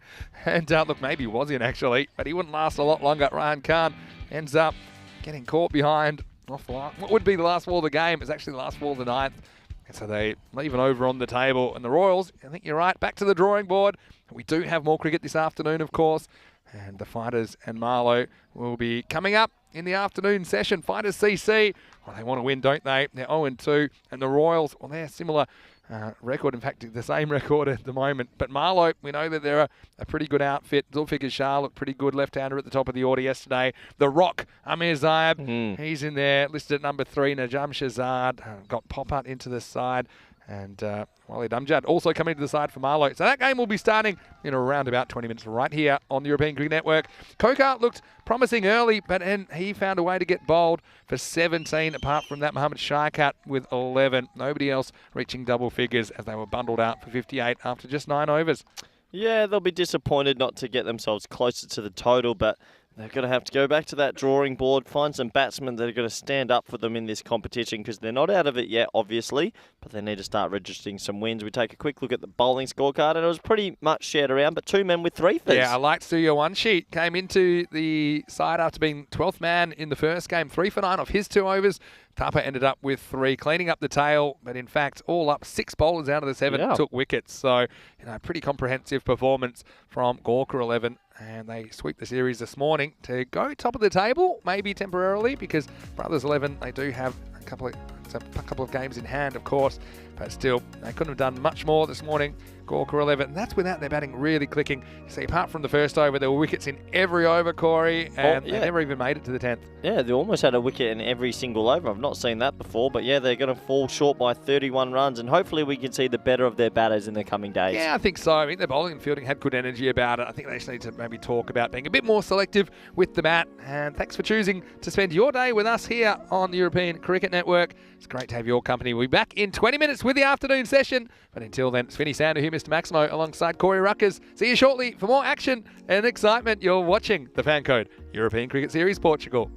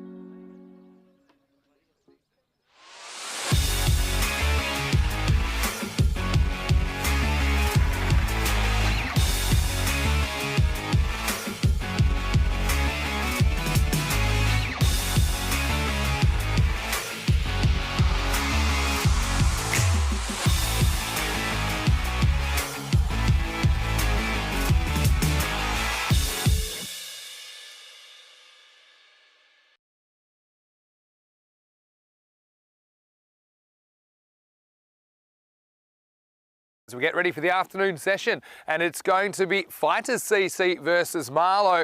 Well, Fighters had a tough day yesterday, not taking any points out of their doubleheader against Brothers 11 Portugal, who took all 4 points of those 2 matches on debut. And Marlow, they split their points with Gawker yesterday morning. So it should be a really interesting afternoon session. Let's go over to the tournament referee, Sir Rob Kemming, who's with the 2 captains for the coin toss.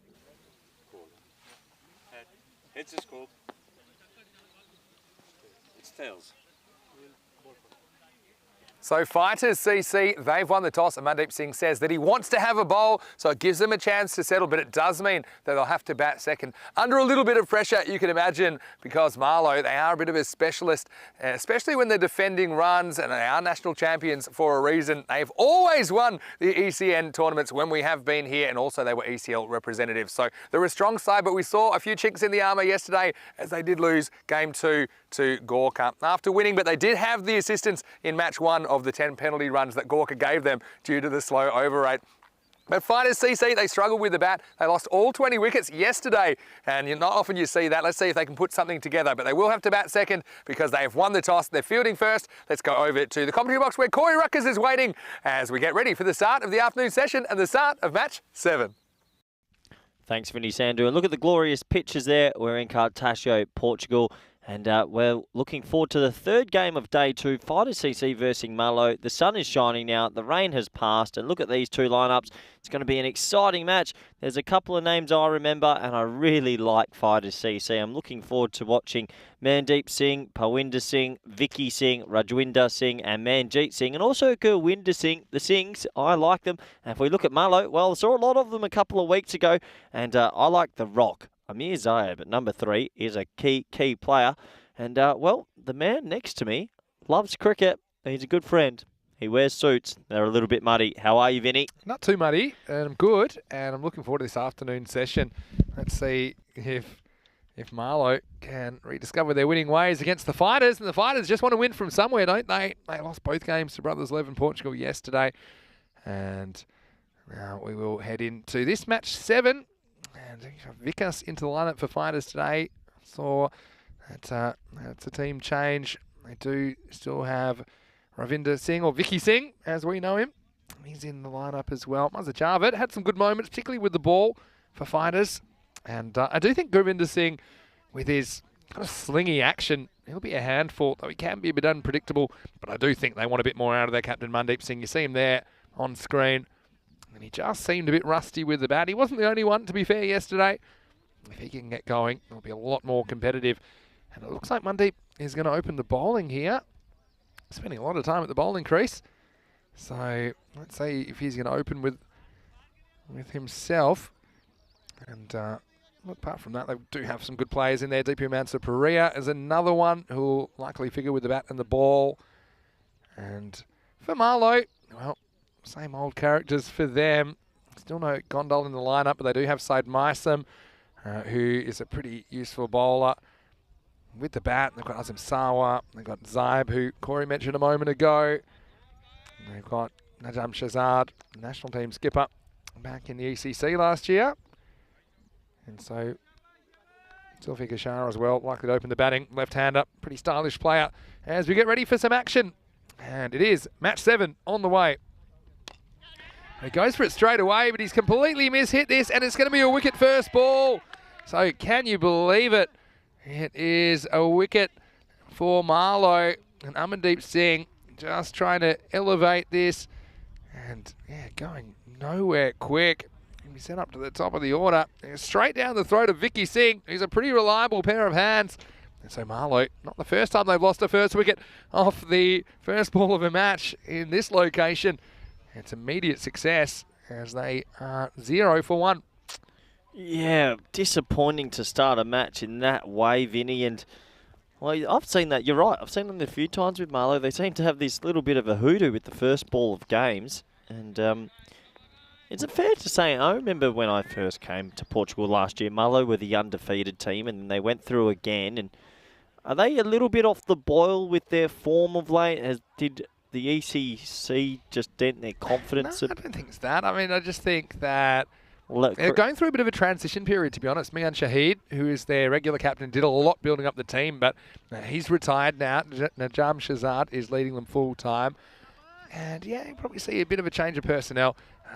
Look, Changing of the guard a little bit, a little bit.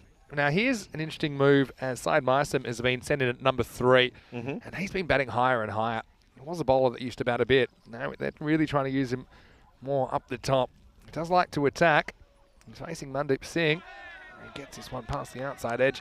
And, well, good move from Mandeep Singh, the Fighters skipper. He decides he'll open the bowling himself, and he comes up with the wicket very first ball. Is this Meisom who was MVP last year? Yeah, Meisom. And then he scored 49 off 19 in the semi-final to put Marlow in the final. That was against Gawker 11. A very good death bowler as well. Got a very good Yorker. This is another outswinger from Mandeep. He's got the ball in a string at the moment. Had a little bit of light rain falling in the break, didn't we? Nothing too crazy, but we're just freshening things up a little bit. No, nothing too crazy. It is a little bit of rain come over, a little bit of sprinkles, but we'll definitely get the remaining matches in for today. Geez, the weather has followed us a little bit throughout Europe this year, hasn't it? A little bit. Luckily, this is playable at the moment. Swing again. Mandeep getting it up there. This is pushed out for the first run. So Meisom gets off the mark. Yeah, always a nice feeling. But, yeah, disappointed. One thing I've noticed this morning, I'm disappointed to see Fighters CC aren't in the same group as Friendship CC. Yeah, the tournament organisers need to be smacked around a little bit well, for that. maybe they'll just set up for a big finals meeting. That's potential. Could you imagine? Yeah, the groups will cross over on quarterfinals Friday. So let's see. So Fighters CC originally wanted to be called Friendship CC, but Friendship CC registered that name just a couple of days earlier. As this one goes straight through, Zulfi might have got a bit of the back pad, but it just clips it. And that didn't miss by much. Yeah, I was looking up straight, and for me, I thought it was very close. It'd be interesting to look at the replay. Well, there's been some confident shouts today, Vinny. Doesn't really deflect that far off the pad.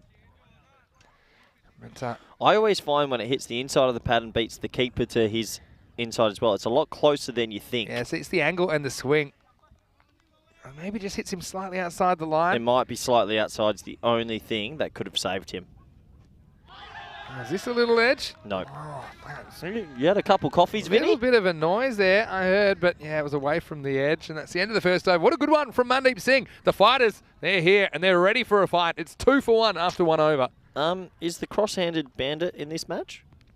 He's not, because he is now playing for Brothers 11 Portugal. So he was playing against his old side yesterday. Wow. And he took them apart a little bit, I have to say. So why is there so many people chopping and changing? Well, it also depends who's in the tournament, because Brothers 11 Portugal weren't in the ECS last year. Of so course. that is why now he is playing for Brothers 11.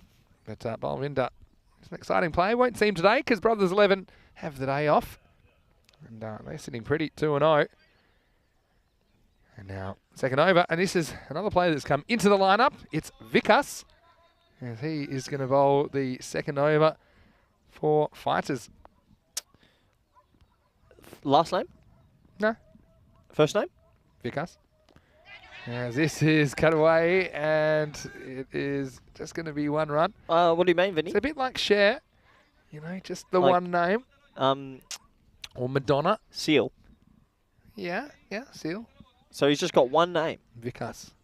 I like it. Sometimes one says it all. So what's it say on the back of his shirt? You know how sometimes they put on, please say Vic. I can't Mine fit it. just says one. It's the eye. It couldn't fit the rest of them. There's the next ball from Wickets. Off the inside half of the bat. Meisom looking a bit scratchy early. I like what he offers so far. Yeah, he's a good in for them. Yeah, Fighters, they need to come back. Of course, Vicky Singh is at mid-off in front of us. He's a good fielder. Do you think that we should start getting the players to put their nicknames on the back of See, shirts? It's where's the line between a nickname and kind of the name that you're called. So no one knew that Vicky Singh's name was actually Ravinder, including his captain, who played with him for years. Wow. Oh, this is off the glove, and it gets over the keeper. Long chase for the man on the boundary, but he will. They're going to come back for a second here. And that's not a bad throw, but he is home in the end. Yeah, I think he's definitely made it home. Wasn't a bad throw. This is where the fine third man comes in handy because he's also getting there to fine leg. Yeah, he's a hybrid, isn't he? Here we go. There's the one. Saying, come on, I'm ready if you are. Where is he? Oh, hello. Ooh. He's. Oh my God! I reckon he could be out here. Oh, you reckon? I think it just bounced. No, the bat bounces in, so I think he's all right. I tell you what, that was a lot closer than I was expecting. I agree. It was really close, but I think he's just made it. Yeah, very close indeed. But he's going to be home. And I mean, I remember Zulfikar Shah last year. He's in the power play. He can be destructive. Yeah. We saw a bit of him at the ACL as well. I don't really remember him too much at the ACL. That's probably because... How'd he go? You were still there in week 5, weren't you? I was there, but I was only doing one game a day, so I it's hard to be quite engaged the whole time. Yeah. How did he go? Yeah, he was okay. He was a bit hit and miss, I would say. He was had a couple of flashes of brilliance. Okay. But, I think he would have felt like he would have liked to make a few more runs. So no green shields in the Marlow lineup either? No green shields in the lineup. He will be captaining Oarash in Group B, starting on Monday. We'll see them for the first time. It's a big loss to Marlow, that. Well, this is in the air, and the fielder goes back and takes a simple catch. And so another early wicket for the Fighters. And Meiser, he just never quite looked in as he came in at number 3, but now he's got to go. 2 early wickets for Marlow. They've lost a couple, and now Vickers gets the breakthrough. It's 7 for 2. Well, when you've only got one name, you've got to be good, and he is good. He gets the big breakthrough, and that's 2 wickets down now. And well, Marlow, you're saying it's a transition phase. They've got to transition into some winning form soon enough. Yeah, I mean, they did win the first game yesterday, but they were assisted by the 10 penalty runs, and a bunch of extras and no balls actually didn't help their cause either. And so, yeah, they find themselves in a spot of bother, but what you would say, they do have kind of a deeper batting lineup than pretty much any team in the country. And so we'll see. This is Najam Shahzad coming to the crease. Nice catch by Mandeep Singh as well. Judged that one pretty quickly and swallowed it. Yeah, so I wanted to touch on something you mentioned earlier about the ECL next year and how teams can have 2 overseas players or 2 imports or whatever you want to call it. They might be from your country, but just don't play for that club. That's probably the most regular scenario that we'll see. Yeah. And could it be someone from an opposing country just playing in the ECSs? Yeah, it could be. Yeah. So a few players might be auditioning an ECS this year. You might get some teams go big. If they've got a contact who knows someone who knows someone. I reckon I can get the Spanish team some pretty big players next year. Pollard? I can't get Pollard. I reckon I could get a convincing. Didn't you say Tobias Vise open the batting with Chris Gale? Yep. Get Chris Gale? I think I could get a couple. I think I'd get Phil Salt. End of the second over. It's 7 for 2 after 2. All right, come on. Big name. This looks like something that you'll say but never do. So tell us who you're going to get for the ECL. I think I could get Colin Munro to come and open the batting for Pack I Care. Okay. Good friends with Colin. Yep. That would be good fun. But what would we want to see? What about a little bit of Saeed Ajmal to come out and bowl some mystery spin? But everyone's talking batters. What about bowlers? Saeed Ajmal. We could bring Sean Tate out of retirement. Oh, he must have a few in him. He's had a few years off. Yeah, I like this concept. I think it's going to spice up the tournament even further. About Malinga. Want to see some Malinga? Oh, I'd love to see a bit of Malinga. Slow ball. What happens if a team goes Mr. Maximo? Yeah, retired. What happens Can't then? afford me. Luke says Mike Hussey. That was one that I think as well. Yeah, Mike Hussey, Mr. Cricket. He doesn't get spoken about enough. How good was he? He's brilliant. Yeah, how about in T20 cricket? Remember that game he took away from Pakistan back in... He did it a few T20 times World in Cup. every format. Talking about Australia-Pakistan, Travis Head and Australia off to a fly. 1 for 160 after 20. You say there are a few unavailabilities for Australia today? I don't know. I looked at the starting lineup and it didn't look normal. There's Javed, who... straight down the middle of the pitch, but he does get the ball past the edge of Zulfikar Shah. Yeah, 1 for 160 after 23 for those. Travis Head, 98 off 67. World of Cricket, we're giving you live news scores everywhere. And right here, 7 for 2 after 2.1. Kitty's asking about the Miranda Dragons.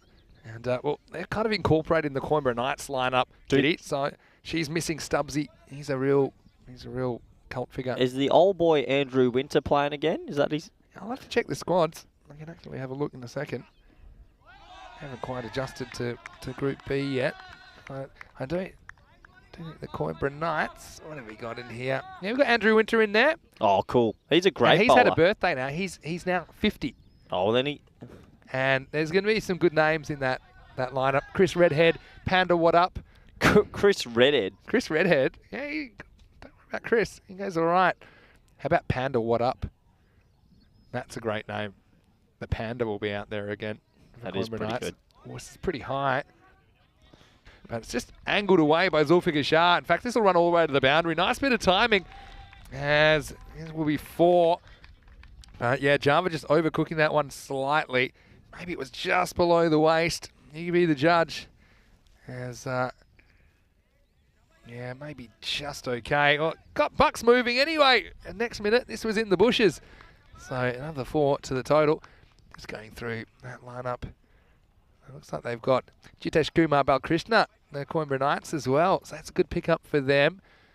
And yeah, Vikas Kumar in there. Ravi Kumar. So we'll see Coimbra Knights in Group B. This is just swinging down the leg side, not handled by the keeper either. An awkward second bounce. And so that'll be a couple of wides. 2 more to the total. As, yeah, they're just taking a little bit of time to get going here, despite having some pretty proficient batters at the crease. Yeah, they've had a tricky start. When you lose a wicket off the first ball of a game, it always puts you in a... That's a royal duck, by the way, but it always puts you right behind the 8 ball and makes that middle order shake a little bit. So that early wicket, they haven't really recovered just yet, but Zulfikar Shah's still there, and he's a key player. Yeah, and Najam Shazad, he's a triple threat. Yesterday, we saw him with the bat, with the ball, and in the field. Very good fielder down the ground. He's only faced the one delivery. Here he is facing Javed. Oh, A Gundy ball, probably lucky to get away with only a wide there. Maybe just looking at the ground, like he may have slipped in the delivery stride. He's gonna have to re-bowl that one. yeah, he might have slipped, and that is something the players are having to deal with in this match, trying to find the best way to get themselves through the bowling crease without slipping too much, but having enough force in their action to get it down the other end. Meanwhile, Oerash done some recruiting themselves. They've got the Stoneman brothers, Miguel Stoneman and Francois Stoneman for Oerash. That's not a great pickup. Oh, a bit harsh. Why aren't they playing at the... Geez, the transfer market in Portugal's Plenty going on here. Where's Nepo playing? He's a Shot. That's a nice shot. Well, he's really cracked that. He just times it. It's a class shot from a class player. Najam Shazad gets off the mark in style. 4 runs. Yeah, nice shot. Cricket shot. Good to see. Gets a little bit of width and just leans on it through the offside. Where's Nepo playing then? And where's... Nepo is playing for Oerash as well. Azarandani? Not sure. What's that? Because he's a key batsman in Portugal. Yeah, Azarandani is one that we will say, I believe. Well, I don't want to say it wrong, so I will give you the he will be opening for Wild Panthers, so he'll be there once again. This is pretty full, just inside the tram lines. So Javed, if you're going to do this round the wicket, I think you have to stay away from the body. Of course. This has got to be your angle, and he does sneak one past the Portuguese skipper here. Yeah, absolutely he does. Good bowling. But yeah, It's good that you've got your favourite players and you're always interested. Yeah, I think maybe that Portuguese transfer show, kind of Cricket Sunday or something, where we just talk about who's going where. that would be good fun. He gets the Yorker in this time as it's blocked down. They scamper through for a single if he hits. No, he just can't gather it cleanly. So that takes us to the end of the third. It's 19 for 2. But yeah, I mean, Portugal just seems like it's one of those countries where a few transfers, Chop and change. But you know what? It's all to do as well with the explosion in cricket clubs. And they've gone from something like 5 clubs to 14. Okay. And so that's going to bring player movements with it. I don't think it's a bad thing. Conrad was telling us yesterday on the commentary, and he was very popular, by the way, as a commentary partner. Yeah, really popular. Got a lot of good feedback on Conrad. I heard that if you wanted to... so they've come up with this new medication. If you need some sleep, just listen to Conrad commentate. That's very harsh on Conrad. He did an excellent job, by the way, Conrad, if you're listening. But he was saying that ECN cricket and the fact that so much cricket's being televised and shown has actually caused a lot of players to come out of the woodwork in Portugal that may have moved to live here but weren't aware of the cricket scene. So that's really good to hear, isn't it? No, that is. And it's about developing the sport, finding talent all over Europe. And obviously the game's growing a lot in Portugal. Here's Deepu Mansaparia. Pretty good first up. Hunting the stumps, but blocked out by Shazad, who'll get the single. What's one thing I find odd about Portuguese cricket so far, though, what is with this super fine leg or super third man? It's the only It's not just Portugal. No, it's the only ECS I've done. So I've been to Croatia, Greece, Holland, a few of them. Here it's more a thing than others, I They swear. probably just feel there's a lot of balls that get either edged over the keeper or the keeper might not handle. And so, yeah, they just cover that area. And depending on how quickly the ball's moving, they can end up fielding balls on the other side of the field as well. That's a really good seed from Asbury. Well, there he is. There's the fine man. This has done everything, though. Have a look at this. Actually, kind of angles in, and I reckon this seams off the pitch. It's a really good seed. Oh, and he misses it by a long way, and the keeper goes the 2 pads. None of them connect with the ball. But I tell you what, I would have never had any buyers behind me if I had a dude behind me just hanging out. Oh, you'd always want that, wouldn't you? Here's Conrad. He's approaching now. Maybe he's been listening. Oh, here comes Whispering Sleep. This time it will be a couple of wides. Well, let us know in the chat. I mean, don't take Corey's word for it. Let us know what you thought of Conrad's commentating yesterday. Honestly, do you agree with Corey? Was he putting everyone to sleep? Well, what I saw yesterday was the people had spoken, and they were calling for more green shields. There's going to be, in the pharmacy soon, the Conrad pill. So if you need to get to sleep, listen to him commentate for 3 overs. And what's the Corey pill? So if you want a bit of caffeine and a bit of an injection. Make a lot of noise and stay awake all night. This one angles across the right-hander. No run. There's Helix saying that Corey's been a bit harsh. I have to agree. Who said that, Vinny? Helix. Oh, Helix. Said, There's plenty of other cricket on. No, we love you, Helix. Conrad's standing behind me, by the way, just so the viewers know, as that's pulled away to square leg, and they scamper through for a single. Yeah, Mad Nomad's got one for you. Just quickly, I know you're loving the trivia. Here we Who go. was the first person to hit 6 sixes in an over in an international match? I'm going to have a guess, but you say it first. Well, Garfield Sobers wasn't international. True.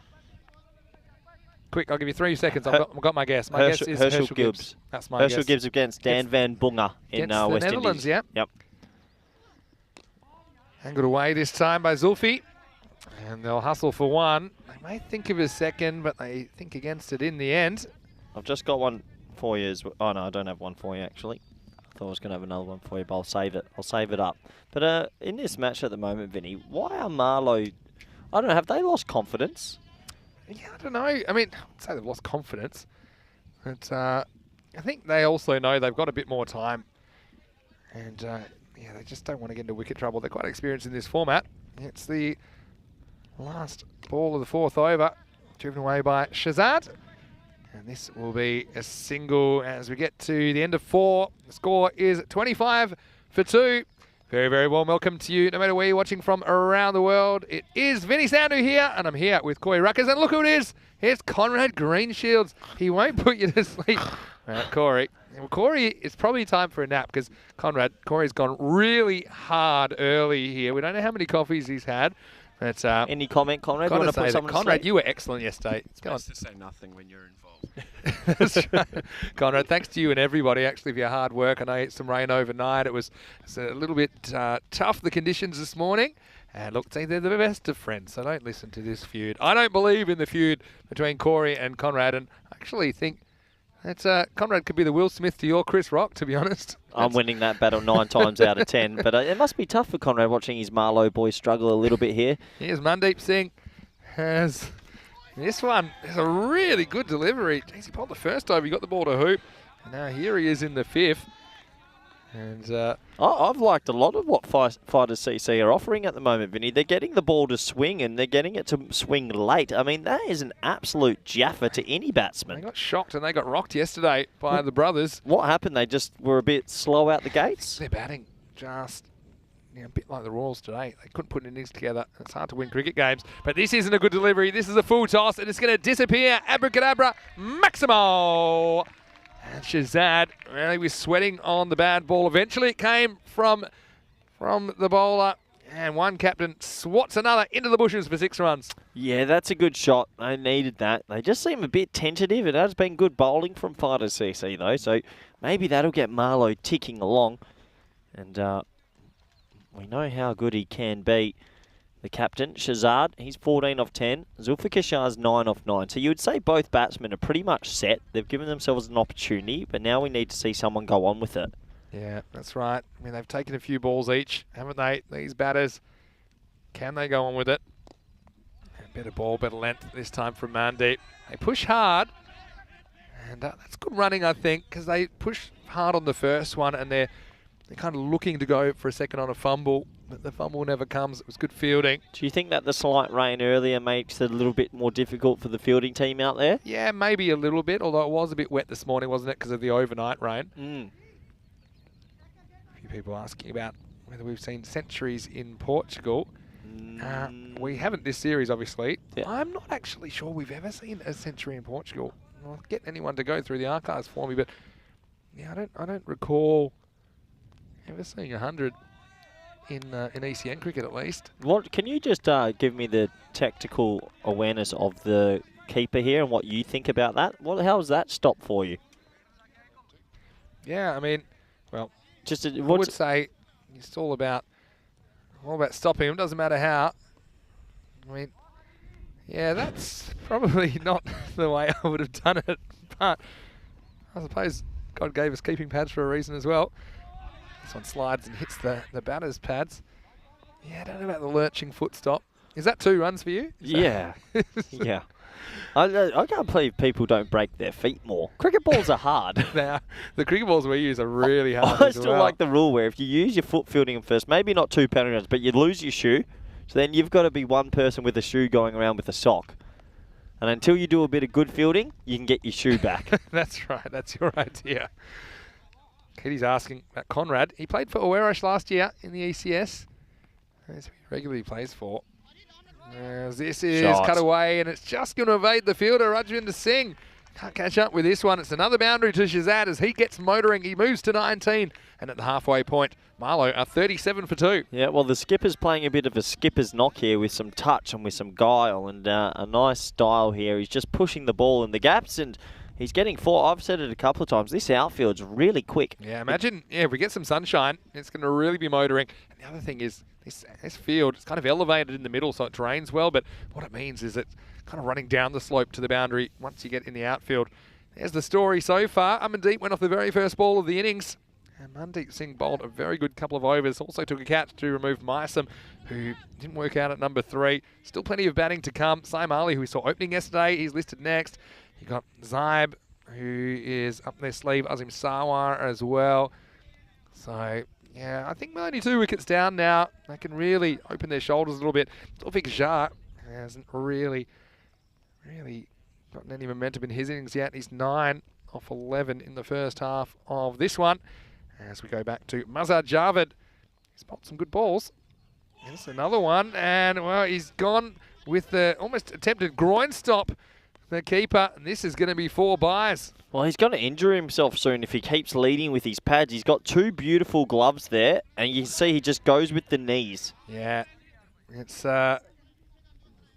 needless runs in the end. And the funny thing is, when you kneel down like that, you actually expose not the padded. knee, like the thigh and top of the knee. I would say, yeah, go with the hands there. Just a little bit of basic keeping coaching. Yeah, But not an easy position though to keep it, obviously. But yeah, I mean, at least if you're going to block it, then you get your knees and use your hands as your first mode of defence. Well, this is driven away over mid-wicket.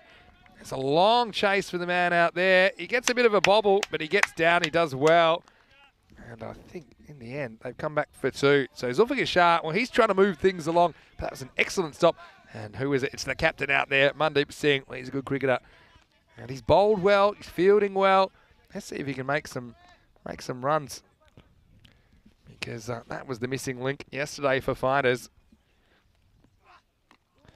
Zulfi's had enough, and I think he's throwing the bat at pretty much everything now. It's a little French cut down to fine leg. You know Manjeet Singh, the keeper, how we're saying use his hands. He reminds me of the Colombian goalkeeper in football that would always use the Scorpion? Yeah, you use his feet for stuff. What was his name? I don't know his name. Someone will look him up. But that's one of the greatest stops ever. Yeah. The Scorpion kick. Save. They're just ticking here, Marlow. Starting to get some rhythm. They're on 80 pace, despite not really doing too much.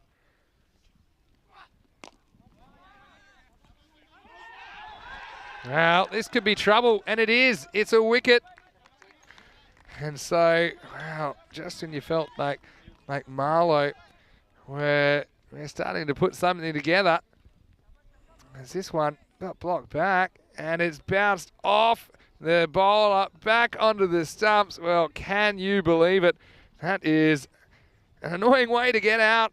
Zulfiqar, he just was a couple of metres out. Well, you and I, we were in disbelief, but on the replay, we confirmed what we saw with our own eyes as Javed creates a wicket from nothing. Zulfiqar Shah's going to have to go at 44 for 3. Well, I've got to see a bit more of that, Vinny, because usually when that happens, it's when the ball is going dead straight back to the stumps. It's actually gone the other way. That is so unlucky.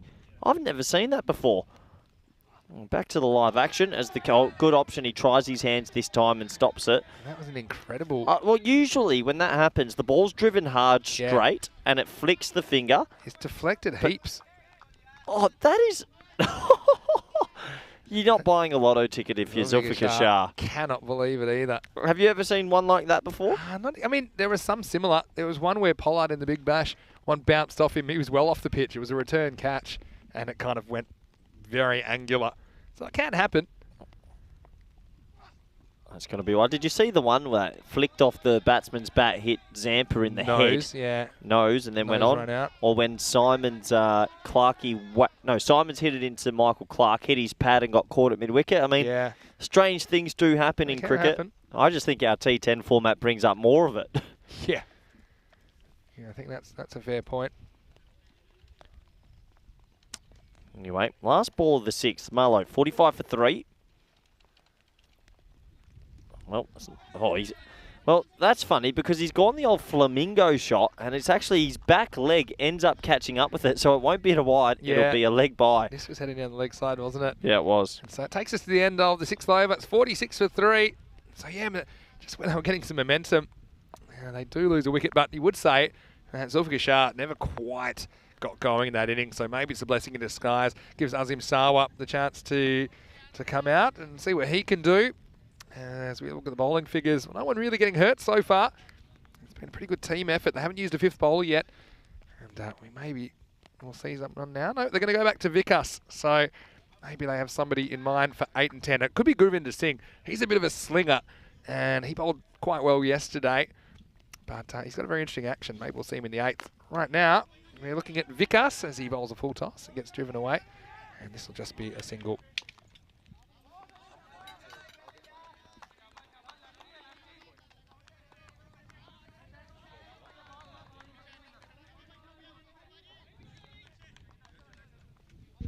So, yeah, here's Azim Sawa. So, left-hander replacing a left-hander. I wonder if that's a deliberate tactic, because sometimes we see 2 batters ready to go in when there's a left-hand, right-hand combination, and they'll have a left-hander padded up and a right-hander padded up. Sawa waits for one and drives it down to long off for a single. Yeah. Well, Shazad, the captain's the key, isn't he? 20 off 16, he's set. He's got power, as we know. We've still got Amir Zaib to come as well. So they've got a decent batting lineup, that's for sure.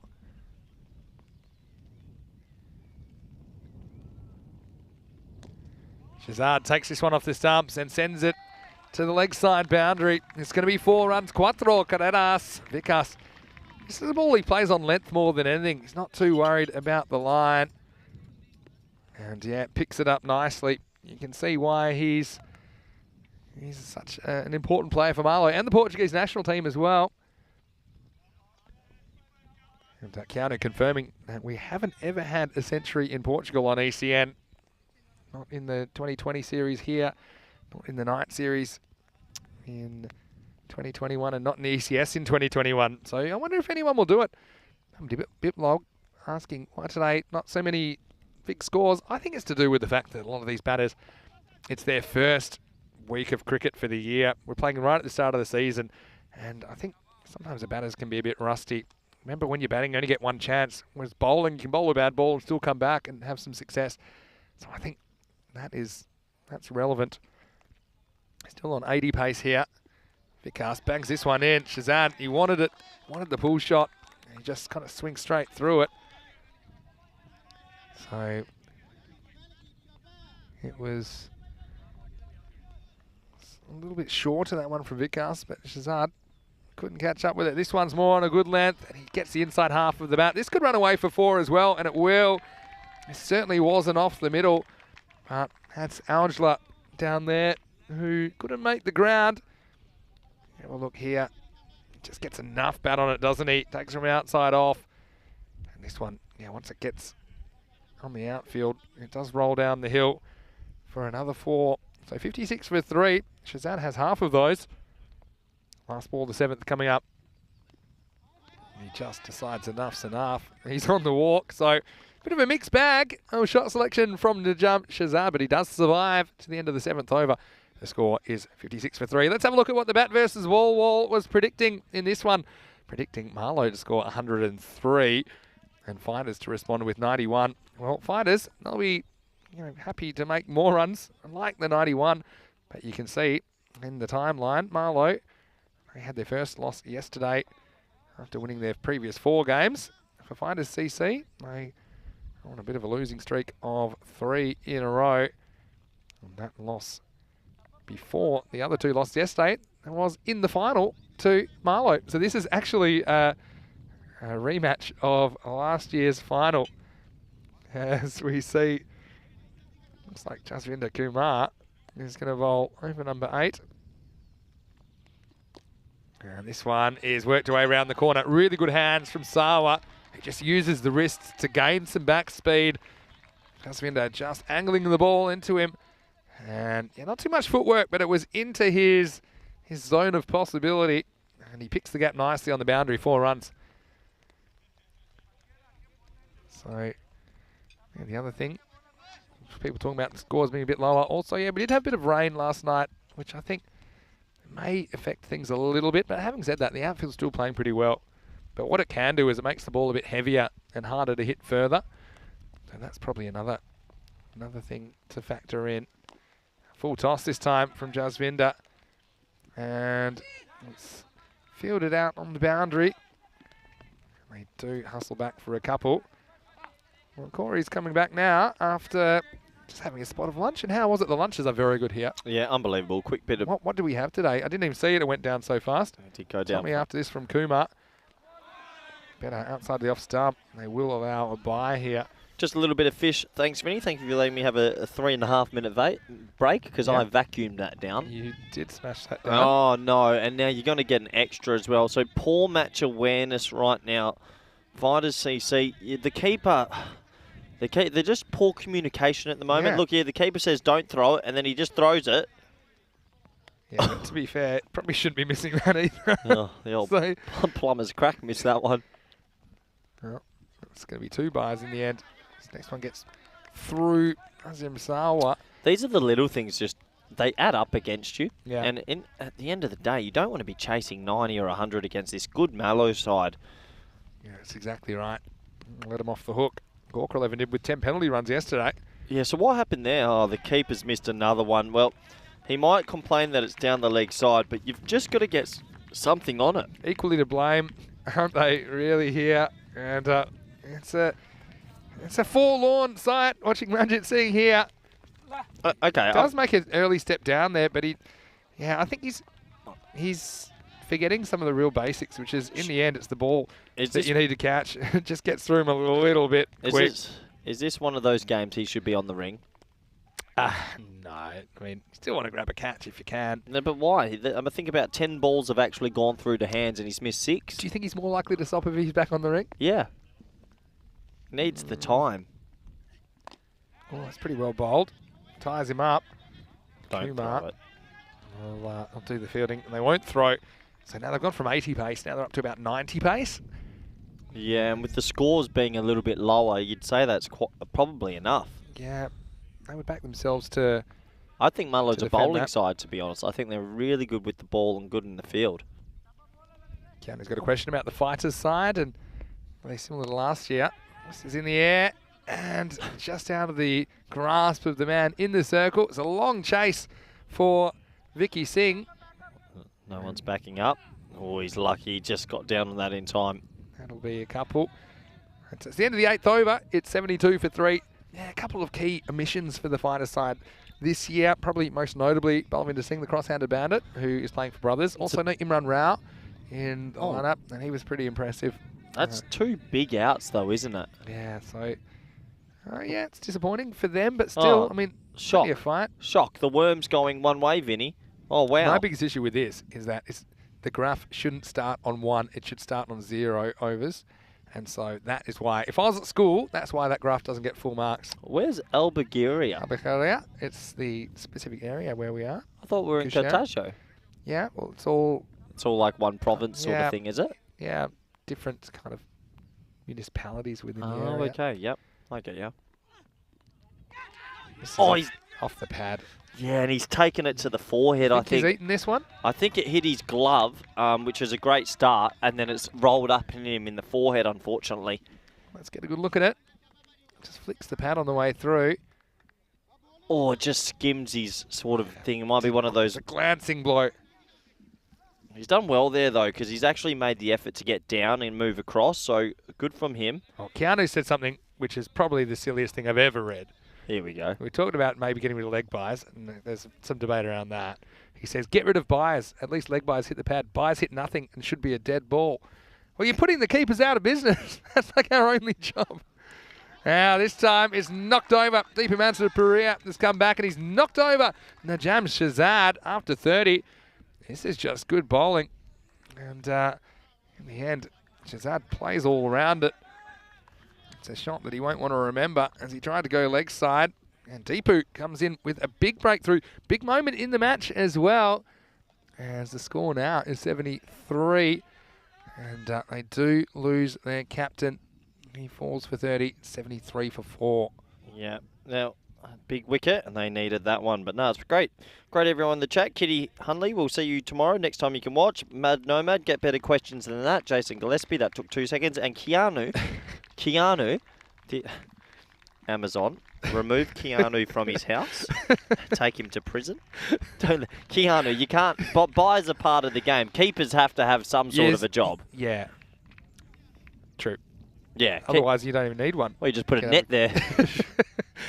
I do love Keanu. I like any sort of innovation. There's no silly There's no silly comments, but that's about as close as you can get. This is 2 in a row for Mansa-Perea as he knocks over 2 very good players. Amir Zaib's got to go. I mean, the ball's gone for 4. Nobody cares because Zaib's on his way back. Well, this game turns on its heels here as Mansa-Perea goes 1 and 2. Removes 2 of the national team just like that, and comprehensively so. It's 73 for 5. Well, Zayed might be feeling he's had a little bit of hard luck because I've seen him get 2 amazing Yorkers in the same month on his first ball. I remember Hitman did it to him, blew his off pole about. That's a difficult ball to get first ball as well. So that's twice this month. He's had a Yorker off stump first ball. Yeah, he couldn't keep it out. Well, they shouldn't call him the Rock. Might as well call him Pebbles. Oh, leave him alone. He's going to roll off the field now. He'll be back, though. Don't worry about that. Keanu's saying, but at least keepers wouldn't have buys against them. Yeah, but that's like... that's like saying that batters should never be out because they'll have wickets against Let's them. not hurt each other's feelings. I mean, keepers have a responsibility to save as many as they can. Yeah, I do get the leg buys are kind of the orphans of the game, but buys, keepers have to own them. Hat-trick. That's a hat-trick ball. Well, they outswinger. Run out. They got Saim Ali here, and he's going to hustle back for 2. That's a really good bit of running to get back for 2 there. Yeah, that's good cricket. Yeah, so they can still put together a decent total here, Marlow, despite losing 2 of their draw cards. That throw just took that magic a bit wide of the stumps. What's going on in the chat? Lily Panda now thinks buys are harsh on the keeper. What do you mean? I mean, I do. She's winking. So I get the wink face there. That's like saying you shouldn't be out if you're caught behind because you only just touched it. It's not a real shot.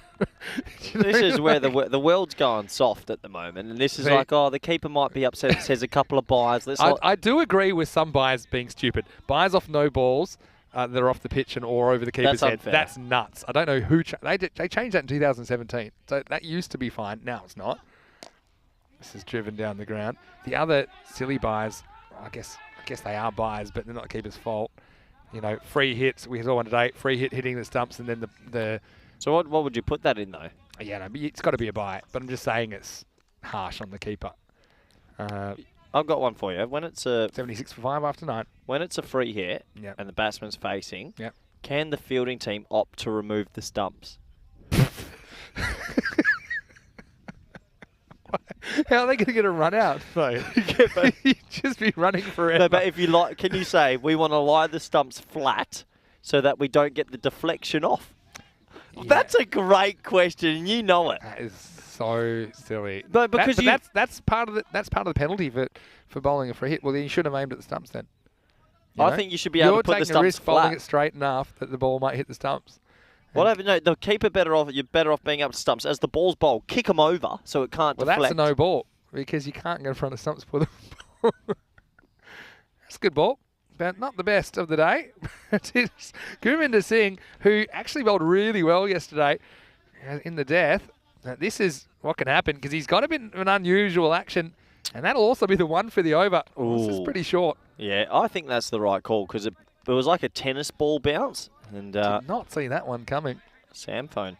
And yeah, just like that tennis ball loopy over the shoulder. It was a waste of the bouncer. This is better. And it will be cut away over backward point, though. It will be for Sai Marley down the order. But getting the job done for Marlowe as they head into the 80s. Yeah, it's a good shot. You can see with that unusual action, he probably doesn't know where it's going. So it's short and wide outside off stump, and he just helps it home. When you bowl sling, it's really hard to control. It was a good shot selection from Sai Marley to go in that area. Got plenty of bat on it. Yeah, it was a nice shot, nice cricket shot. But yeah, when you bowl this slinging action, it's very hard to control. You're just trying to get it straight. So Lily Panda saying, yeah, that's the point. Sometimes the buys aren't the keeper's fault, and it still goes against them. That's true. I would just go back to any buys off no balls scored as no balls like it used to be. Is Lily Panda actually a panda? Oh, we can ask her that. I know she's one from New Zealand. New Zealand? Yeah, big Oh, fan wow. of Lily. Well played in the one day today. And there, he beat Corey's lot. Well, this should be out. And he's made it. I think he had to throw it there. I think he thought he had enough time to beat him back to the stumps, but if he had gone the throw... I suppose what he does, though, he guarantees they won't get an overthrow. That's probably the only good thing about this, but he just can't find the handle. I think you'll find that he's home here. Could be close. No, he is home. Good. Hey, that's how you slide your back, kids. Yeah, that's exactly how to do it. Don't know about the 1 foot off the pitch, though. That's asking for trouble. But yeah, I think he just didn't want to throw it, miss, and then give away an extra run. So he still had a chance to get the out, but he just wasn't quite quick enough. Here's Sawa on strike. This one hits him right in front, but maybe continue on with the angle. Maybe there was a bit of bat in there as well. Well, it's good running as well, Vinny, because they're going to get through for 2 leg buys. But no, when you're coming with your arm so round arm and around the wicket, it's more than likely going down leg, and that's out. Yeah, it was pretty close. I mean, but for sure, the umpire's thinking of those factors. So I think that's probably an umpire's call in the end. Seen him given. 3 to come. This is probably missing as well for the last one was. But sometimes, I've got a theory, the third appeal is always out. So if there's another one that hits the pads, then I think that Sai Marley better watch out. I think this one was missing though. What have you done? I pressed the wrong camera button. Yeah, that's going down leg. Yeah. That one's right. That wasn't as close as the first one. So you reckon if there's another appeal, it's out? 3 big appeals. Yeah. Third one's always out. It's like baseball, That's from the isn't secret book of keeper tricks. So, yeah. Jeff's asked about the boundary size. I think it is about 50 metres, maybe 1 or 2 metres longer, but not a lot. 2 to come here. Some bat on this, and I'll just get one. So, yeah, we've seen 3 really similar scores today. We had, I think, 86 at 89, and Marlowe, there, 86 with the ball to go here. So 3 very similar first inning scores. I'm still curious if you can remove the stumps, if it's an option for the bowling team. I think the short answer is no. Here's the last ball of the first innings. It's picked up. It's high. It's into the gap. Get your running shoes on, Keep guys. running. Keep they running. Get 1. They get 2. Go again. Go again on the field. Sawa, not enthusiastic about a third. He was running out of oxygen. And so, Marlowe, they're going to finish on a pair of snowmen. 88 for 5 off their 10 overs. And, well, in the end, fighters, I mean, they're in the game here. They're in with a fighting chance, but they're going to have to bat a lot better than yesterday when they They did fold a couple of times. They lost all 20 wickets yesterday. And against Marlow, it won't be an easy chase, but certainly fighters in the game halfway through match 7 of this FanCode European Cricket Series. Yeah, absolutely, Vinny. They're in the game. This one's evenly poised, even maybe a golden ball tingle. And there was a good contest at the top in the power play. But fighters, CC, they swung the early punches, and that was the big wicket early. And, Zulfikar Shah, he played some nice cricket shots in between. As you can see there, just that lovely little punch through the offside, and that outfield still quick. And then Shazad played a similar sort of shot, gets a little bit more behind square. And, well, the keeper, I think the keeper, Manjit Singh, will be a little bit disappointed with his efforts. This was one of the most unlucky run-outs I've ever seen, and a big celebration. Well, I guess you got to celebrate everything in this world, and yeah, a bit of luck there for fighters CC. They needed that wicket. See, these are the little errors, just things like this, giving away extra runs, not much cricket awareness, that will disappoint them overall, because those little mistakes might haunt them in the run chase. This was the time when I was eating a little bit of lunch, so I'm going to catch up on the highlights here as well, which is great for all of us. That was a beautiful Yorker. That was Deepu. He snuck in that Yorker. That put him on a hat-trick, but unfortunately he couldn't get the hat-trick.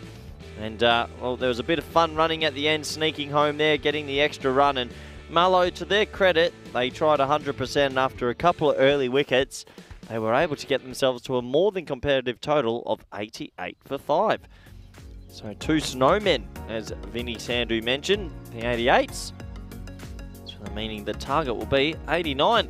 We'll take a quick look at the scorecard. And as we mentioned, Najam Shazad, the captain, 30 off 22. Good, responsible innings after losing a wicket early on the first ball of this match. And pretty good support there from Sawa, Ali at the end, Shah at the top, all contributing. But look at the bottom left of your screen, 25 extras. Wow.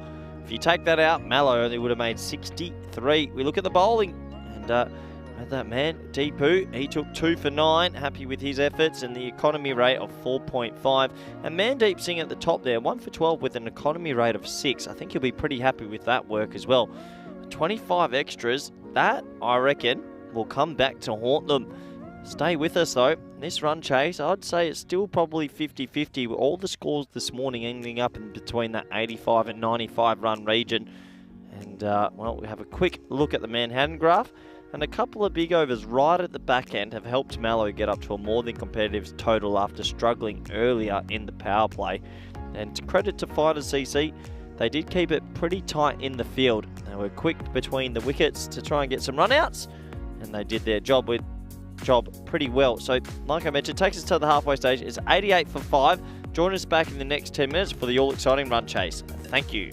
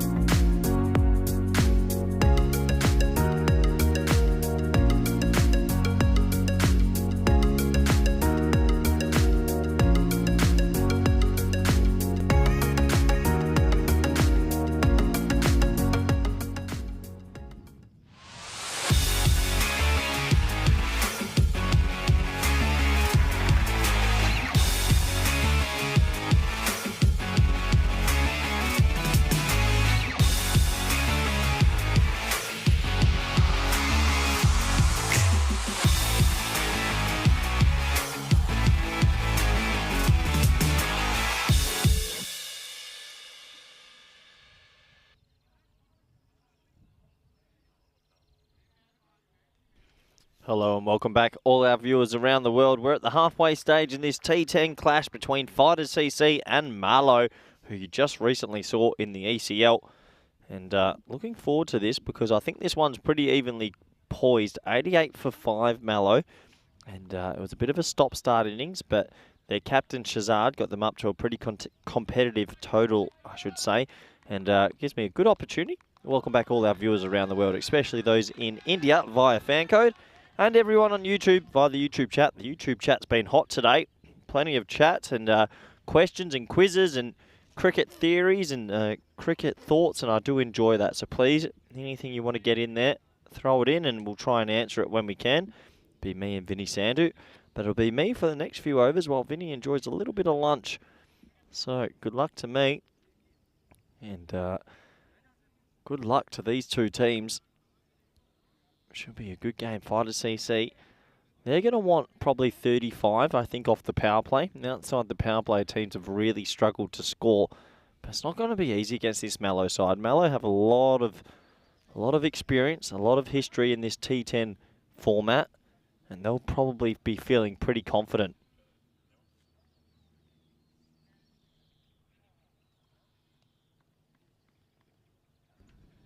So you can see the batsman there. Just getting the chalk out, getting himself set up. And that is Mazhar Javed. He's almost ready to go. And the keeper there, opting for the helmet. We did see someone earlier take a bobble and cop a kookaburra right in the forehead. So maybe the safe option is the right option.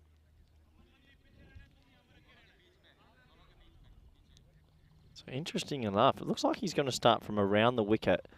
Very curious to see why he's decided that. He doesn't usually do that. And I'm spotting the two boundary riders. Fine leg and third man. Here we go in the run chase. Oh, that's well played as it's guided to that man at third man. So obviously they know what they want. He thought about a second, and I reckon it was on because it was slightly fumbled out there by Syed Muslim, but he's been turned around. So just the single. 89's the target. And you see, it looked like he was about to wind up and then adjusted his stroke at the last moment. So Shazad, the captain, around the wicket. He batted well. Usually when you bat well, that goes into your bowling innings as well. Shot. Well, that might be shot of the day for me because it's just a normal traditional cricket shot. Deepu, he gets a little bit of width on offer. It's a half volley, and he just beautifully lofts it over the offside. Have a look here. Just timing. Good transfer of weight and a little bit of cavalierness about that. 4 runs, and that's the first boundary in this run chase. So great start here for Fighters CC. Can they cash in on the power play? Oh, and then we see that late cut again. This time it's well cut off. Oh, they've got that backward point, just quite backward, very far, maybe like a fly gully almost. So another dot ball. Jeffrey Maguire with the question, who's the best bat and bowler I ever played with? Good question. I think Jason Berendorf, first time he played for Australia, he was quite difficult. As that's skewed away into the leg side, they might be thinking about 2 here. Yeah, they will. They'll get back for 2. And also Mitchell Marsh is another one. Back in Australia. Back in the grade cricket. It's been a long time since I was playing back there, but enjoying my time in Europe now. But back to this. Thanks for your question, Jeffrey. Back to this, 7 off 4. Deepu. He's come out with plenty of intent. It's good to see. Some teams sometimes go into their shell when they start their batting innings, but I think they know they need to get on with it.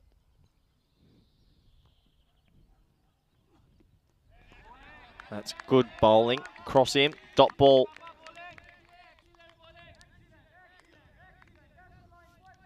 So, curious to see him come around the wicket. I'm used to Shazad bowling over the wicket, but obviously he's got the control to make sure he doesn't get too straight because there's no deep mid wicket or deep mid on.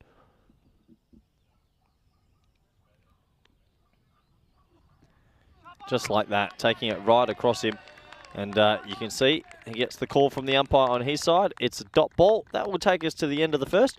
It's 7 for none. And hello everyone in the chat. Maya, I can see. Keanu throwing in there. Malaysia's just been Papua New Guinea by 8 runs.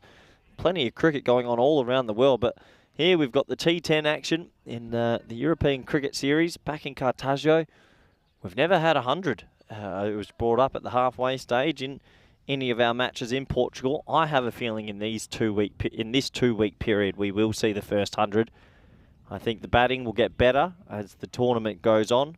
A lot of these teams, it's the pre-season, start of the year, so it takes the batsmen a little bit more time than the bowlers to find their rhythm. In the meantime, it's Asad Mahmood, the left arm slow medium, you could say. The keeper's up to the stumps, but it's not spin. It's just slow, medium pace, but he usually controls it really well.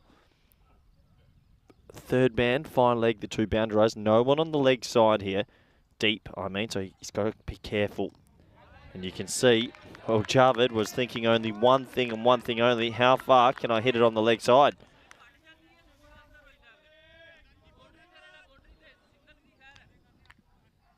So they've got a stacked offside, and that one shot's changed. Well, it's quite interesting. One aggressive shot has completely changed the field. So fine leg comes up now, and deep mid-on goes back. That's good bowling across him. Oh, it's a tough call for wide. I don't think that was a wide personally. Let's have a look here. No, that's good for me. I think it's past him, so maybe a slight error there. That's high in the air. This will be the first dismissal. Simple catch, and he's gone. Well, Javed, he didn't look like he was really here for a good contest. He was all at sea with some of his shot selections. He'll have to go Mahmood. He's done exactly what he does. Left arm, slow medium, taking it across the right-hander. He'll get the first wicket in this run chase. And, well, good bowling. And Mallow, they do what they do best. They're a really good at strangling team, not letting the batsman get away from them too early. And as the first wicket down, it's now 8 for 1. And I think I'd be interested to see what the statistics, obviously it's very difficult to get this up, what the statistics are of left arm seam versus right arm seam in this T10 format around Europe. I just have a feeling left arm seam is just because they're taking it so far away with their angle, and then the odd one that comes back in, it seems to work. When it's a right arm seamer coming around, it's pitching miles outside leg and the batsman lined up. But I just think left arm seam's a great thing you can have in this format. It gives the captain plenty of variety.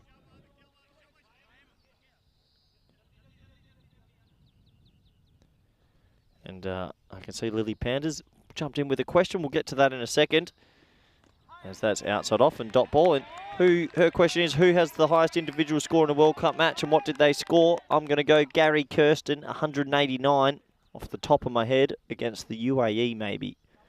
Might have been 1996 World Cup. Lily, you can tell me if we're correct. In comes Mahmood again. Late cut, straight to backward point. Another dot ball. Fighters CC need to make sure they don't fall behind too much here.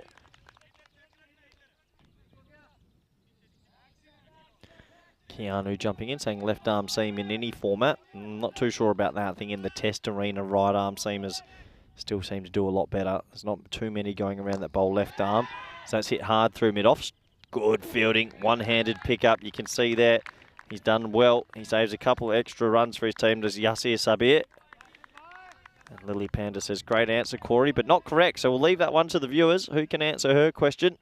As Mahmood, he's doing the business here. He's got 1 for 2. Great start. And Mallow, well, they're in control at the moment.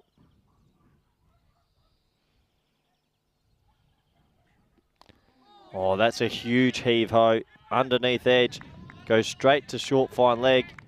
And that'll be a dot ball. So Mahmood, a sensational over, only conceding 2, picking up the first wicket. Brings an end to the second. The score, 9 for 1. And you sort of feel Fighters CC, they're in a little bit of strife here. Take a look at the table.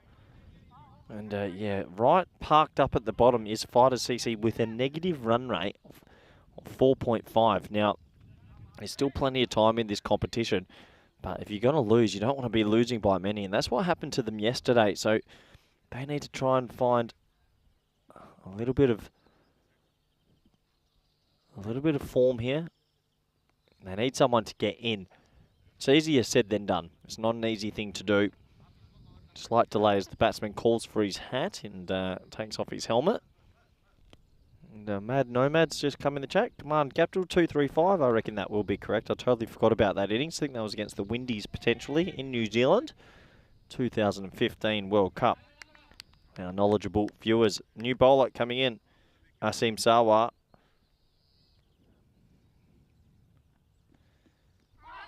It's a tall left arm spinner. And he gets a little bit of purchase there. Difficult to line up, but that was way too high. Definitely not LBW. Good opportunity to welcome back co-commentator Fish Eating, Vinny Sandhu. How was the lunch? It was good. And thanks to everyone that prepared lunch for us. As this is, would have been out. Shazad gives it a real ping. And it was a chance to run out Mandeep Singh. So I've been watching intently from the lunchroom. Well, what happened then? Oh, well, we saw an early wicket. How'd the wicket fall? I can't remember now. Caught ya. That was like 5 minutes ago. This one sneaks through. No, I was watching actually. From what I've seen, Vinny, I think Fighters CC are sort of caught in between playing cricket shots and just slogging. Yeah. And you can still play cricket shots. And the best shot they played was a nice cover drive for 4. Well, you can see he's getting a bit of a rub on his leg. Oh, well, it's like the 2 sticks. If you rub them quick enough, that's going to turn into fire. You've got to be careful. They'd love their keeper to be on fire. He's back in the lineup today, Jaj Popat. I'll tell you, doing that does absolutely nothing. I think there's some science in that. Warming up the muscle? Absolutely not. Don't think so? No. He literally Well, just... then why do we warm up at all then? Isn't that what it's all about? No, it's about activating, but not being warm. He's not warming that up doesn't make that feel better. No. Well, agree to disagree. Sawa gets hit down the ground. This has got a long way. Maximo! Deepu Mansaparia having the game of his life here. He removed Najam Shazad and Amir Zaib in consecutive deliveries. And he just smashes this one over and off. That might be the shot of the day. Great shot for 6. Yeah, great shot for 6. Just left to us in the cube. I didn't pick it up early enough. Otherwise, I would have gone at it. But that's a nice shot. He played the cover drive earlier as well. So while he's there, Finders CC have got a chance.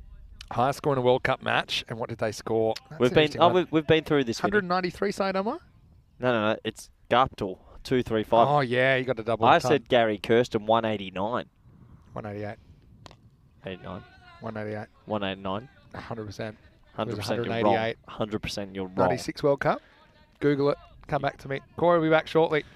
It's the end of the third over here. It is 17 for 1. Yeah.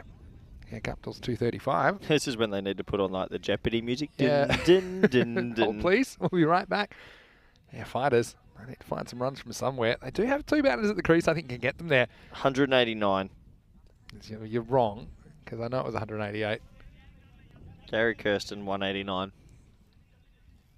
No, look there. No, look. Get your own phone. No, read the top. Read the top search result. Phone's going away. Let's focus on the cricket, Vinny. It was 188, wasn't it? Yep. Because that was almost the record, because the old record was 189 not out by Viv Richards against England. I've actually got a great... This has segued me into one of the greatest stories ever. Getting hard on the trivia today, aren't we? Yeah, I'm enjoying it. I mean, my brain may not fit in my head today with all this new knowledge. It looks like they're going to go back to Asad Mahmood. He was a successful bowler. He picked up Javed, who didn't work at the top of the order again. He got out first ball yesterday when he was promoted to open. And today, just making 1. Vinny, ask me who my favourite international cricketer ever was. Who's your favourite international cricketer ever, Corey? Sultan Zarawani. Oh, here we go. Yep. Now, in the I know exactly who he is. 1996 World Cup, UAE. Yep. Facing Alan Donald, right? So the team's struggling. They're 6 for 60. Yep. They're chasing 325. Sultan Zarawani sponsored the team, was the only Emirati player, because the rest of the players were from Indian or Pakistani descent. 6 for 65, chasing 320. And they're out of helmets, right? And he walks out. The odds are against him, and he's facing... Oh, that's close. No, it's not out. I think he's probably in, but just have a look how close this is. Now, I'll come back to you. I know you're going to get back to your story, and I'm not going to ruin it and talk about how he got hit in the head first ball by Alan Donald. We've probably mentioned it several times. Nice treadmill here. There we go. Freeze frame this one. Oh. He's fine. Just. Yeah, I think he's fine. Yeah, but I mean, that's close. Nah. Get me back to the story. Anyway, Okay, so let me see what happens next in this. So he comes out to bat with a floppy hat. Did you mention that yet? Not yet. Okay. Oh no, this goes past everyone. It's just 4 buys. Oh, take it back. It's just 1 buy. No, what people didn't see the backstop. What people don't know, he comes out with a floppy hat. Yep. Alan Donald bowling 150k. Yep. He takes the first ball to the head. Yep, on the melon. The floppy hat goes on the floor. He then picks it up, blows on it, and puts it back on. He tucks his next ball off his leg for a single. Gets out the next over. One of the greatest heroes of cricket's history. Look it up after this game. I don't know if it makes you a hero to almost kill yourself on a cricket field. Do something quite avoidable. Now this could be trouble as well. That's They it. still can't hit the stumps. This is a hard throw because it was side on. Has a bit of dirt in it. So Mandeep Singh hasn't found his stroke play yet, but he's living dangerously. At least he's trying to get off strike at the moment. He finds himself off the pitch, then he's back on the pitch. If this went, he would have been off the field. Why is the bowler not getting to the stumps there? He's standing like a metre behind the stumps, you know? Maybe because the throw was so fast. Yeah, but you've got to get to the stumps. True. Goes straight. Slightly mistimed. And they probably should get 2 here. Shazad's got a good arm though. Pretty good throw. And he's going to be run out here. So finally they hit the stumps. It's the longest throw on the field. And just like that, Mandeep Singh, he survived a few scares, but he won't survive this. What a throw. From downtown, it's Nudgy with a direct hit. Yeah, what a throw. And we had one of the best views for it. It was never missing. Look at this. It's poor running, slip, slide. Yes, no, not sure. It's off the pitch still. Off the pitch, and see you later. Great throw, though. Really great throw from Najam Shazad. And that's one where I think he's just trying to bounce it in, probably over the stumps, but just happens to hit. So, fantastic piece of fielding. It's the end of 4 overs. The score is 22 for 2. And hopefully you are enjoying the coverage here of this, the FanCode European Cricket Series Portugal. Great to be in Portugal again. And thanks to everyone that makes this possible, to all of our crew at Spring Productions. And they're the guys that turn the magic out there, Thanks to this guy, Corey, you got the giggles a little bit. What is something you find something amusing you want to share with everyone? Please? I'm just enjoying today. I think it's my first ECS in about 5 months, and there's a lot of energy was and a lot. Croatia the last one you did, and then you probably did Spain after that as well. Would that have been the last one you did? Oh, well, like ECS? No, Croatia and Greece. Croatia, Greece, and then we were in Spain, right? Oh yeah, I was checked out by that stage. That's good to know. He's here for the long haul. He's not just a one-day wonder. It's day one ECS. ECS is easily the best thing we produce. Yeah, it's great to be back on the tour. Yeah, that's what it feels like. As Imsawa, the left arm spinner, will continue. And we can be just a little bit more cheeky on the ECS. Well, you've said that, but I don't think that's what actually... I'm pretty sure James Cantor Cantor messaged me and said that's okay. So, dead this ball. will be dead ball. Maybe he's not ready. Oh, because the batter's on the same side as the bowler. So he might have actually said, you need to tell me you're coming over the wicket. Yeah, in indoor cricket, if you bowl the ball on the wrong side without informing the umpire, it's called a no ball. Yeah, well, actually, it's true in outdoor cricket. That should be the case as well. But I think the umpires just decided very quickly to nullify that play. Yeah. So this will be the new batter on strike. It is Parvinder Singh. Look, obviously we've spoken about transfers a lot today, and all I can say is they are missing a couple of key batsman fighters. Without Balwinder Singh at the top and Imran Rayo, they look weak. Week's hard term. I mean, just with the bat. I've seen Tipu Mansapereer out there. He's been all right. I mean, to be honest, okay, they're probably 10 behind where they want to be in the chase, 10 to 15, but they have played some nice shots. I think their top order just has to cash in a bit more. That's the thing. Yeah, but I mean, if you take the 2 best batsmen out of any top 6, it's always going to affect you because fighters CC, they're struggling. And the thing is, Marlow don't give you many for free either. They've got a pretty well-balanced bowling lineup. Well, should there be a transfer cap about how, because there's been transfers everywhere in Portugal. It's a free market, my word. So, players who else is there? So are you just a bit jealous that no teams have picked you up? No, that's fine. I don't want to be picked up. This is the one that's pushed through from Azim Sawa. Not get a single here. I'm just trying to think who else is key that could have gone. So the Stoneman brothers have gone somewhere. Nepo's somewhere else. Who else is there? What's Junaid Khan doing? Junaid is playing at Oarish, I think, as well. Oh, they've done some real recruit. Where's their captain gone, actually? Chitakumar Balkrishna. Yeah, he's gone back to the Knights. I think it was a Oh, it you're was a kidding big trade. me? Yeah, Really? Trade was made. Wow, that's going to be a bit spicy, isn't it? Oh, There's always a few interesting battles to watch. Oh, hook that in me. That's great to watch. I think there's going to be a few choice words if one team gets up over the other.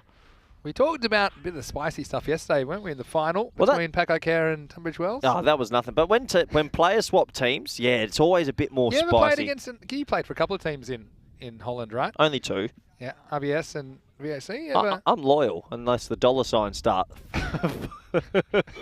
Oh, switch it. Oh, he's bowled him. Well, he went for the glory. That would have been unbelievable, but he's cleaned him up. Good bowling. I don't mind seeing a little bit of inventiousness, though. I messed that word up. Well, he's gone left-handed. Mansaparia, who's having the game of his life, but this is not the way that he wanted it to end. As Corey reaches for the dictionary, he's just writing that one in there, and it's going to be the end of Mansaparia, who, tried to get inventive. 10 points for invention points, 0 points for result as he trudges off, and he leaves fighters in a bit of a mess as he's bowled by Azim Sawa for 16, and it's 25 for 3. Inventiveness. Is that better? That's better. Inventiveness, I'll pay. Yeah. Whatever you said. I'm a coffee. People are going to have to go back and slow it down. I haven't had a coffee in a while. I'm due one.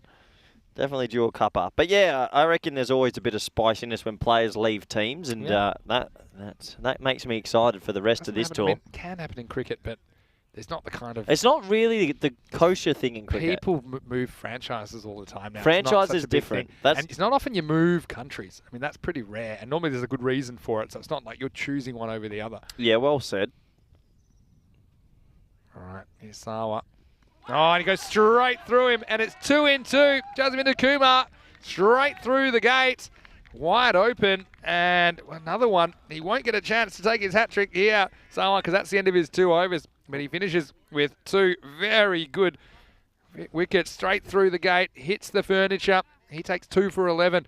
And Fighters CC, well, their run rate is a mess and their innings is a mess, frankly. They are now 25 for 4. You could have driven a bus through that gate, Vinny. That was wide, and that's the natural variation of the left arm off spinner where it doesn't turn, just goes on with the arm and cleans him up. So Fighters CC, I'm going to make an early call. They're playing a little bit for their tournament life here because their net run rate is really, really poor. I mean, even if they don't go on to win this game, can they get to 70 just to save face a little bit?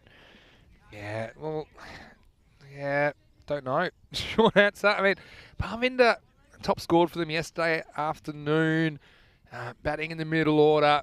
I still think you need to throw caution to the wind. But what I will say, that was perfectly executed by Azim Sawa, who, he had one more ball and he wanted that exact delivery to go through the gate. I was surprised that Azim Sawa didn't have as good a ECL because I think he's talented enough. I just think he got carried away with aiming at the stumps a little bit too much. Yeah, maybe. Here comes Pebbles. Well, that's the Rock. Thank you very much. Oh, he got a golden again. He's coming on. He knows the feeling, doesn't he? Zaib, that's exactly what happened to him in the first innings. Just trying to keep in the chat. It's going off in the chat today. The chat's... Jeff saying, do I love my shirts? I absolutely do. Thank you very much. And Lily's enjoying the commentary. He said, there's a lot here that makes people want to stay and watch. Gotta love cricket. Well, that's very nice of you to say, Lily. Well, you guys in the chat, you make our day even more interesting.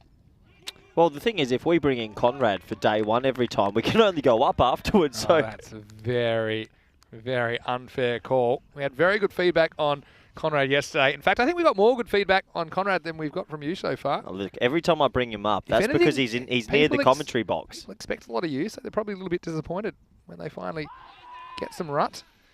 This is heading down the leg side, and Popper, he knows all about it here. Oh no, he's rubbing it now as well. Yeah, there's a bit of can't hear you from Amir Zaib. Let's just see exactly what happens to Jayesh here. Oh! Yeah, well, look at that. It's an actual breakdancing move. If you look at that, Honestly, I would have laughed at that a week ago, but I saw a horrific injury like that 2 days ago, and I'm a bit checked out with that stuff. That leg side. Popat's fine. He Yep. resumes his spot behind the stumps. While you were doing the toss again, the graph came up. Have a guess how many extras were in the first one. I'm guessing a lot. Yep. 17? 25. Oh, that's too many. Way too many, and they only made 89. So you take that out, you're chasing 64. What was the breakdown? Well, 7 leg buys. Take those out. So 18 avoidables, 6 buys and 12 wides. Yeah, probably I'd say something like wicket keeping. Probably let them down at times when they were going the foot method. Yeah, it was brave. It was something. Zybe is just angling in, and yeah, I think that Parvinder needs to maybe get across and try and go with the angle here. He's just getting cramped for room and can't get anything away. You know what they're in this moment? They're in no man's land where you don't know whether to just go at it because your team's 4 down, but you got to go. You're in a bit of a cloud. Now or never.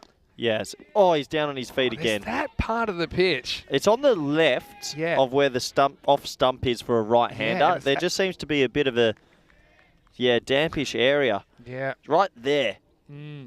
What do we do? What can you do about that? Just be careful. Well, I mean, you're not thinking that when you take off. You can't stop your body momentum doing that shot, so... Probably not back away. That's probably the serious answer. So now... It's tough. Yeah, it is. Good on the players for getting on with it, though. Oh, yeah. They will. Here's Vicky Singh, who's facing up. Gets a decent one from Zybe first up.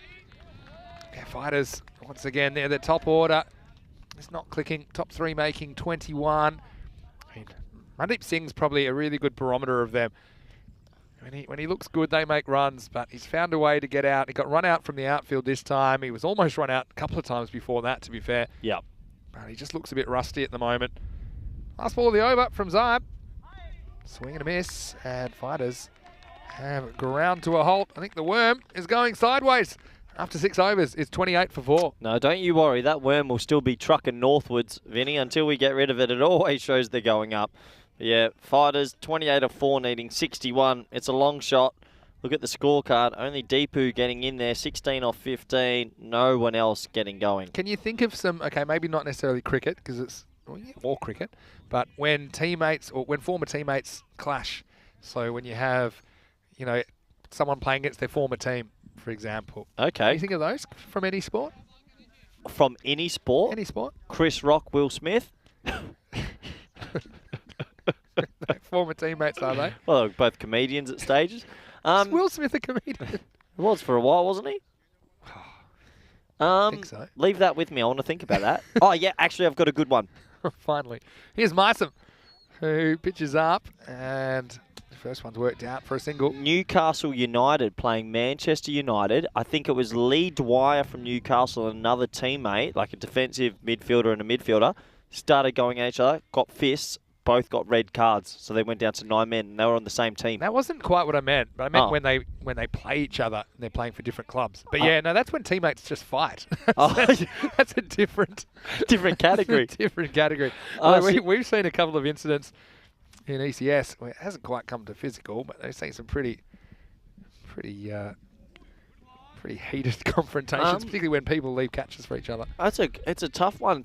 I can't really recall someone that's left a team and then go. Oh, actually, back in footy at AFL. AFL, yeah. I think there was a couple maybe. What's his name? Wayne Carey. Wayne Carey left the Kangaroos, went to Adelaide, and then it was on because of other reasons as well. Yeah, that was when personal lives combined with sporting lives to create a narrative. Because sport is played on so much emotion, when one of your players leaves your team for another team, it hurts. It truly can hurt. Yeah. Depends on the circumstances as well. I think I've seen it in, I'm trying to think, Fernando Torres left Liverpool after being sensational for us and then played for Chelsea out of nowhere, left last minute transfer market. And I remember the next game Liverpool played Chelsea, the boys tried to take him out. Yeah. Can happen. Here's Mysam. Well, this is in the air, and it should be a catching opportunity. Najam Shazad just doesn't drop catches as he picks this one up. There's Vicky Singh that's going to have to go for a duck. He tries to lift the rate, and all he does is lift the ball straight to the captain of Marlow. And he swallows this one. Another wicket falls. It's 30 for 5. Shazad's had a good game down at long on there. He made runs earlier. He bowled pretty well at the top and he got a run out and now he's got himself a catch. He'll be my man of the match when they go on to win this. But, yeah, good work from him. And Myson pitches it up, doesn't he? Which is always a fairly good bet. Jeffrey Maguire's wanted to ask you this for a while, just about some of the best cricketers you've played with. Just one for batsmen, one for bowlers. Yeah. Look, it's hard. Coulton Isle for you? Yeah, Coulton Isle and Berendorf were the keepers. So Berendorf were the bowlers I kept to in my last season. That's cool. They were very good. Keeping it the whacker under lights to them in a one-day game, that was certainly one of my highlights. And for a batsman that you can remember, you just thought he was different gravy. I played a bit with Murray Goodwin, who played a fair bit of Test cricket. You know, he was my batting coach. And when I played, pretty good guy. When I did the country 11 stuff for 2 years, he was the batting coach. He was great. He was brilliant. Look, probably used to coach Marcus Stoinis actually when he was a bit younger. But he's a bit bigger than me now. What, you used to coach? Yeah, I used to coach Marcus when he was at school. Marcus Stoinis is currently 8 not out of 24 versus Pakistan. So what have you done to him? Never met Marcus Stoinis. Well, this is pretty close and he's gone. He's played all across this one. And Anshla is going to be another one in the duck pond. We're going to have to maybe put an extension on there. He's already in front of the stumps with the pads. Ooh.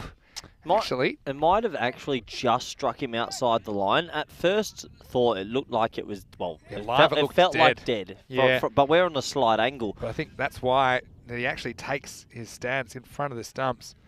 And yeah, that's a fractional one. Just the moment of impact is what the umpire has to decide. Anyway, he decides enough's enough. And the Fighters lose another one, 30 for 6. And look, this is a team that struggled to make runs last night as well. They were bowled out for 45 in the corresponding fixture 24 hours ago. And right now, it's not looking a lot better. Yeah, they're struggling, aren't they? Three players played against. And Mitchell Johnson steaming in WA grade cricket was pretty terrifying. Are you ready for your next question? I am. Well, let me just wait for one more wicket. One more ball from Myson. Whoa, Nostradamus. Oh my God, here we go. You've broken the time continuum. This is a wicket. 2 for 2. And it's gone. Vinny, you called it. 30 for 7. And just rack them up, stack them up for Myson. So, well, apologies to Rajvinder Singh, who put the mocker on, but he's got to go. It's 30 for 7, and that's the end of the over. There was a glitch in the matrix just then. You forced that to be a wicket. How did you do that? That was out. And you know what? Myson, remember that because he'll be on a hat trick. He takes 3 for 2 in his over. 7 overs down. And don't know how long this one's got to go, but these two teams will meet again. Fighters CC, I did like their fight in the first half of this game, but once again, their batting's fallen away, and they are going to have to chase again in match 8. It was their choice after winning the toss, and Marlowe will be setting the score. This will start in around half an hour from now, right here on the European Cricket Network. Let's see if the Fighters can get a little bit closer than they are here in Game 7. Okay, well, you've been pretty good today. What is the most individual overs delivered by a bowler in a test? Oh, is this an old one like There's England from the 1930s? It's from 1885. Oh, you've got me here. Bobby Peel. Well, they might have even been 4 ball overs back then, you know. What? This is in the air, and it won't quite carry this time. 146.1 overs. Go and find out how many balls are in the over back then. That was 8. It was the opposite way. No. Well, no. 8 ball overs came in way later. It was in the late 20s in Australia. Was it in Australia? I don't know. Because they used to have 4 or 5 ball overs around that time. So I reckon he bowled less balls than you think. But that's still quite a lot. Are we going back to Croatia this year? That's the plan. I've got you on it. Really? As long as you behave. This is well knocked down in the infield. So I want you to go look up that. Whose name was that? Bobby Peel. B-O-B-B-Y? Yeah. Peel. P-E-E-L. 31 for 7 though. I'll let you look that up and I'll take over for a moment. Okay. Zayab. Sounds safe. Yep. He's bowled pretty well so far. Pushed into the offside, and well, you sort of feel for the batsmen here. They're on a hiding to nothing really, just trying to save face for their team. I think looking forward to Syed Muslim's next over though, because as far as when we're planning to return to Croatia, it is planned to be the first series after the ECC. So I'm there. I'm free. It'll be just after October. And we might be in Zadar as well. So that'll be straight after Spain lift the trophy. Yeah, well, that would be the plan as far as you're concerned. You might be partying. They sure know how to party. Pack like air, guys. Edged and gone. So that's another one. And that's 33 for 8. Things have fallen apart for the fighters. Zybe gets a wicket. Yeah, I'd be a bit worried if I'm Meissen because he has to make sure they don't lose 2 more wickets this over. Because if Zybe gets a hat-trick, he won't get the chance. As another wicket has fallen, 33 for 8. Yeah, nice safe catch. And, well, the Rock, he does get himself on the wickets tally. And, well, fighters, I think they'll be wanting us to delete the footage after this innings. They've had a bit of a mare here. They just can't get going at all. But, yeah, you got some info on Bobby Peel yet? I'm looking it up, but one of my favourite I players, need Bobby. to find out exactly when he did that. It's because Tell you who doesn't want a wicket here. Syed Massam. He Yeah, wants his exactly. hat trick. He wants his hat Exactly trick what I was ball just next saying. week. Next over, sorry. And well, Zybe might be thinking, can I go bang bang here myself? yeah, well, he might have visions of it. He's got the 10 and 11. This is pretty well defended, and they decide not to run in the end. This is now Manjit Singh who's out there. See if he can make a couple of runs. So, got a good article here, which is how many balls were bowled in an over at various different stages. Come back to that in a second. So, and he has this one defended, so he finishes his spell with pretty handy figures of 1 for 6. 8 overs down. It's 33 for 8. And when we return, if it is Meissen bowling, he'll get a chance to take his hat trick. Well, it doesn't look like it. I think, oh no, it does look like it, sorry. And it is going to be him, which is the right call. Gives him an opportunity at some fandom. And, well, that's still just going up. It's you got the degree it's going up is relevant, right? So I kind of knew this, but I'm going to say it's not on top of my head. But yeah, it was 8 balls in Australia for a while between about 1929 and 1979. So it has changed. Vinny, sorry to interrupt. Let's Go on. boom up this hat trick. Get All right, around let's it. get ready. Hat trick potential for Meissen. And he overcooks it, gets it wrong. It's a no ball. It's also been cracked to the boundary. Might be one of the worst hat-trick balls ever. I reckon he's just tried to overdo it, trying to hit the Yorker, and he gets punished. And then he won't be taking a wicket off the next ball either, because the next one will be a free hit. Yeah, it's fair enough. It's pretty high. So this is where you say, I don't want the stumps to be up. So in Australia, and actually in England, between 1876 and 1888, it was 4 ball overs, not 6 ball overs. Well, then that can't be the And record. then it went to 5. Well, if your answer was how many overs, Did then they that's your answer. Did they have to swap ends at the end of 4 balls? Yeah, they would. That's a lot of moving. That's probably why they changed it. They were sick of it. Yeah, 4 ball overs.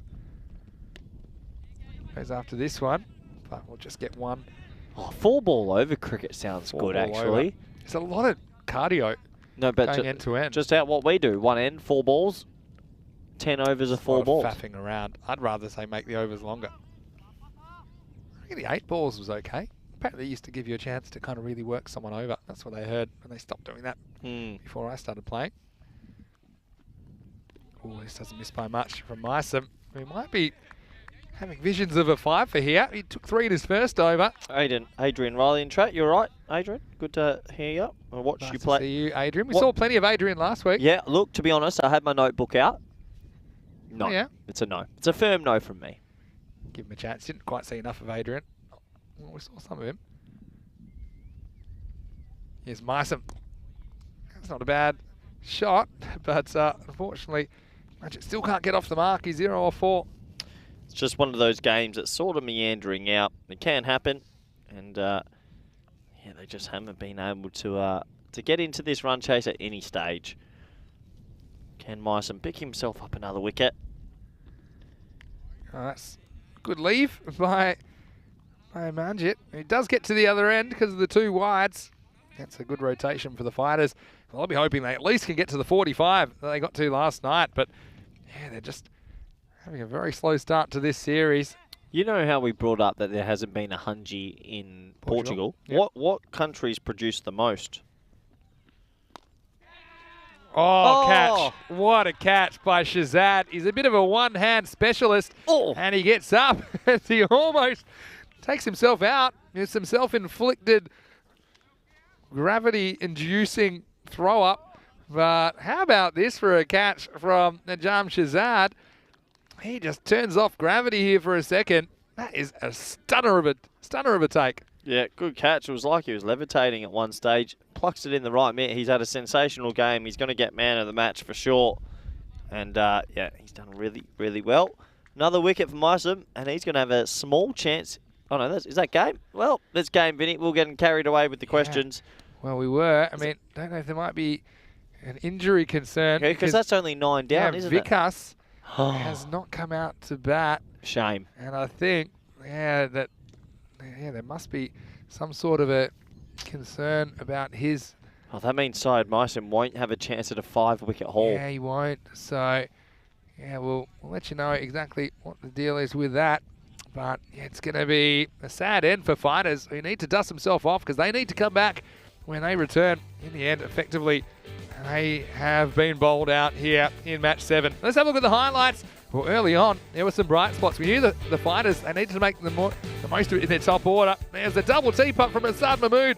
He didn't like anything that he was seeing early, but he did create an early wicket. We just started things off for Marlowe. Yeah, he got the early wicket, and after that, basically, there was only this one nice shot over deep mid-off for 6.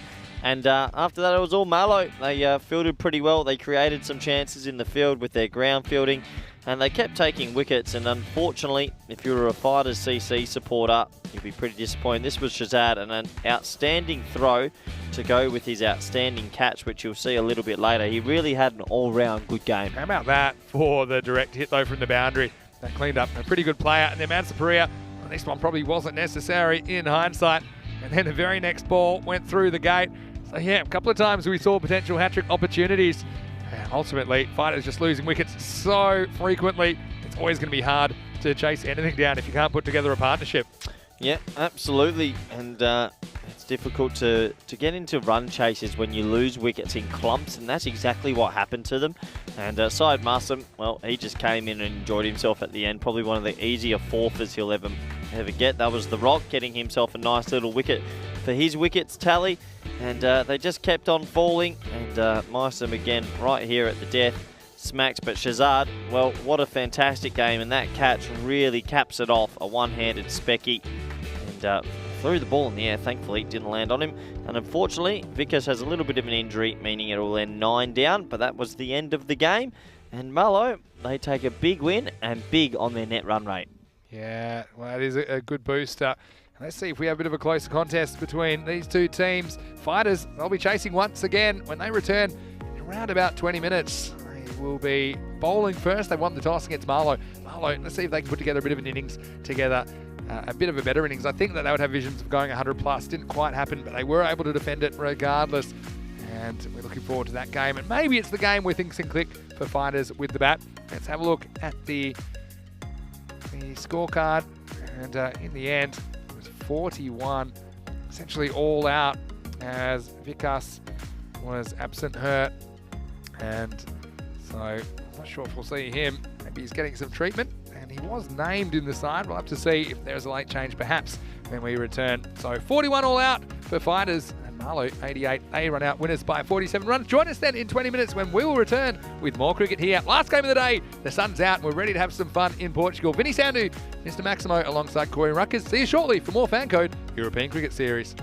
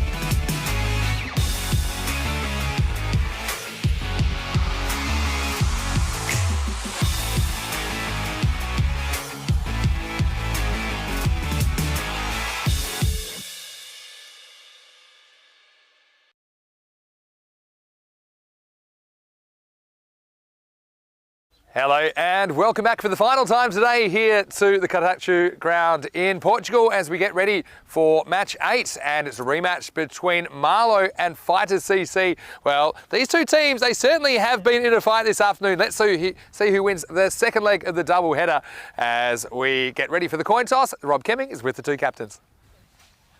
Heads is called.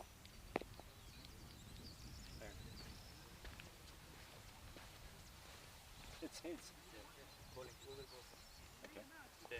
So Fighters CC, they win the toss. Mandeep Singh says that he'd like to bowl first. So once again, we'll see Marlow, the defending champions. They will be batting first, and they did struggle a little bit through their first innings in the last game, but they do have a strong and a long batting lineup. I think that's one of the key differences between them and some of the other teams. Their batting depth is crucial. We know that they do like to defend, but can they do it here against the Fighters CC, who have improved a lot since yesterday? But can they finish the day with a win? I guess we'll have to find out. Let's get ready for the first ball of match 8. The news from the toss. Fighters CC, they will be bowling first after winning the toss. Let's go over to Corey Ruckers as we get ready for the first ball. Hello and welcome back everyone around the world. We're here in lovely Cartacho. The sun is shining. We're here for game 4, match day 2, Marlow versus Fighters. Well, if you liked the first contest between them, you'll like this one. Similar lineups, but I have a feeling Fighters might put up a bit more of a show. We have a look at the lineups. I'm surprised to see Wickets there. I heard there was a slight injury, but he might have recovered in the remaining 20 minutes to be able to play. For Marlow, they're a strong side. They represented the Portuguese in the ECL recently, and they know how to win T10 matches. So looking forward to that. And, well, it's going to be an excellent game of T10 cricket. And if you're just joining us, Fighters have won the toss and they've elected to have a bowl first. And I think Marlow might be happy about that. They get a chance to put something big on the board. And obviously a lot of cricket going on around the world. But if you think the IPL is exciting, stay for this, because this is much more exciting. It's been an excellent day, and looking forward to bringing you the final T10 match of match day 2. And the sun is shining. And you can see on your screens there now, it's a beautiful, warm, sunny day. The umpires walking out there. They're ready. They're excited. I've got my 7th coffee for the day ready. And I'm sure this last little espresso shot will get me over the line after what's been a busy week. And welcome back everyone in India via FanCode, and everyone on YouTube via the YouTube chat. YouTube chat's been sensational today. Could be one of the better days for it.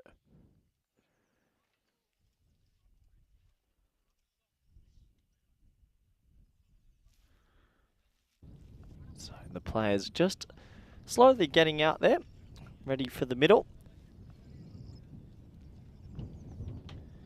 You can see a bit breezy in the background by the flags, but honestly, the weather conditions have been exceptional today. Just a little bit of drizzle, but a nice temperature for cricket, and the players have responded well. And that's Shazad there. Well, he just got man of the match in the previous game for an all-round display, opening the batting. He'll be feeling pretty confident, I think. I like to see that. I mean, when you're in good form, get yourself up the order and take on the new ball as soon as you can. And the real question of this game is, can Fighters CC find a way to get themselves in this competition? They've started pretty slowly. It's not easy, especially when you lose your first few, and that's what's happened to them. So I'm sure they'll be trying to muster up a bit of confidence and see if they can get themselves a W.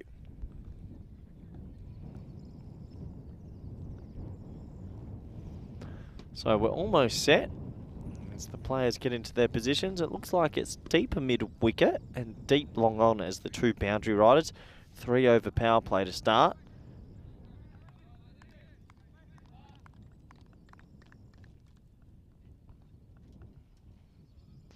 So here we go. Ball 1. Singh to Shazad.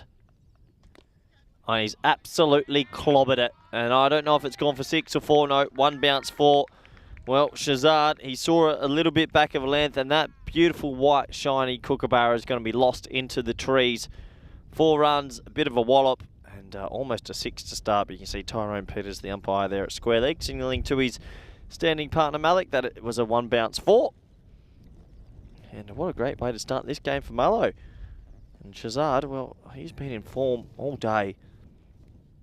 I think he'll be wanting a big, big score here. Good opportunity, sun shining, people tuned in around the world. You're 4 off 1. He'll be wanting to go really, really big.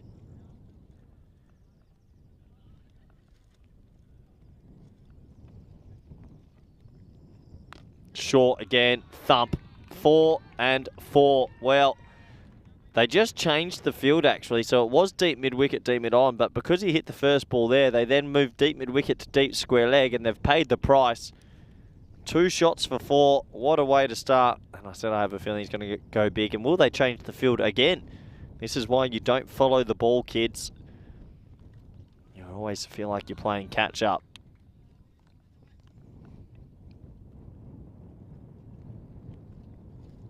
Hard. Oh, that would have been a spectacular caught and bowled. And, well, half a chance at best. Maybe even a quarter or a fifth of a chance. Look at this. Shazad wanted 3 back-to-back boundary. He smoked this. And, yeah, he just gets his hand down. And that replay doesn't give it justice how hard he actually hit that ball. Lovely shot, but good fielding.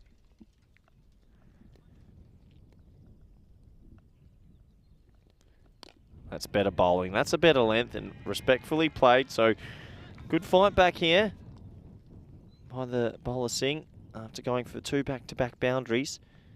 Just picking it back with a few dot balls.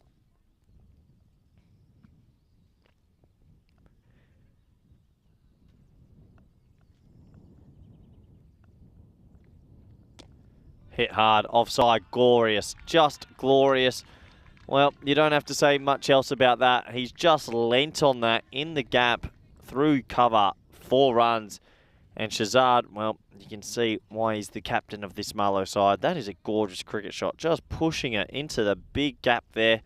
4 men in the ring on the offside. Look how fast that outfit is. I mean, that rolled 20 metres past that, the boundary. 3 fours, last ball of the first. And that's high in the air. It's going to land in the hole. They'll maybe think about 2. They should probably come back on the throw. They will come back on the throw. Shazad jogs it out. That will bring an end to the first. And what a great start. If you're a Marlow supporter, they will end up on 14 for none. And Shazad, he scored all of them. So Marlow continuing where they left off from the earlier clash versus fighters. Gives me a good opportunity to welcome back a man of many words. A man who's travelled the world. He loves the European Cricket Network. And he's a good, dear friend of mine. Vinny Sandhu. Vinny, last game of day 2. Thank you for the lovely introduction, Corey. It's great to have you. I see that you got snuck another coffee during the break. Espresso. It was against my orders as well. Double I told espresso. them he had to be cut off. And, well, this is probably when I tell you that I was given a chocolate this morning. I didn't share any with you because I thought you were a big sugarist. Hopefully we don't get a replay of Corey spitting out his water there. But as we head into the second over, and Mazhar Javed will be the man bowling it. Just loses the first one down the leg side for a wide. Has the brightness levels just come up? Because it's all of a sudden got very glary. And it has gone up in temperature as well. It's saying 18, but it feels a lot hotter. I'm almost considering taking the jacket off. Well, don't do that. That shirt underneath might be more glary than the sun. It's a nice afternoon when we worried about getting a shower this afternoon, but at the moment it's really nice conditions. 2:30 local time is the start of this one as we see Javed hustling it again. Yeah, pushed into the leg side for a single and he gets himself off the mark, and when your captain's on 14 off 6, good option to get him on strike. Yeah, so I mean, what's your advice though to fighters? I mean, it wasn't so much their bowling and fielding that let them down, it was their batting. Probably check the traffic report and make sure you get home on time. I don't know how they can win this, Vinny. I don't know. I mean, it's a big mismatch for me after watching that last game. Stick to the basics. Keep your head up. Just stay positive. That's why you're the super coach. It's tough. It's a big mismatch. And he comes and it's miles down the leg. So, well, that's a good start. It looks like... Oof. It looks like they've got a new keeper, but that's not a good start. They're going to get one over. Okay, this is, you asked me, these are the little things. You know, like, he's done well to get a hand on it. It's definitely a new keeper this time because he's got across to that and got at least a hand on it. And he throws it in, the bowler just gets lazy.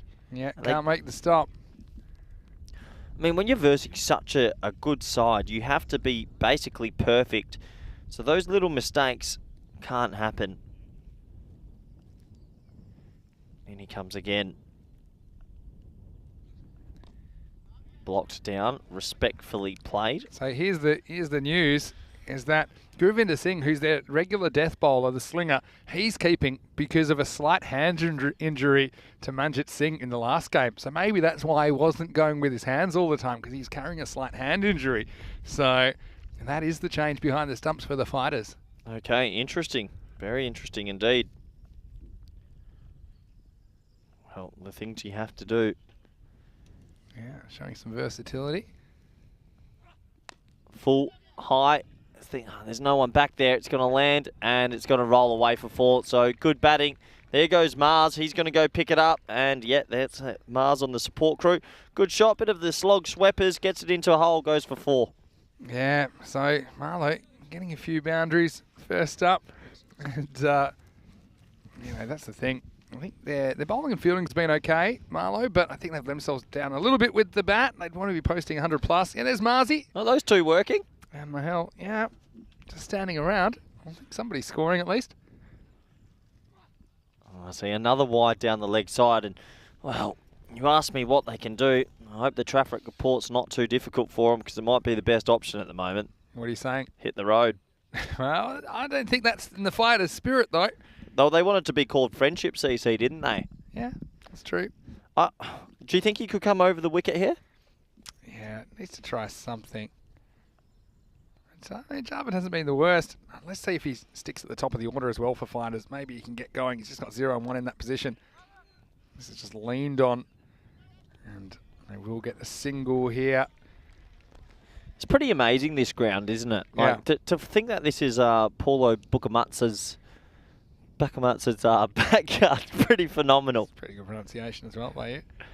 No, It's a Butchimatsa. Butchamatsa. But imagine building a backyard full of a cricket field. Yeah, it's fantastic. Is that every kid's dream? And they've had international cricket here as well before now. Here's Jarvid. Short, clobbered, over backward point, 1 bounce, 2 bounce, 4. Nice shot, and well, not the greatest over. Shazad, he just keeps going on his merry way, Vinny. Yeah, it's pretty impressive batting. Good shot selection. There's no one back there. Had to get enough bat to get it over the infield, and carried most of the outfield as well. Hello to Sam Houghton, who's in the chat, and he's just reminding us, and we did touch on it earlier because we had the Indian Royals playing, and they have Mohammad Sharkat and Ahmadullah, who have moved to Portugal now. He says that he doesn't think they're playing with Croatia anymore, but don't speak too soon, Houghton, because I think that we might see them in Croatia as well. Pushed into the leg side for a thing. Well, has Sam shopped himself around to another team? Well, Sam, he was bragging. He was eyeing off the all-time record of ECN matches. As we get to the end of the second over, it's 29 for no loss as we have a look at the table. What's the record? What do you think the record for games played is on ECN for one player? Like, matches played. Over team. Most matches played. Good question. Yeah. Where have you held the most? I'll give you a clue. Somebody in Spain. But how many matches do you think that is? Oh, okay. Yeah, I reckon someone from Barcelona or Catalonia has played maybe 120 games. Have a look at the table here, Fighters CC. They're desperate for some points, aren't they? It's them and Indian Royals yet to open their account. Remember, one of these 5 teams will be eliminated after Friday's matches. It's Kuldeep Lal. That's who holds the... Kuldeep Lal. He holds the record for matches played on ECN. Just have a guess how many matches it is. I said 120. No, 54. Oh. Not that many. Oh, he's bowled it backwards, Vinny. Well, what an option this is. Yeah, I don't mind it. I mean, when you're going at about over 10s, you might as well bowl it the wrong way. Well, this is another umpire killer. We had this yesterday how does this go here? Manta Perea, this has gone right. This actually might have cut the beard in half of the umpire. That should be a no-y. Do you reckon you should be able to hit that, even though it's gone backwards? Yeah, this is... We'll come back to live action, but the next one is hit down to on just for a single. It's a nice pick up there. Yeah, nice pick up, throws it in, and he got that one forwards, which is good. But yeah, that happens sometimes. The bowler in his run-up, doesn't it? Just flies out the back of the hand somewhere. Yeah, I've seen it a couple of times in 2 days. It's funny when that happens and it lobs forward somewhere and the batsman's allowed to go and try and hit it. Yeah, and that's off the table now. Did you know that? Is it? That's in the law changes. This is down leg side. So now, I'm not sure if it's... I think it's if the batter has to step with 2 feet off the pitch, it becomes like a no ball, dead ball. But someone clarify that for me, because I can't remember the exact wording. But I remember that was one of the changes in the laws. That's disappointing. Yeah, I liked it. I think you deliver it, and if it goes forwards, you're responsible for it. Yeah, agreed. Slips or not. I mean, if it slips and you get a wicket, it's not a problem, is it? Oh, he goes a big hoik across the line. They'll scamper through for a single, and the fielder decides not to throw. I would probably make a rule that if it's off the pitch, it's not a no ball. It's just a wide, unless it's hit or hits the batter's person or the wickets. Because I think that's another one that's hurting the keepers at the moment. They have these balls going super wide, and 99% of the time they're never hit, so it would have just been a wide anyway. And I think the free hit, that's not really the idea of the free hit to penalise the bowler for wides. It's already struggling. And that happened recently, Warner, in an international match where he chased the ball to the pitch. I reckon it's fair enough. Yeah, there's been a few rule changes lately. I do like it. The game's progressing as always. So it's full and hit hard. Should be stopped. Oh, it's gone the kneecap. I hope he's okay. One run. That's a patella bender. Is that the player's name? No. There is a team of pretty much all Patels coming up next week, mate, so you see that. Sam Houghton just saying to pass on his number to anyone needing players this year. Yeah, well, if you are in Europe, you need to get involved and check out your local association. What's Sam Houghton's numbers? Is he worthy of going as a transfer? Is there a bit of money involved there? He's disappointed he's not in this series. He's got a bit of work. Working on his boat company. He loves it. Pretty exciting. He loves his cricket, doesn't he? Down leg side. Most players in Europe do. But yeah, it's I always find it. I was a bit fascinated this morning to see a couple of the Croatian boys playing here and seeing how often these players are getting all over Europe. I think one of the things that ECN does really well, it connects people across the continent and it connects them through cricket. So I think that's great. Yep. And we saw Vivian Kingma last week playing in the Spanish ECS. Unbelievable. It's not a bad shot. As just be one. Yeah, but that's one of the things, connecting the dots and making a more connected cricket universe here.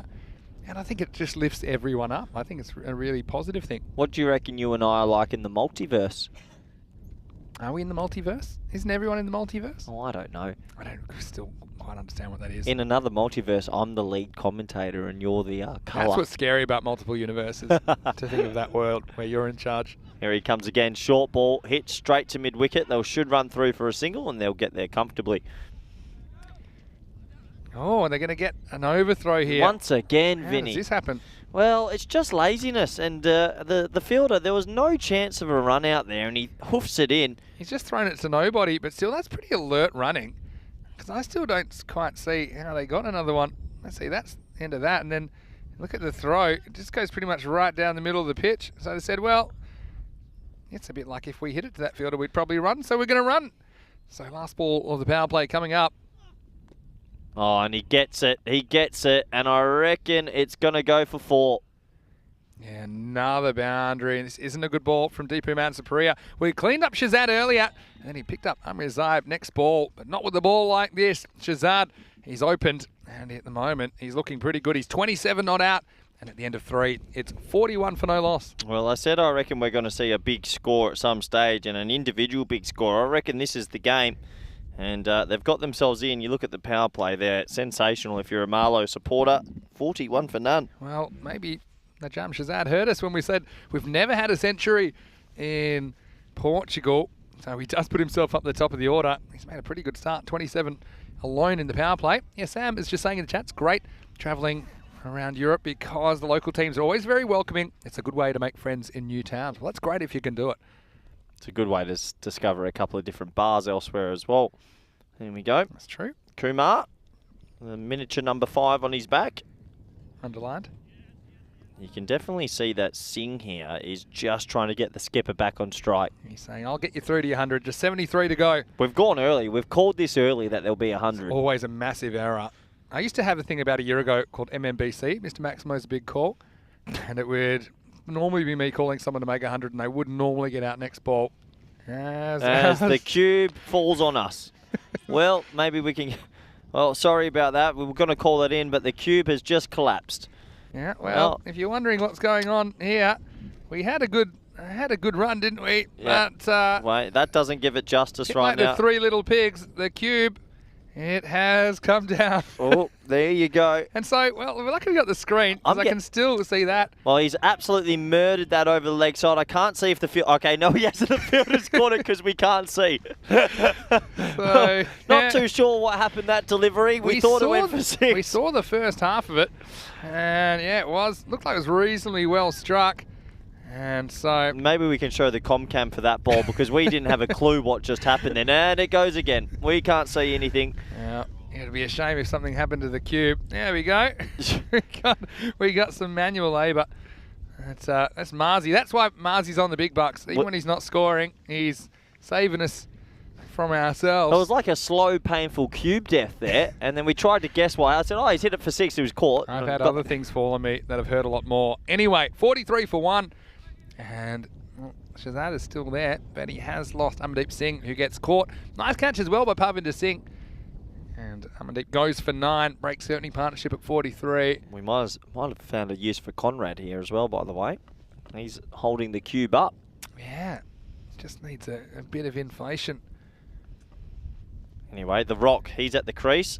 And, well, wide down the leg side. Last game, it was 25 extras, Vinny. Yeah. They're already right up there. Yeah. 18 avoidables is what I would have called it. Because I'd probably take out the leg pies and say it's not really a huge deal. But at the moment, Jasvinder has a wicket. It's been a good over from him. Oh, well, the Rock gets an underneath edge and they'll scamper through for a single. Yeah, so he's off the mark. Not particularly convincing fashion, but he'll be pretty happy to get a run after going first ball in the last game. What do you think about the cube? I mean, it's a great idea in theory, but tablecloth would be nice. Didn't quite make the full day before it imploded on us. How did that just happen, actually? Yeah, don't know about the physics version. Oh, there's an edge, and that's going to run away for 4, I think. He's not going to catch up with that, and Shahzad gets a little bit of luck. Yeah, so he moves into the 30s. The other thing is you're going to score a ton. You need a lot of the strike. I mean, you don't often see 100 unless it's off 30-something balls, considering the 60 balls in the innings. Anyway, Shahzad gets a bit lucky. It's been a good over from Jasvinder Kumar.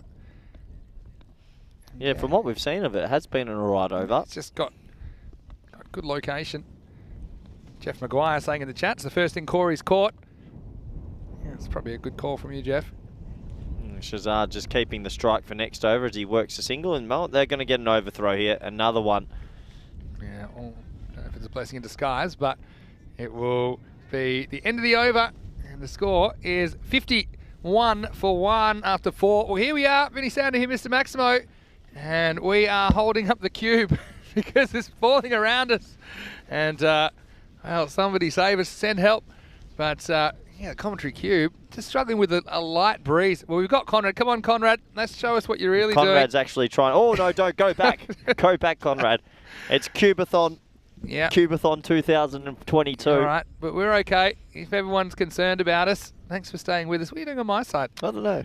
Don't like it. Yeah, I don't like you over there either. But, well, the cube is hanging in there. It can last for It's another a long tournament as well. hour and 15 minutes, hopefully. Yeah, well, we hope so. Anyway, as we move ahead to the 5th over, and it will be Mazhar Javed to bowl it. He's one that I'd like to see get a few runs with the bat. He's been set up top of the order. He's missed out a couple of times. And let's see if he can spark something for the fighters. Right now, this innings is a bit of a runaway freight train. They're going at 127 pace. Marlo. Yeah, they're on for something big, I think. Especially Shahzad. Here he comes. Slow, worked into the leg side. They could push for 2, and I think they will push for 2 and probably get it. That's good running, good batting. Here comes the throw, but he's in safely. Yeah.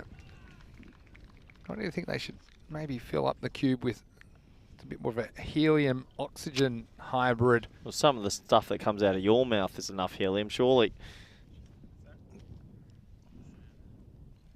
Yeah. It's an interesting workplace this afternoon. It is. Nice shot there as he pushes it in the gap iron. He beats the inner ring, and we know how quick the outfield is, and it's quick again. Nice shot from the Rock, Zaeb, 4 runs. Yeah, so Zaeb gets something that he can cut.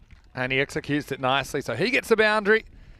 See there? That back foot, that's the key to that shot. He gets back and across. See this one here, and that's what just makes that shot a little bit easier. Anyway, I'm just a little bit worried because I know the kind of weather conditions we can get across Europe, that if the cube is struggling in this light breeze in perfect sunshine, that if we take it to Prague, like last year in Prague, we eventually got the igloo there. What about the Bura winds in Croatia? Oh, yeah. Well, we had a roof and it blew that off. I'll get one here. You know, yeah, between Croatia, that was pretty windy. Czech Republic, though, that was when the camera blew off the tower as well during play. Yeah, we had crazy winds there. And eventually we got the igloo. The Vinny, igloo is where it's at. We're on. Look here. You can see on your screen there. Get the shot on Conrad. Show Conrad. There's Conrad. He's the man saving the day at the moment. Yeah, we're doing what we can to keep the show on the road. Out there, it's perfect conditions. As that's hit hard into the offside, and they'll just jog through for a single. We've got John Zinkas. He's everywhere. He's a proper all-rounder. Batting, bowling, and now holding the cube together. Let's just say the Colosseum lasted a bit longer than this. It was, well, the cube wasn't built in a day, you know Vinny. what? Some ideas are great in theory, and sometimes they just don't work out in the think real conditions. I still like the cube. Yeah, I mean, how it looks. I mean, well, I did over 1,000 matches last year, and I barely fell over. And this cube is into game 4, and it's is there not maybe it's just not cut out for the tour, Corey. Not enough air in the cube. Well, I mean, there was. It's yeah, struggling with a slight displacement of air at the moment. Yeah, it makes for an interesting afternoon. I mean, you won't see this on any other cricket channels today. Not today, unfortunately. Last over at ball of the 5th. That's, well, no, I'll put the mocker on him. That's a gigantic wide, and they'll scamper through for a free run. Java's just been a bit off in this game, but he'll have to bowl that one. He's gone for 26 now with the ball to go. And that's Govinder Singh, the caretaker keeper, because of a hand injury picked up by Manjit Singh in the previous game. So Manjit is in the 11, but not keeping. Yep, so 3 runs coming. I mean, the extras total's already creeping up. Last ball of the 5th, maybe.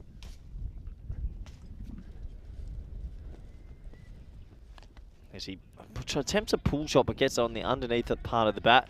They'll think about a second. I don't think it's there, and they'll steady for just the single. And that's what happened. So 63 for 1 after 5. That's pretty good pace, isn't it? But can they keep it up, Marlowe? And we'll head into the second half. And it's Shazad on 35. Hasn't had much of the strike lately. But still, he's going good guns after promoting himself to the top of the order. As I'll take over as the technical issues in the background of commentator safety is paramount, and we don't want to lose Vinny.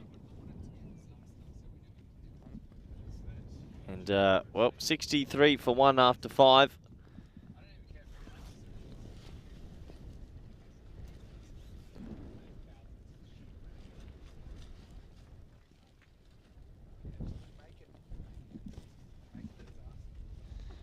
And he comes again. What can Mallow keep going? Nice shot, straight to point though. Could be out if there's direct hit. No, he gets there pretty comfortably in the end. Vinny, you with me? Yeah, I'm just observing the cube repairs. I heard what you just said. I like the cube. I'm not saying I don't like the cube. I think it should go everywhere with us. Well, I don't like it when we have an open top. Well, when we have an open top, we always have a roof. Yeah, but the roofs are tacky. Well, feel free to watch the game. Next one's a full toss, worked away to mid-wicket for 1. Well, what do you think about the cube in the chat? Oh, put a poll up. Can we get a poll up? Are you pro cube? I'm all cubed. I mean, the thing is the cube's got its pros and cons. Looks good, but one of the things that's important is it has to exist. And if it blows away, it's collapsing on us now. Oh, what a shot. In pretty much beautiful conditions, about 20 degrees, a slight breeze. Now, this is a pretty heavy breeze out of nowhere. You remember Croatia? That was a pretty heavy breeze. Wasn't there a breeze in Cardamom? Well, Wouldn't have these been standing in Cardamom? Yeah, they have thicker air though down there. They need a blow up, don't they? Yeah. Well, back to the action. Full straight, mistimed through the leg side, and they should just get the single. Oh no! He's had an absolute goober. How's he missed that, Vinny? 4 runs. I was just going to say, Shazad has got his tail up and he moves to 40 in unexpected circumstances, as it was, I think that's Algela who's out there, somehow found a way to let this get through him. In fact, no, pardon me, it was Parvinder Singh who let that go through his legs essentially, created the boundary for Shazad, who keeps the strike. Yeah, and he gets 3 extra bonus runs as well, Vinny, so very lucky indeed. As he comes down the wicket, it's high in the air, catching chance, money on the ball, Gotta who hold knows? Oh yeah, and it is the ball they should run to, they decide not to, just the single. That's the fielder you want under that ball as well. Mandeep Singh, he's got a good pair of hands, but it was high and it was swirling. I won't say the gale force winds, but certainly it's cube destroying winds, and well, Mandeep couldn't hold on, and that's a big chance as one captain drops the other. He never looked comfortable, did he? It was a steepler, an absolute steepler, so a big opportunity gone because Shazad's still there. Marlowe, they're running away with this. They need a wicket or a couple of dot balls, do the fighters CC. So it's pushed nicely straight to point. No run this time though. A slight appeal for run out, but pretty sure he's safe. Yeah, so it'll be the end of the over. 71 for 1. There's 6 over check-in time. You can get to a ball from here. You're making 119. That's pretty good going against a fighters team that have struggled with the stick so far in this tournament. And so, yeah, I mean, fighters just need to find a way to stop the bleeding, and they don't have Gurvinder Singh to bowl at the end. He's been one of their better death bowlers. He's been erratic occasionally, but he's behind the stump, so he's not available to bowl. So Yeah, not easy. See who they go to. They haven't gone to a 5th bowler just yet. And of course, Vikas had his issues, but he is going to bowl here. He was carrying a slight hand injury. It stopped him batting in the last game, but he will be bowling here. Yeah, here's his opportunity. A slow Yorker, hit straight. They'll think about 2 if there's a slight misfield. Oh, they're going to turn and go anyway, and that's really positive running, and they'll get back easily. Yeah, Shazad, who's got a fallen off century pace because he's back to facing 19 balls out of 36 through the first 6 overs. How many extras, Vinny?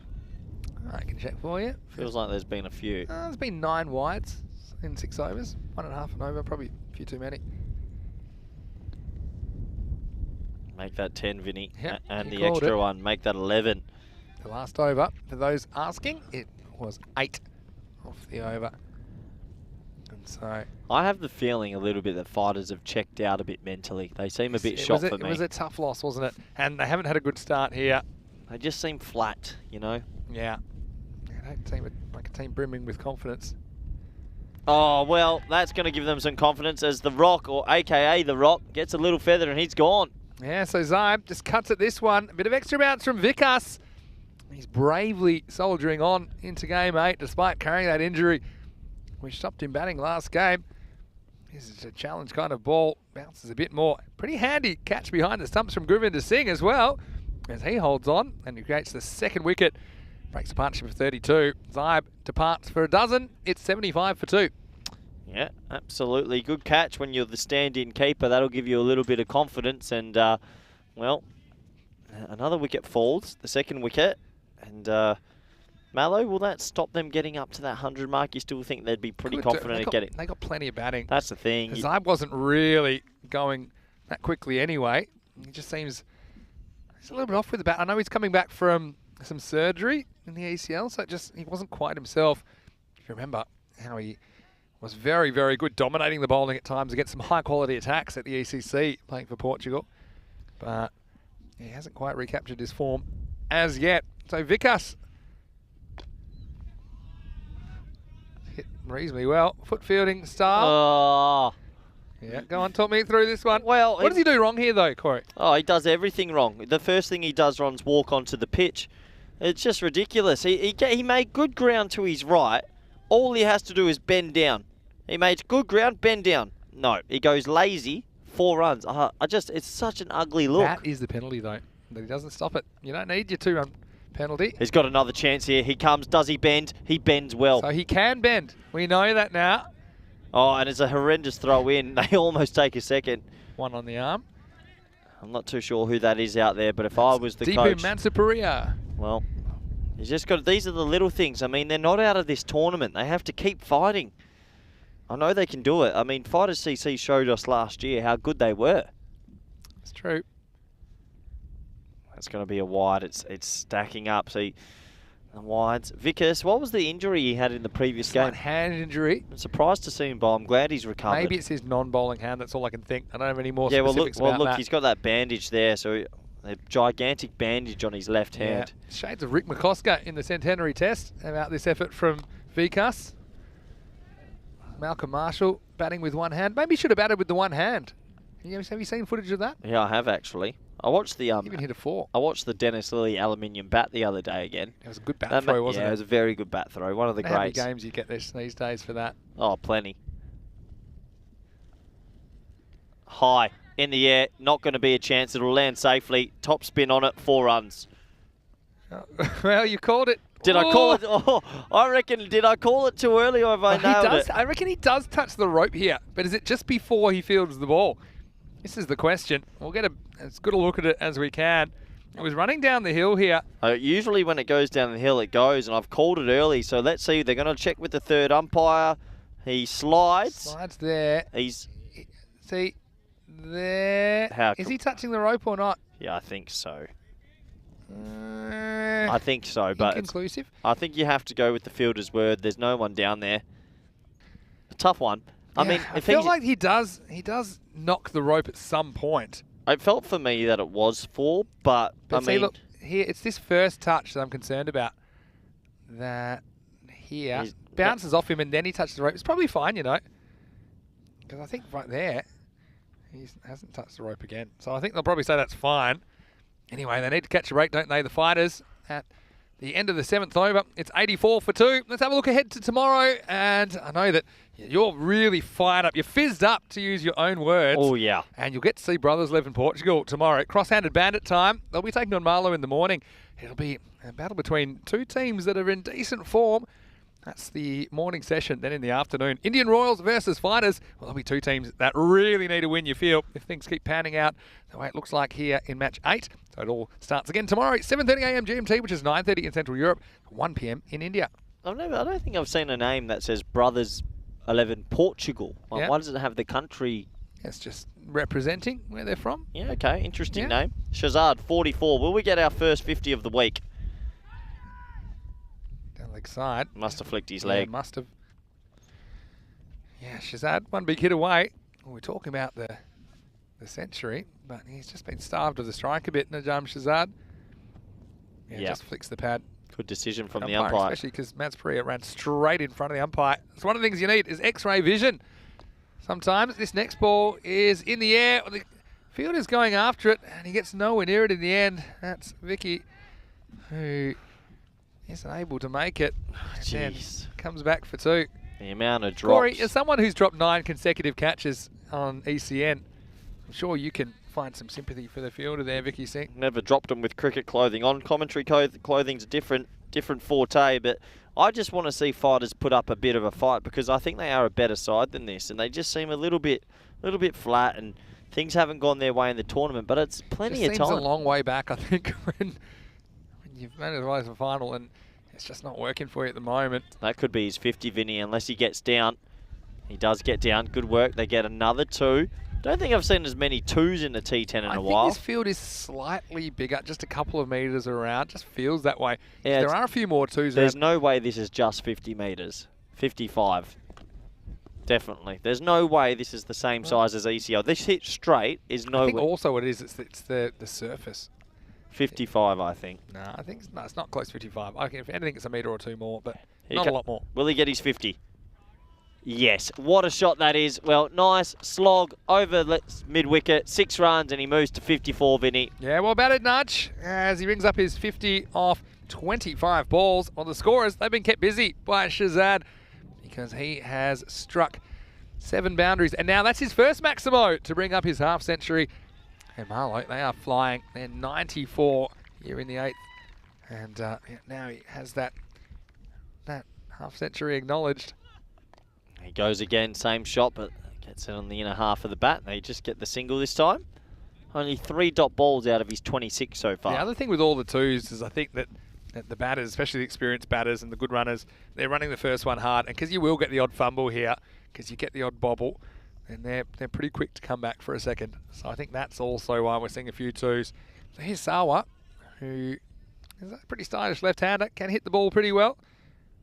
He will be facing up. Last ball, he might as well have a go at this one from Mansa Perea. He's gone for 23 in his spell. Oh, that's a great shot. He gets a half volley and he gets every piece of that. 6 runs, it brings up the 100 in style. Yeah, Marlow on a rampage here, and they do bring up the ton with a couple of overs to go. 101 for 2 after 8. Just helped it on its way, didn't he? Gets a slow half volley on leg stump. Nice shot. Still got to put it away. Yeah, Marlow, it's a bit of a... How do you say it? It's hard to describe, like, when you're versing a team that's so dejected. Yeah, how did they get themselves in this game? Yeah, I mean, it reminds me, once, I remember we won the premiership, and then the first game next season, we got touched up and we lost, and I just felt in the change rooms, it's a long way back. I just remember this feeling, it's a long way back. And that's probably what fighters are feeling right now. Here's Wickets, though. Maybe he can save the day. Turning into a death bowling specialist. He's definitely brave with his bandaged hand there. Not too sure we'll see him back. You can see him trying to catch the ball there with one hand, so he's definitely carrying an injury. One-hand warrior. Well, he's got one name. One name, hand. one hand. Maybe we should take his leg. One team. Well, we probably have to ask first. Number 1 on his back as well. That's Conrad piping up. That's the kind of insight that he's bringing to the commentary box. What's he said? He said he's got number 1 on his back as well. Oh, brilliant, Conrad. So that's mowed into mid-wicket. Will he get down? Not a chance. Another 4, and Sawa moves to 17 off 5. He's a good striker of the ball, Sawa. And what they've done well, Marlow, they seem to have a knack for getting left-hand, right-hand combinations at the crease. I think sometimes they have a bit of a flexible order where they have a left-hander and a right-hander ready to go to replace like for like. I think it gets them a few extras. Also, even if it doesn't get you wides, it's just harder for the bowler to make this adjustment. And yeah, at the moment, 106.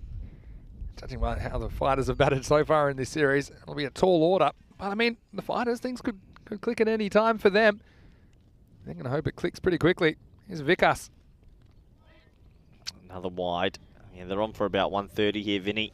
Yeah, that's the kind of pace they're on. But remember, they had a chance to get rid of Shahzad earlier. It was Mandeep Singh that couldn't hold a high ball. Because this is a pre-season tournament as well, you want to make a bit of a mark, because otherwise you go into the league season a little bit underdone, as that is mowed probably for a catch. No, 6 runs. He gets a bit more on it than I thought. And Sawa, he's really joined the party, Vinny. I think that's the way the wind's going as well. So that just assists this. He gets deep in his crease, he gets full toss, and he felt pretty good about it. And yeah, in the end, it does carry the field out. Another Maximo, and 6 more to Marlow.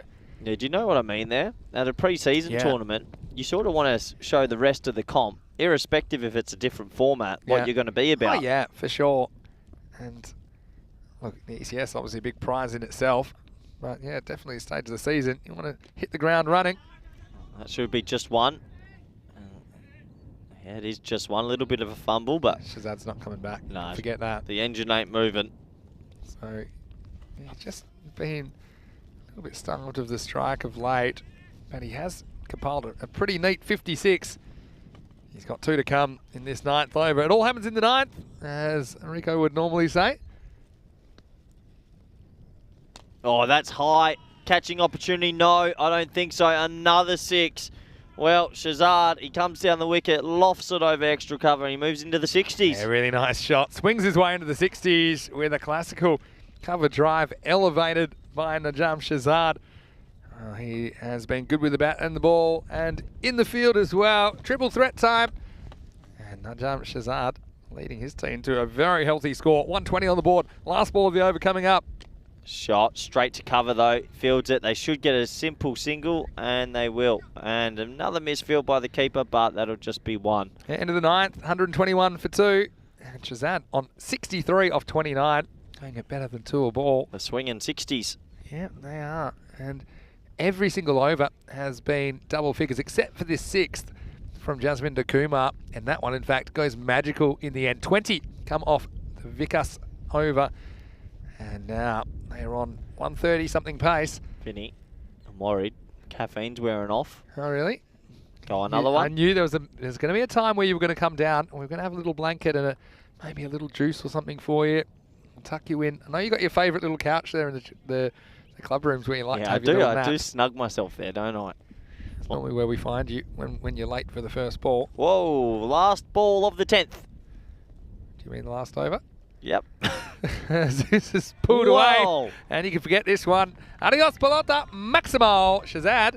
Well, 6 sixes take him to 99. Right now he's 69. And nice shot from the Portuguese skipper. Yeah, it's just a long hop, but you still got to put it away. He does exactly that. And when he hits it, it stays hit. That'll take some finding. Oh, someone's found it. Might have been one of the farmers next door that's thrown that one back. That was a pretty big hit from Najam. Chance this might be the biggest score we see all tournament. This is a big score here. It's an early call. Only on day 2. Oh, they're on track for 140. You don't see too many 140s. True. On the 55-metre boundary. Still think it's not quite 55. High opportunity, keeper's catch, simple catch, and he takes it. Well, there's a bit of a reward for the standing keeper. Yeah, but you can tell how flat they are, fighters, just by the way they react to that. I know it's the last over. But finally, they do get rid of Shazad. And I've got to say, Govinda has been decent behind the stumps. He's been an emergency keeping option. And this was just skied from Najam Shazad. So Mandeep eventually gets some revenge on his opposite number. And not before Shazad puts together a pretty useful 69 off 31 balls, 3 Maximos and 7 fours in that innings. And with 4 balls remaining, it's 1-2-7 for 3. Yeah, splendid innings, and you can see his teammates are really thankful for what he's been able to achieve here in this innings, and well done to him, and I'm sure we'll see plenty more of him as the week continues. Yeah, just consistent scoring in this innings. That's been the key. I mentioned that one over that went for 8, but every other over has been 12 or more. So there's been no real let up from Marlowe. As Myson comes to the crease at number 5, and he can hit a long ball as well. Facing Mandeep Singh. Yeah, they're stacked up the extras, unfortunately. Yeah, I mean, Mandeep early was getting some outswing, but I think with the ball now in the 10th over, it's not really hooping around as much. Yeah, this one just goes on with the arm. You'd imagine it would be a bit softer, wouldn't it, after being hit around, Vinny? Yeah, that's exactly right. Well, nothing soft about that as he smokes it through mid-wicket, and he'll get 4 runs and he's off the mark. Yeah, and they've lost Shazad, but they haven't lost the intensity. And Myson, who I think would like a few runs, I'd like to see him get a few more opportunities up the order. But I think he's the kind of guy you want to coming in about the 4th or 5th over. He can just do the most damage. I don't think necessarily you want to bat him in the power play, but it starts with the boundary. But he's got a bit of a gift from Mandeep there, full toss. This one underneath edge into the body. They scamper for a single and they get there comfortably. Yeah, so Sawa was able to scramble through. Again, they've got the left-hand, right-hand combination going. This is the slippery area. Govinda was on it, but he just couldn't find his feet towards the end. You see it here. This is right in the danger zone. And they do get through for 1. Couple to come. Wow. Wow, that's big, Vinny. Nice shot. Back of a length, short. Puts it away. He's loving this angle though into him. And Sawa has turned around with a pretty quick 30 off 8 balls. He's deep in his crease. He gets the length he wants and he puts some length on it of his own. That's a big hit for 6. Yeah, it really is. And he's getting that back of a length. And his innings, he's 30 off 8. Yeah. Unbelievable. Reminds me of a certain innings. He's striking just under 400. I mean, here we go. If he was a bit quicker, he'd be above the 400s, but it's not easy. About when you scored 29 off 7 balls. Still the leading strike rate 30's ever. more than 29. Here's the last ball of the first half. As this one gone, well, there's a bit of an appeal, and it's caught behind. So Sawa's going to have to go. Mandeep Singh gets a wicket off his last ball, but he ends up conceding 32 off his 2 overs. And at the end of this innings, Marlowe, they've run away with this. It's 139 for 4. A massive 140 will be required by fighters CC in the last innings of the day. Yeah, you imagine it's probably too many on the board, but well done to Marlowe, and especially their captain, Shazad. He hit a splendid 6 in the 60s, and, well, sensational batting, really. They just put the bad balls away. They had a little bit of help. We have a look at the replay. That was a half chance early, and you sort of wonder if he could have held on to that half chance, maybe it could have been different. That was probably the best option when they were bowling the ball backwards. Yeah, he did bowl backwards. At least that's one option to stop the scoring. Early on, we did see that one bit of deflating play for the Marlow fans, and it was similar here as the cube was falling down around us. It was also falling down for Fighters as they were chasing leather for most of this 10 overs, mostly thanks to the opposition skipper Shazad. Had a bit of help on that occasion as that one ate up the fielder, Parminder Singh, and then Mandeep, he did get that opportunity to remove his opposite number, and he was unable to grasp it. Yeah, absolutely. There's Marzi, plenty of smiles on the ECN crew. And then, well, there was a good catch by the backup keeper there, Vinny. He did well, didn't he? Yeah, he did all right, actually, but they didn't, I think, miss him with the ball. He at least provides a bit of variety and a bit of a death bowling option, but he was stuck with the gloves, as this one eventually was a good stop for Rajvinder Singh as he chased that one down to the extremities of the ground. And, well, Shazad, eventually, he brought up his half century. He said, that's fine, but I'm ready for more. And he started setting balls out of the ground. But also, I've got to say, Azim Sawa, the left-hander, he was really important as well. A quick fire 30. He just kept the ball rolling. And in the end, his 140 is going to be a huge chase for Fighters who've just had trouble to keeping things afloat. A bit like us in the cube here in match 8. And eventually, it was Shazad that had to go for 69 off 31 balls. He got a very good reception from his teammates. You can understand why. A new full-time captain, Basawa, wasn't finished. He deposited a couple more before he got caught behind off the very last ball of the innings, but 139. It's a mountain of runs that have been put on the board by Marlow here in the first half of match 8. Yeah, it is a mountain of runs, and Fighters, they're going to have to put up one hell of a fight if they're going to get anywhere close to this. Let's take a look at the scorecards, Vinny. It was a bit two-man show. Yeah, well, it was dominated, of course, by Shazad. I thought he was on century pace at one point, ended up getting dismissed for 69 in the last over. Apart from that, Sawa 30 off 9, scoring super quick. Dozen to Zaib, Amdeep Singh with 9 at the start, and Meissen came in, hit a boundary at the end. 14 wides, that didn't help either for the Fighters. And look, I think even if they don't chase this down, I think they just need to bat a bit better. They've got an important clash against Indian Royal tomorrow that could be defining as to who stays and who goes based on what we're seeing at the moment here in Group A. As far as the bowling went, well, Jasmine Kumar, the most economical of the bowlers, he delivered the only single-digit over. 8 runs came off the 6th. His other one went for 10 in the 4th. The last over going for 18. In fact, it was some pretty heavy scoring. In the last 3 overs, they scored 55 runs. So that's never particularly good when you have that kind of a finish. And yeah, for Fighters, I don't know if there's any positives there. Mandeep Singh with a couple of wickets, but he was expensive, conceding 32. Jasvinder with a wicket and Vikas with a wicket. But you can see they're all tall towers on the urban development plan there, Corey. Yeah, they're all tall towers, and you're absolutely right, Vinny. For Fighters, even if they don't make the runs, they need to try and get something out of this chase, because tomorrow it's a really important match for them as well. And look, we can probably ramble on for hours. We could just keep talking because we've got things to go over in this game, but we're at the halfway stage and we're going to get on cube repair. Yeah. Conrad's holding it up like the Statue of Liberty, but we'll be back. It's always a quick turnaround. The last game of the day, Corey's going to shut up and his microphone is going off. See you very shortly for the final innings of the day. It'll be Fighters chasing 140 here in match 8. You're watching the FanCode European Cricket Series.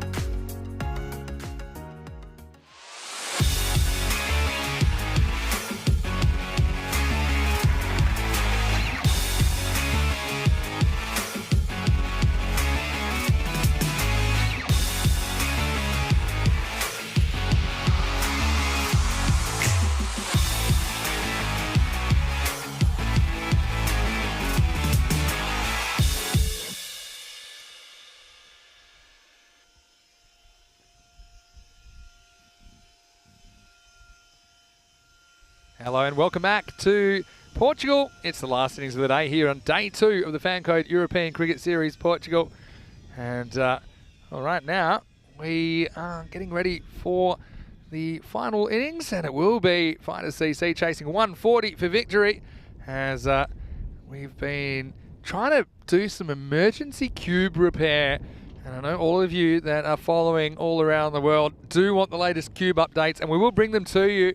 And we have had some more air put in the cube, and so we now have a bit more structural integrity. And look, the question everyone wants to know here in match 8, will the cube last the last 10 overs of the day at Corey Ruckers? Vinny, it's obviously upsetting for all those cube supporters out there, and being one that loves Got a bad news. incoming news. The pump has just broken. Well, that's so this is not good news this sums for the up cube. The Pro Cube community, that's going to be a crushing blow. And I know that, and you know who broke the pump? I know that Maya's very Pro Cube. It was none other than third commentator for this series, Conrad Greenshields. He says the pump's gone. Well, if you want to surmise Portuguese cricket in one word, it's this cube. Low down in the world rankings. Ooh. Can't even get a pump going for us. What's going on, That's gentlemen? a I'm looking at Paulo Book of this is his backyard. It's a very probably unfair comparison from Corey. And so this is exactly why you stay with European Cricket Network here in the last game of the day. Well, Maya saying you need the cube, guys. Well, we've lost the back. And, It's a sad day for people that love squarical figures. Squarical. What does that even mean? What does it even about mean? Polyhedrons, and I would agree with you. Polyhedron. Great word.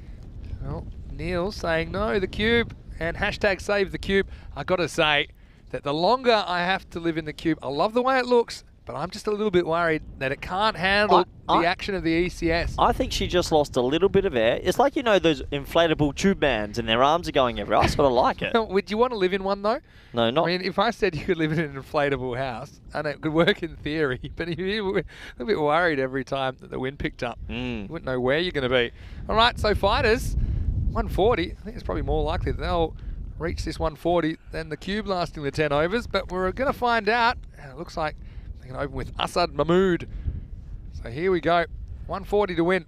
Oh, it's a rank long hop. 139 to win. 139 to win. After that. Do the Fighters have a fighting chance at this? Oh, look, they'd have to bat really well. I mean, I'd just be happy to see them make 100 plus and take something into tomorrow. But they do have some good batters up the top. Yeah, well, they do, because he's hit that right over deep square leg, and that's 6 runs, and that's what they need, Vinny. I mean, let's go back to the final, and it was these two teams playing last year. And if you remember, it was Marlow that set, I think it was 134 for victory. And in the end, they just fell 4 runs short, the Fighters. Yeah. And sure, they had the cross-handed bandit making a few there, but they've got Deepa Mansapuria, and they've also got Mandeep Singh up the top of the order. All you need is a good partnership where you start bossing the bowling. And if you can do that, anything's possible. We know you can score quickly on this, but we haven't seen enough batters getting in and staying in. Yeah, good partnership. I think you need a great partnership, Vinny. They're a long way away. I mean, 140 is massive. You don't see many 140 chases. Oh, he's a thin edge into the bats, into the keeper's sort of thigh region. Bottom edge. So he had no chance holding on to that unless it kind of lodged in his legs, which happens sometimes. Yeah, I mean, if he kept his legs together there, he might have found a little gift. It's good advice. So that's hit into mid wicket. Scamper through for a single. Yeah, so they'll get one here. You just got to try and score 14 and over, and 14 every over. That's the key here. This is the next ball, full toss, drag down for 1. But they're the balls that have to go. Yeah, that's true. That was a loose one. Hit hard through mid-on, down to the boundary line. Deep mid-on's in place, just the other one. thing is fielding, right? So there's Nadam Shazad, who's a really good fielder. And we saw a couple of missed opportunities in the first half. Yep. So you just can't see Marlow giving too many gifts back to Fighters. As that slip down the leg side, nice hands. And, well, there's a special guest in the chat. I'm glad he's alive. Stefan Gooch. Stefan Gooch. You spent last week with us in Khartoum. Good to see you, Steph. Hopefully you're well. And we're well. We can't necessarily say the same about the cube.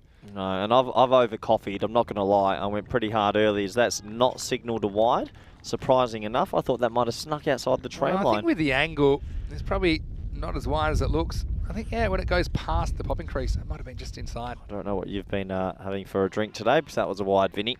That brings us an end to the first. It's 10 for none. I'm not the one that's going to fail. I've over-coffeed. The caffeine test. So, as we get to the end of the first over, and it's 10 for no loss. I just did that. I just did it. It's the end of the first over, 10 for none. We can't both close overs, Vinny. Okay. Well, I wasn't listening to you. So I'll be honest, sometimes I turn your microphone off when when you've driven me crazy. Let's not say things that we can't take back here, Chens. Yeah, so Steph, to give you an update on Corey, he's been fizzed up all day. I came in hot. He's been really using all of his energy, and I worry about him by the end of the week. I think we'll have maybe a little power nap station. Oh, that would be good. Next to the commentary box, just for overs 3, 4, 5, 6, and 7. They're going with left arm spin, and it's Sawa, who certainly batted well for 30 off 9, and he's bowled pretty well today as well. And he gets a throw zung in at him from his captain. All right, you know I've been trying to stump you all day with cricket trivia. What is the highest chase in ODI cricket? 435 target. They score 438, right? Nope. No? Nope. Oh, it's high, it's long, it's handsome, it's got to be 1 bounce 4. Nice shot. Yeah, really nice shot down the ground from Masapria. He's played some good shots. And yeah, well, I need more of this. They want to be 28 after 2. Okay, so if it's not the 438 chase, then it's what not is the it? 438 chase. Everyone gets this wrong. Okay. I'll give the viewers in the YouTube chat. No, okay, it's not that. What That's the highest individual, highest team score was 480 something by England against That's Australia. 480, but what was the highest chase? Wasn't South Africa or Australia? This is why my viewers and yourselves need to be more educated as he comes in again. Oh, that is an absolute seed. That's Ravindra Jadeja-like. Check a look at this, Vinny. Does this actually do a bit sideways? This is the greatest left arm off spinner ball we've ever had in ECS. Wide of the crease. Oh yeah, that's ball of the century kind of territory, isn't it? Yeah, that's not ball of the century though, as it's hit hard through mid-wicket. They might think of 2. And the reason I know the highest team score is because one of my teammates, Andrew Tye, was bowling, and we were all texting him congratulations on his first 100 for Australia because his 10 overs went for more than 100. I don't think he was particularly impressed with that. No. All the 100 emojis came out in the group chat. And no one's come up with the answer yet. Everyone's saying... Are you talking about a one-day international? List day, 1 day, whatever you want to call it. So Same you've got to thing. be a bit more Sri specific. Lanka. Sri Lanka were the team that chased it. Okay. Oh no, I might have got this wrong actually. Here we go. Time for a nap, Corey. I'm thinking of something. What are you talking about? I'm thinking about when Sri Lanka made 443 against Holland, and I've got my story mixed up. Yeah, it's not a chase. No, I don't make It's 440. my day one, but I'm a bit tired. What are you talking about? The sun's got me, you know? Oh, wow. So I am right. This is going to be out, so it's not getting much better for poor Mandeep Singh. Cannot take a trick at the moment. You have to say it's been a good over from Azim Sawa, and now he picks up the Fighters skipper, and he'll be disappointed to go for just 6. The Fighters lose their first wicket, and it's 20 for 1 after 2 overs. Well, they call you Mr. Maximo, but they also call you Mr. Chenzo. That's a poor shot. It's a wicket, and Chenny Chens, it's out. I want to know, where did that come from? Well, let's just move on. And you even said to me, a lot of people think it's the 438 chase by South Africa. You promised me before we else. started this game, sometimes the viewers aren't watching game 4. You said promised me if I make a mistake, it won't be told. I've made a mistake I on there. know that our loyal viewers, they come with us anytime, and some of them all the time. So I want to say a big thank you to the viewers. But I want to know how you went with that so long before you realised that you were talking about something else. I was just testing. So what is this 443? Sri Lanka made it against the Dutch in Amsterdam. That's not even a record either. No, but that was the highest score until England did it. So, but no one remembers this one. Oh, I was there. Okay, so now the trivia is just talk about games when Corey was there. Great day that was. I was in the fan zone. He's lost it. Pretty good in the fan zone. He's absolutely lost it. Come on, fighters. Let's make a fight of it. He's bowling pretty early here. Oh, it's high. This is a catching chance. Should be caught. Goal. Just holds on to it. Oi, check your fingers. That's an ice cream cone. And it might be a less than ideal knuckle angle after that. That wasn't in the middle of the hands at all. Oof. Almost popped out. That's a proper ice cream cone. It bounces off his right hand into his left. But what it is out. And Mansaparia is going to have to go for a dozen. So both openers back in the shed now at 20 for 2. Is Magic Spray Mary here? Well, you already asked that. No, Did she you, hasn't did you rocked- get hit in the head as well in the middle of the day? No, because you're right. That's a knuckle twinger. So is she here to fix that? Do we have the spray? We may have the spray, but we don't have Magic Spray Mary. She's still in Spain. Well, then it doesn't She's count. still in Spain, like I told you in Game 3.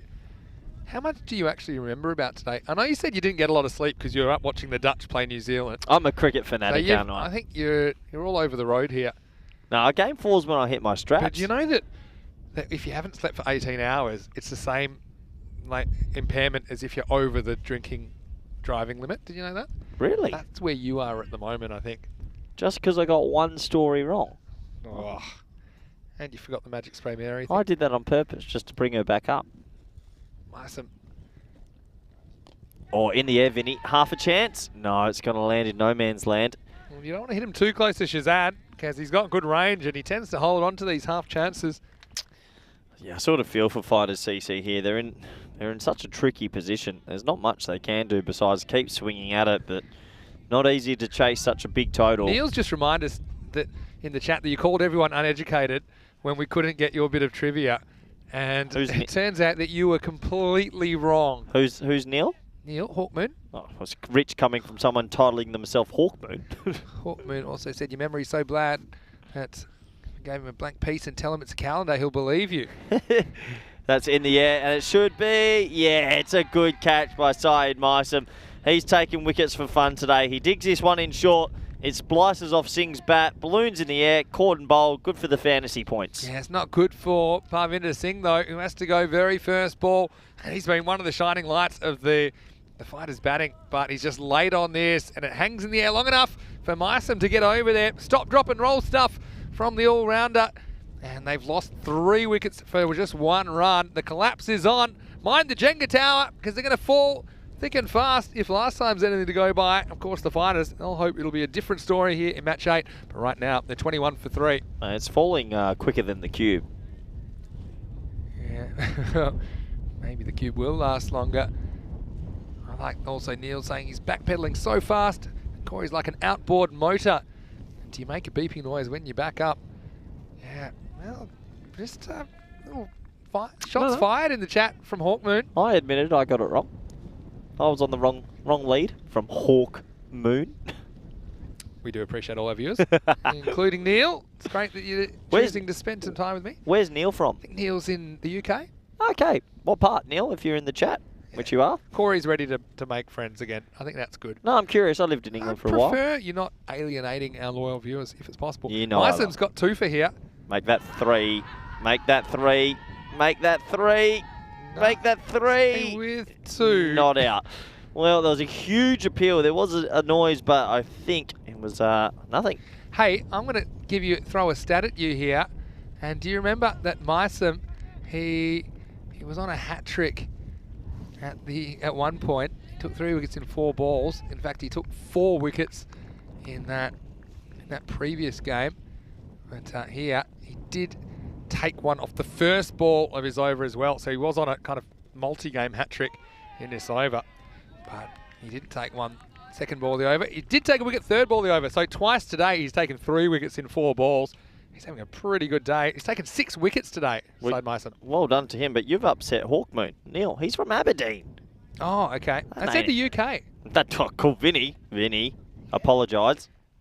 Well, There's again, you're there's showing how uneducated you are, because Aberdeen in Scotland is part of the UK. No, come on. What do you mean, no, come on? I'm half Scottish. He said he's English. I did not say that. I'm curious, Neil, what did you think of Carlton then from the ECL? I mean, obviously, Carlton, did you from feel they're from Edinburgh? that lost to Brescia? How did he support them? What did you think? Did you feel bad that they went out just like that? I'm curious. You had to feel a bit for the Scottish. They were but one of the best group teams and then just ran into a hot Dulu. Yeah, they did. And a hot duel will do that to you. And, yeah, well, Brescia CC ended up finishing 3rd in the whole shebang. Slip in a gully. Oh, that's just missed the stumps. It'll bring an end to the 3rd. Great over. 2 for 2 off it, and it's 22 for 3. Munjit, he's had a bit of a hand injury himself. Did we actually, because this game's going to more than likely meander out, do you want to do something a bit fun? Well, you're calling it early. I mean, they only need Vinny, 16 and a half and over. with a team that hasn't won. I get that you're trying to play both sides, but should we, right now, for the next 5 hours, create our team of the ECL? Our 11-man team will go That's not too bad. openers, middle order, bowling team. You'll be upset to find out there's 7 overs left, though. So you know that you're ready to pack it in. I want to see the worm of your energy levels, Well, it's because I think you're spiked and now you're crashing. Anyway. I'll get my pen and paper out. All right, let me go first. Mohammed Kamran. No. Batting order. Batting order. He's not going to open the batting. You're getting your pen and paper out. Well, watch out. When Corey gets the pen and paper out, you know that he'll be writing something for at least 5 minutes before he gets bored with it. Don't have a pen. You need a pen? Yeah, I need a pen. Jeez. Do you have some paper? I don't want to use this book. What do you mean? What are you talking about? It's my coach's book. I don't want to Just use use that. the back page or something. Nah, because then I have to rip it out and it looks ugly. Oh, you're kidding But this will me. be good. Let's do the team of the tournament with our viewers while they're still watching.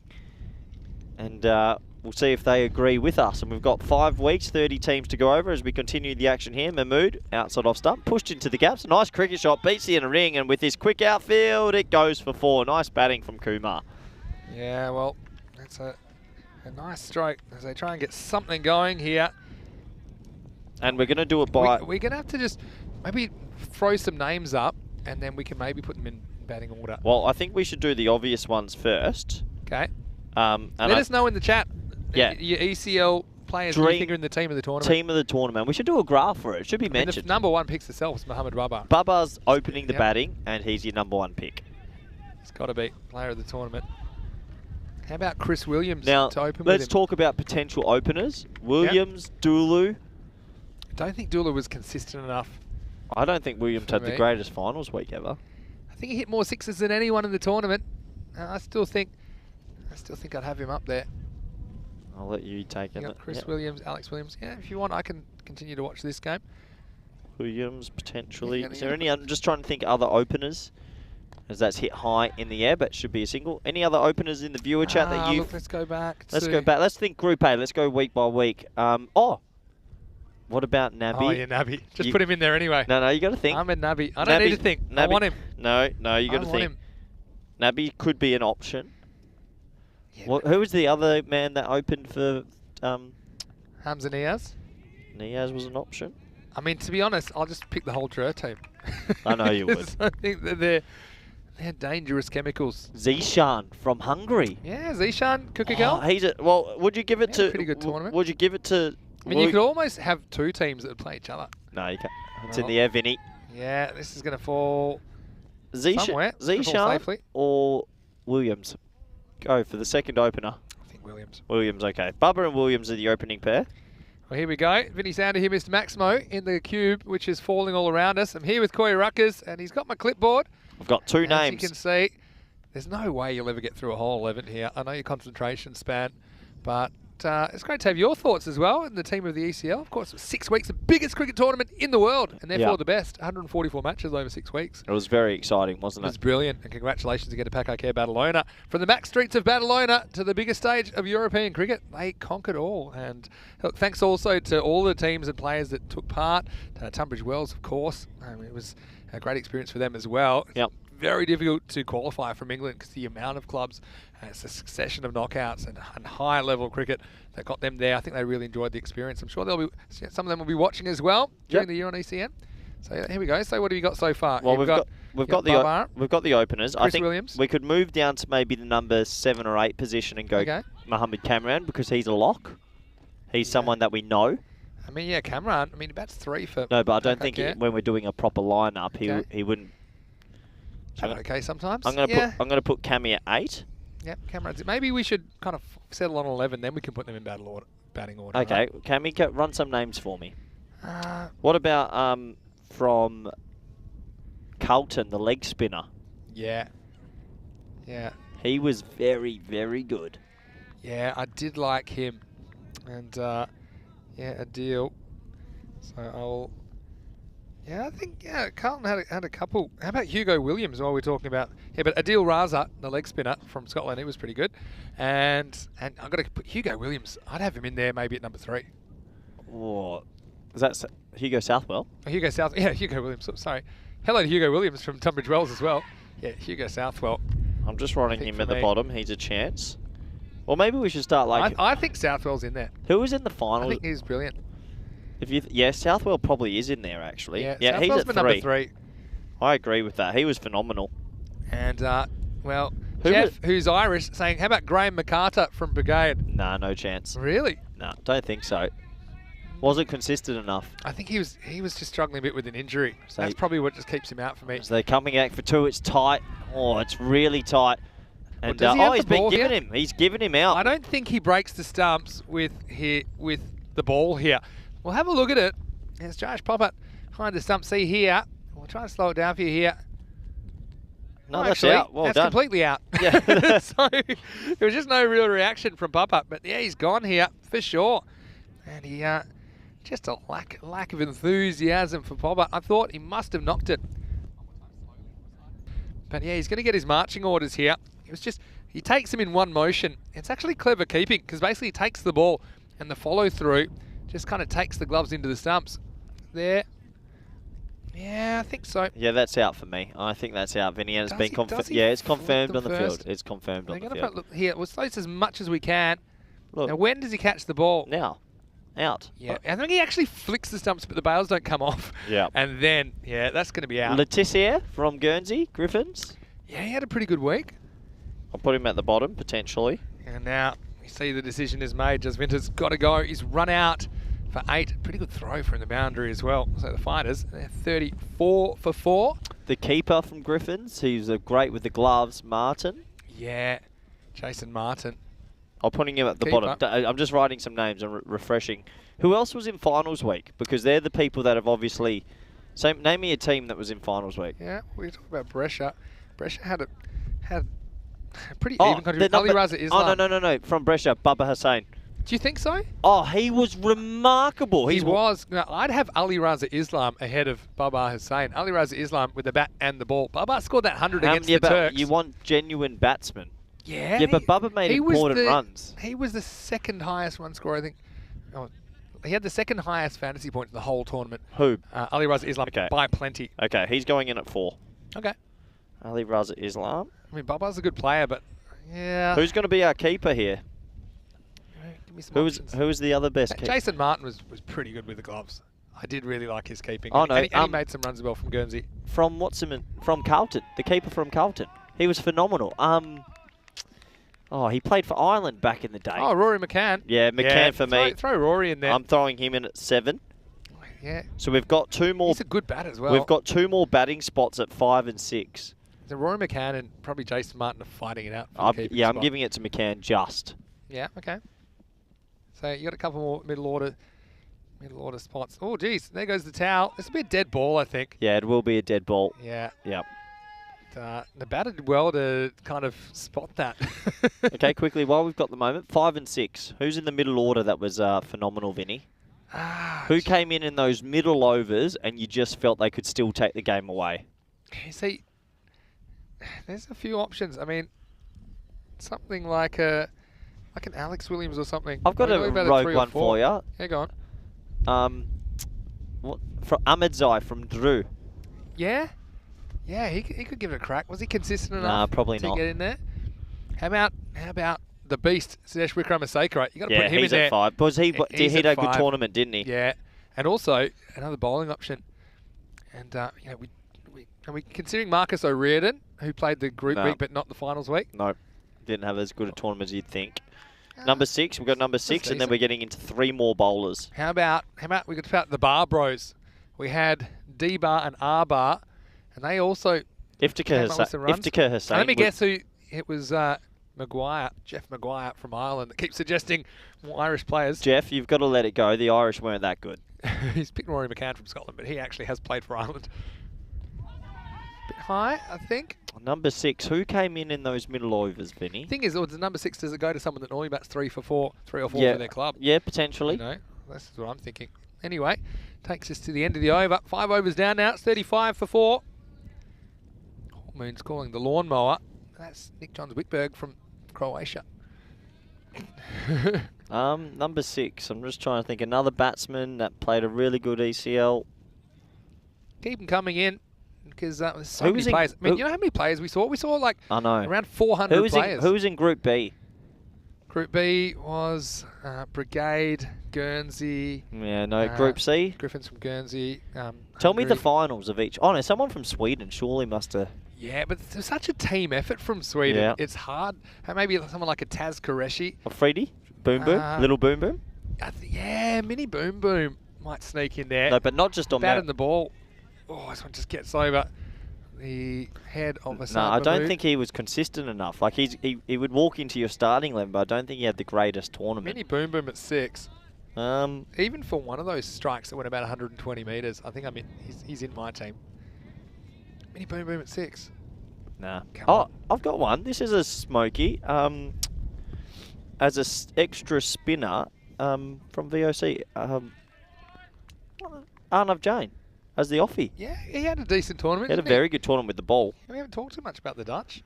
I think They didn't have were too much, to be A fair. bit disappointing, obviously. Tim de Kock, maybe. Nah, Didn't do enough. I not think. even close.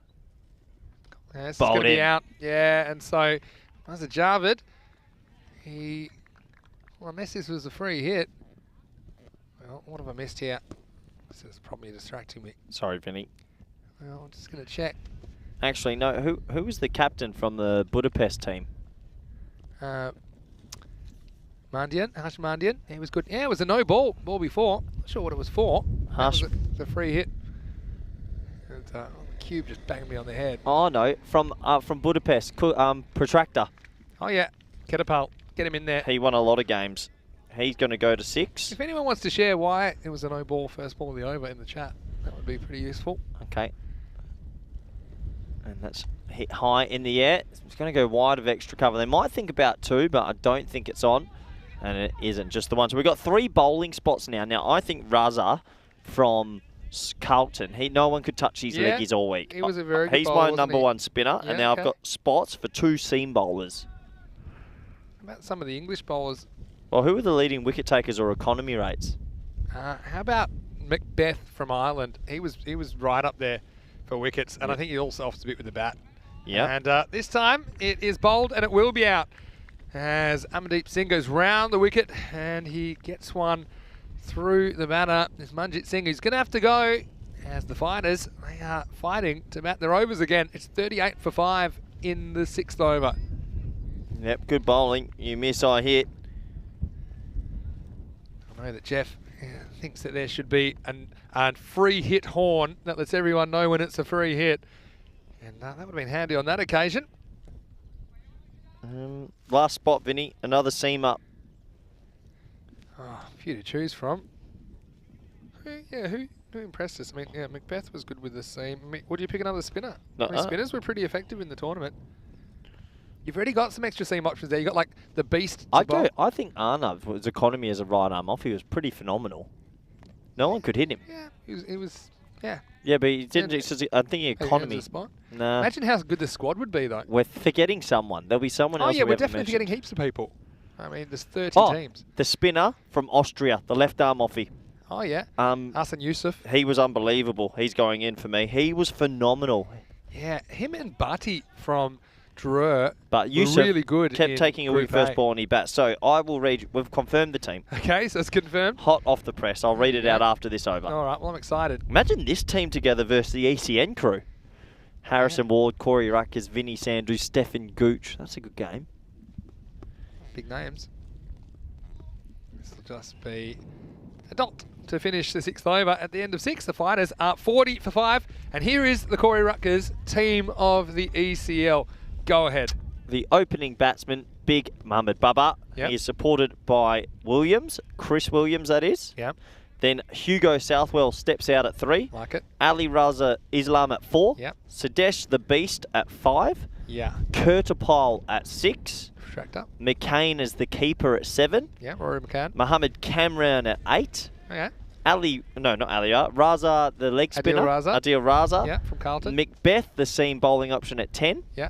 And the left arm off spin of Yusuf at 11. That team is my Pretty team. good since Hassan Yusuf normally opens the batting. Now he finds himself batting 11. I like it. But, you know, that's a very strong team. Let us know who you think should have been in there if you have any thoughts. And there's a few names that missed out. You might as well mention some of those. Well, I mean, the bench is pretty strong, isn't it?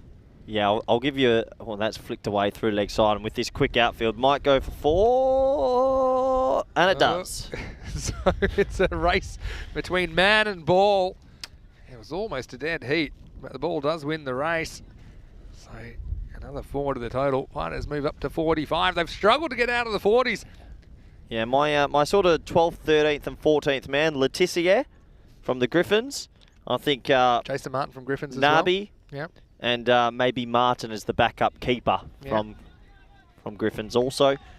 It's a good team. It's a really good team. If you had them on the park, it'd be great to watch. Yeah. And Zishan, sorry, as well. Yeah, Zishan Kukagel from the Royal Tigers as well. Well, maybe we'll see some of those players back at the ECC. And, of course, some of them will be playing for their clubs in ECS cricket this year. So we look forward to that.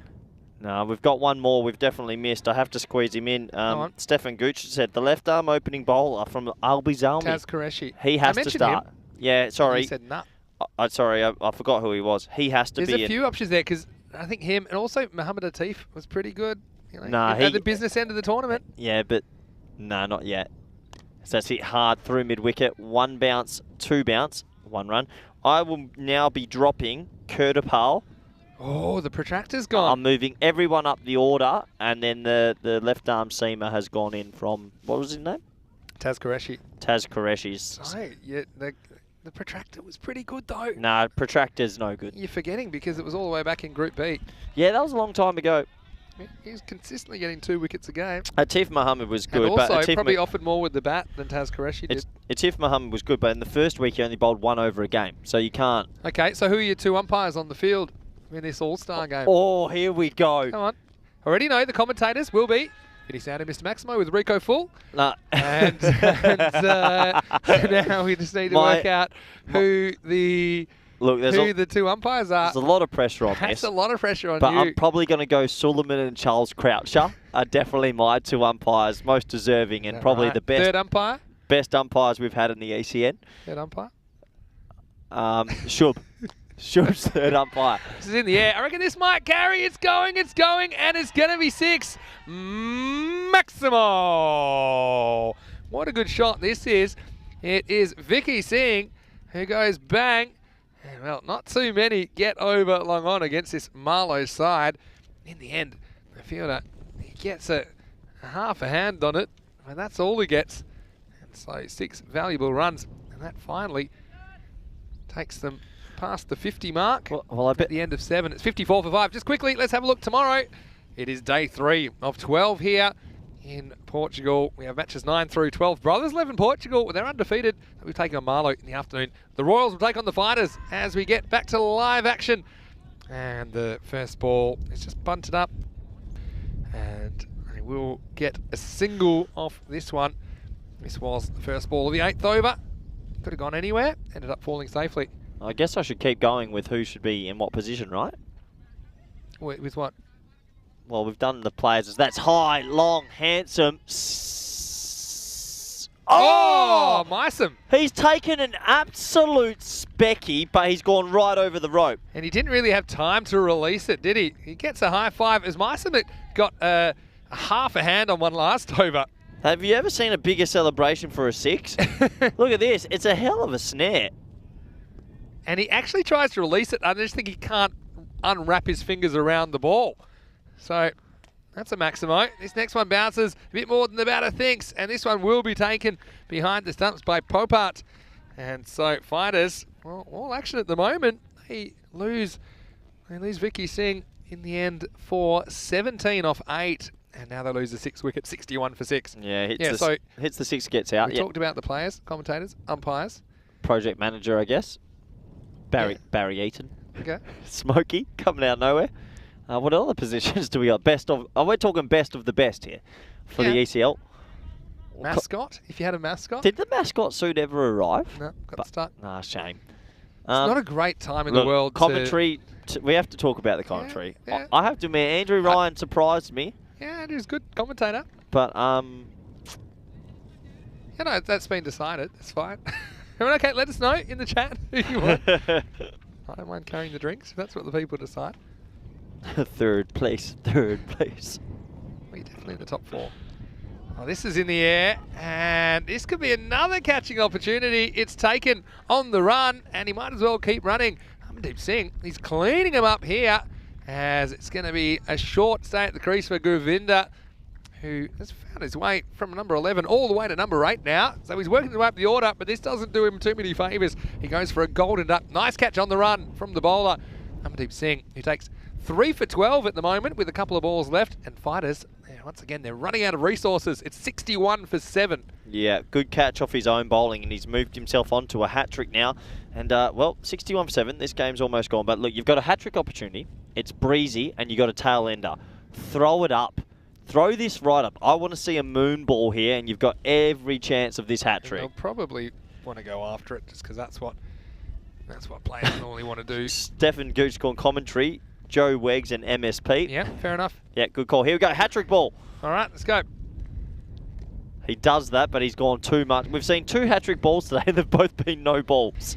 This is called. You're not super sure by the time it reaches the batter. It's that high, but it kind of got called on how threatening it looked. No, that was a no ball, actually. Good call. Free hit coming up. He sets his chances of a 5-fuck because he won't be able to take a wicket this ball. He's only got 2 to come here. Amandeep Singh. Oh, well, yeah. This is what I mean. Can you flatten the stumps so that doesn't happen? No. Imagine that the fielding team goes, we don't want the stumps for the free hit ball. Play without the stumps. How good was Joe Weggs as an umpire? He was a good addition, wasn't he? Joe Weggs, as commentator, you mean? Commentator? Yeah, Joe Weggasani. The umpire? Oh, do you mean Joe Foster? Yeah, that's the one. Oh, jeez, Corey. You are It's been a long day one. This is why it's worth sticking around for Game 4 on a Tuesday.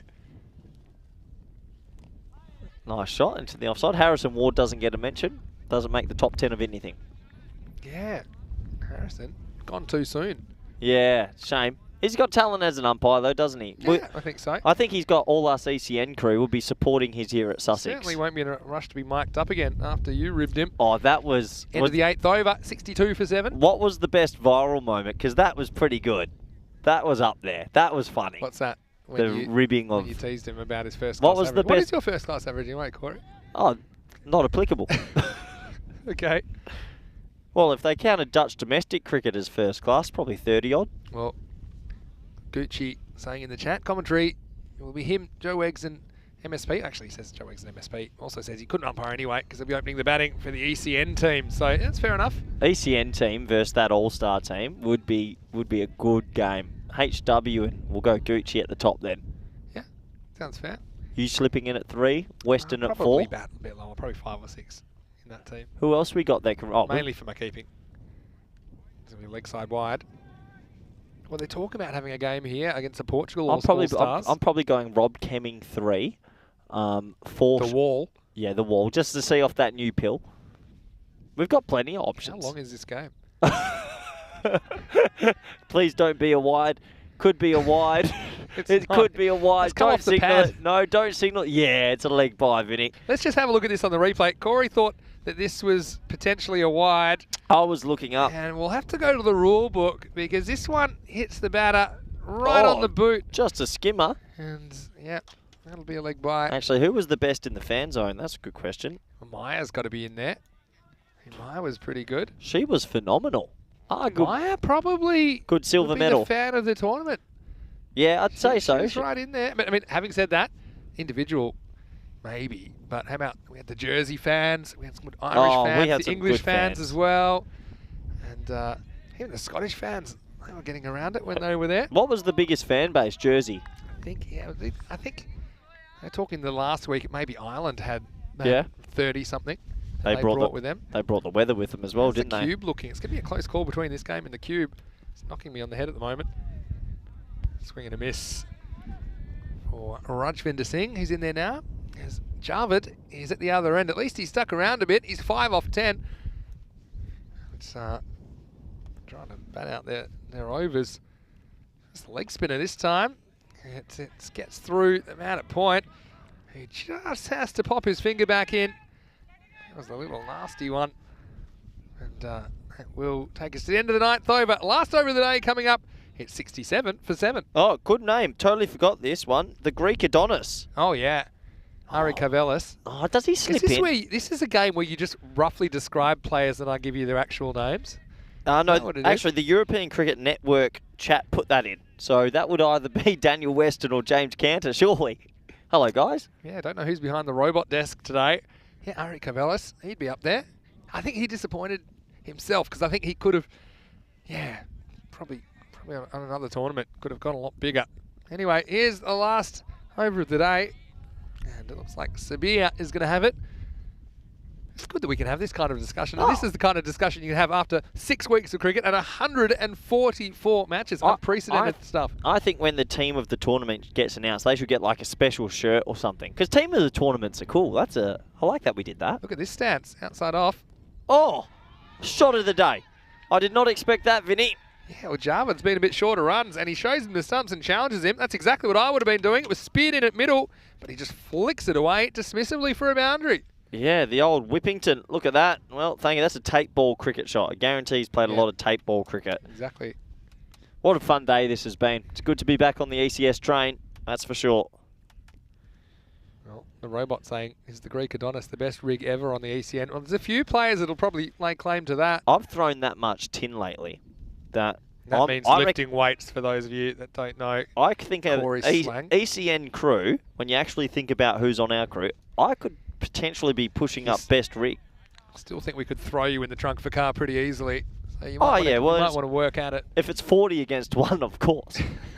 No, but we saw some real talented players the last few weeks. Good fun, real good fun.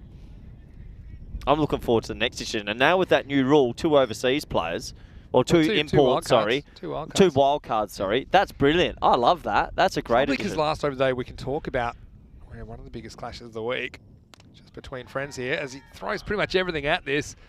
Probably just one. I think of a second, but they don't go.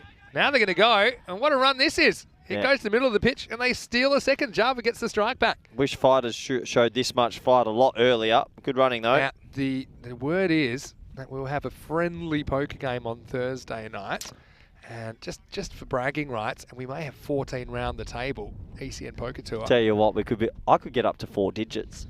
You wish. Anyway, 3 to come.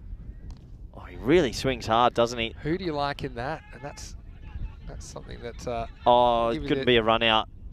No, not out. Okay. Who are the Smokies in the poker game on Thursday? You know what? I actually mean this. Rob Kemming's he's a smoky. Sir Rob? Yeah. He's got experience on his side. The Portuguese show they weren't great last time. It's a tough one. I think someone from Spring Productions. Maybe Karina. Well, they will get a run here, and so it's going to be 1, and maybe the last of the day. In fact, this is Amjad, who's bowling the last over now. And look, fighters, they made a few more, but it still hasn't been enough. Really, Marlowe battered them out of the game, didn't they? Yep. In the first half.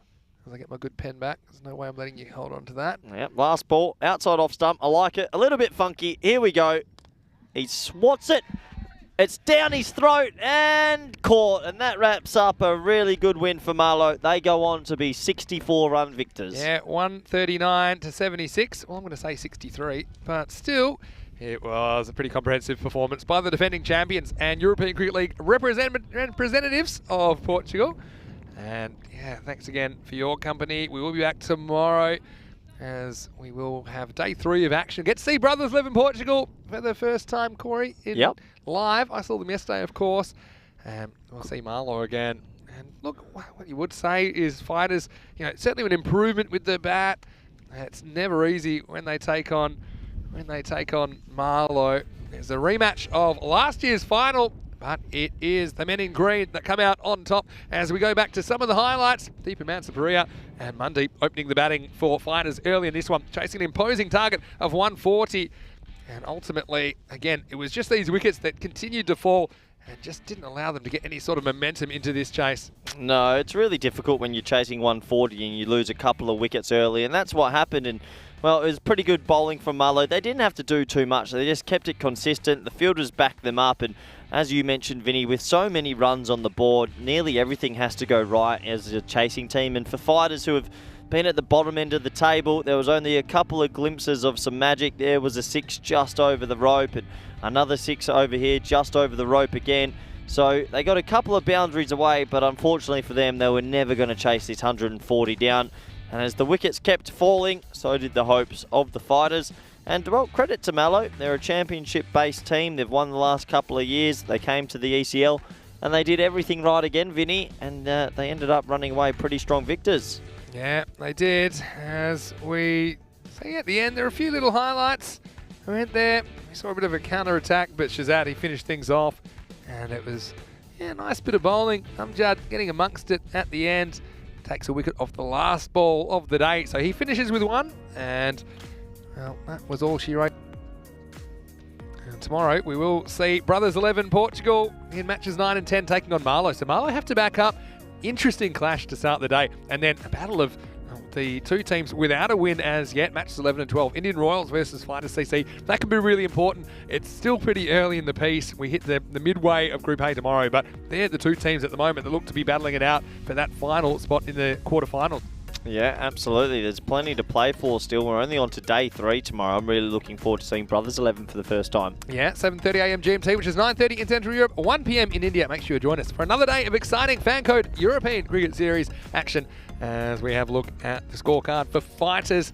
Well, you could say they improved at least, but they still need a bit more out of their top order. They finished on 76 for 8, and it was Mansapriya with a dozen at the top of the order. As Mandeep failed again, unfortunately. Mazhar Java with 12. Ravinder Singh, or Vicky Singh, 17 off 8. As they tried to put something together down the bottom. 17 extras, probably a concern for Marlow. As there were 9 wides and 4 byes, 2 no balls in there. So 15 of the avoidables. Good teams probably don't give you that many for free. As far as the bowling went, had the luxury of trying a few different options. In fact, they used 6 in the end, and 2 for 4 for Mysam off his 2 overs. Had a very good day, finished with 6 wickets for the afternoon, so not a bad afternoon's work for him. 3 for 13 for Amandeep Singh with his off spin. That was a nice little surprise as well. See him get amongst the wickets. Also singles for Azim Sarwar, the left armer, who had a pretty good day, just bowled the 1 over in the end. And Walid Amjad with a wicket off the last ball of the day. Sabir chipping in with a pretty cheap over as well. So thanks again for your company. And at the moment, Marlow, they're sitting pretty after sweeping this series.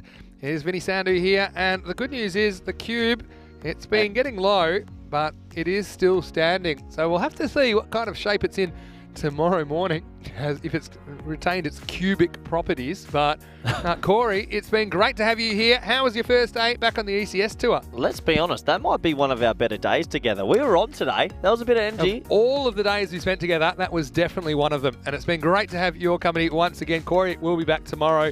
I'll be back tomorrow as well. And of course, we'll have 4 more matches of T10 action. Thanks again for your company, for staying with us, of course, through the day.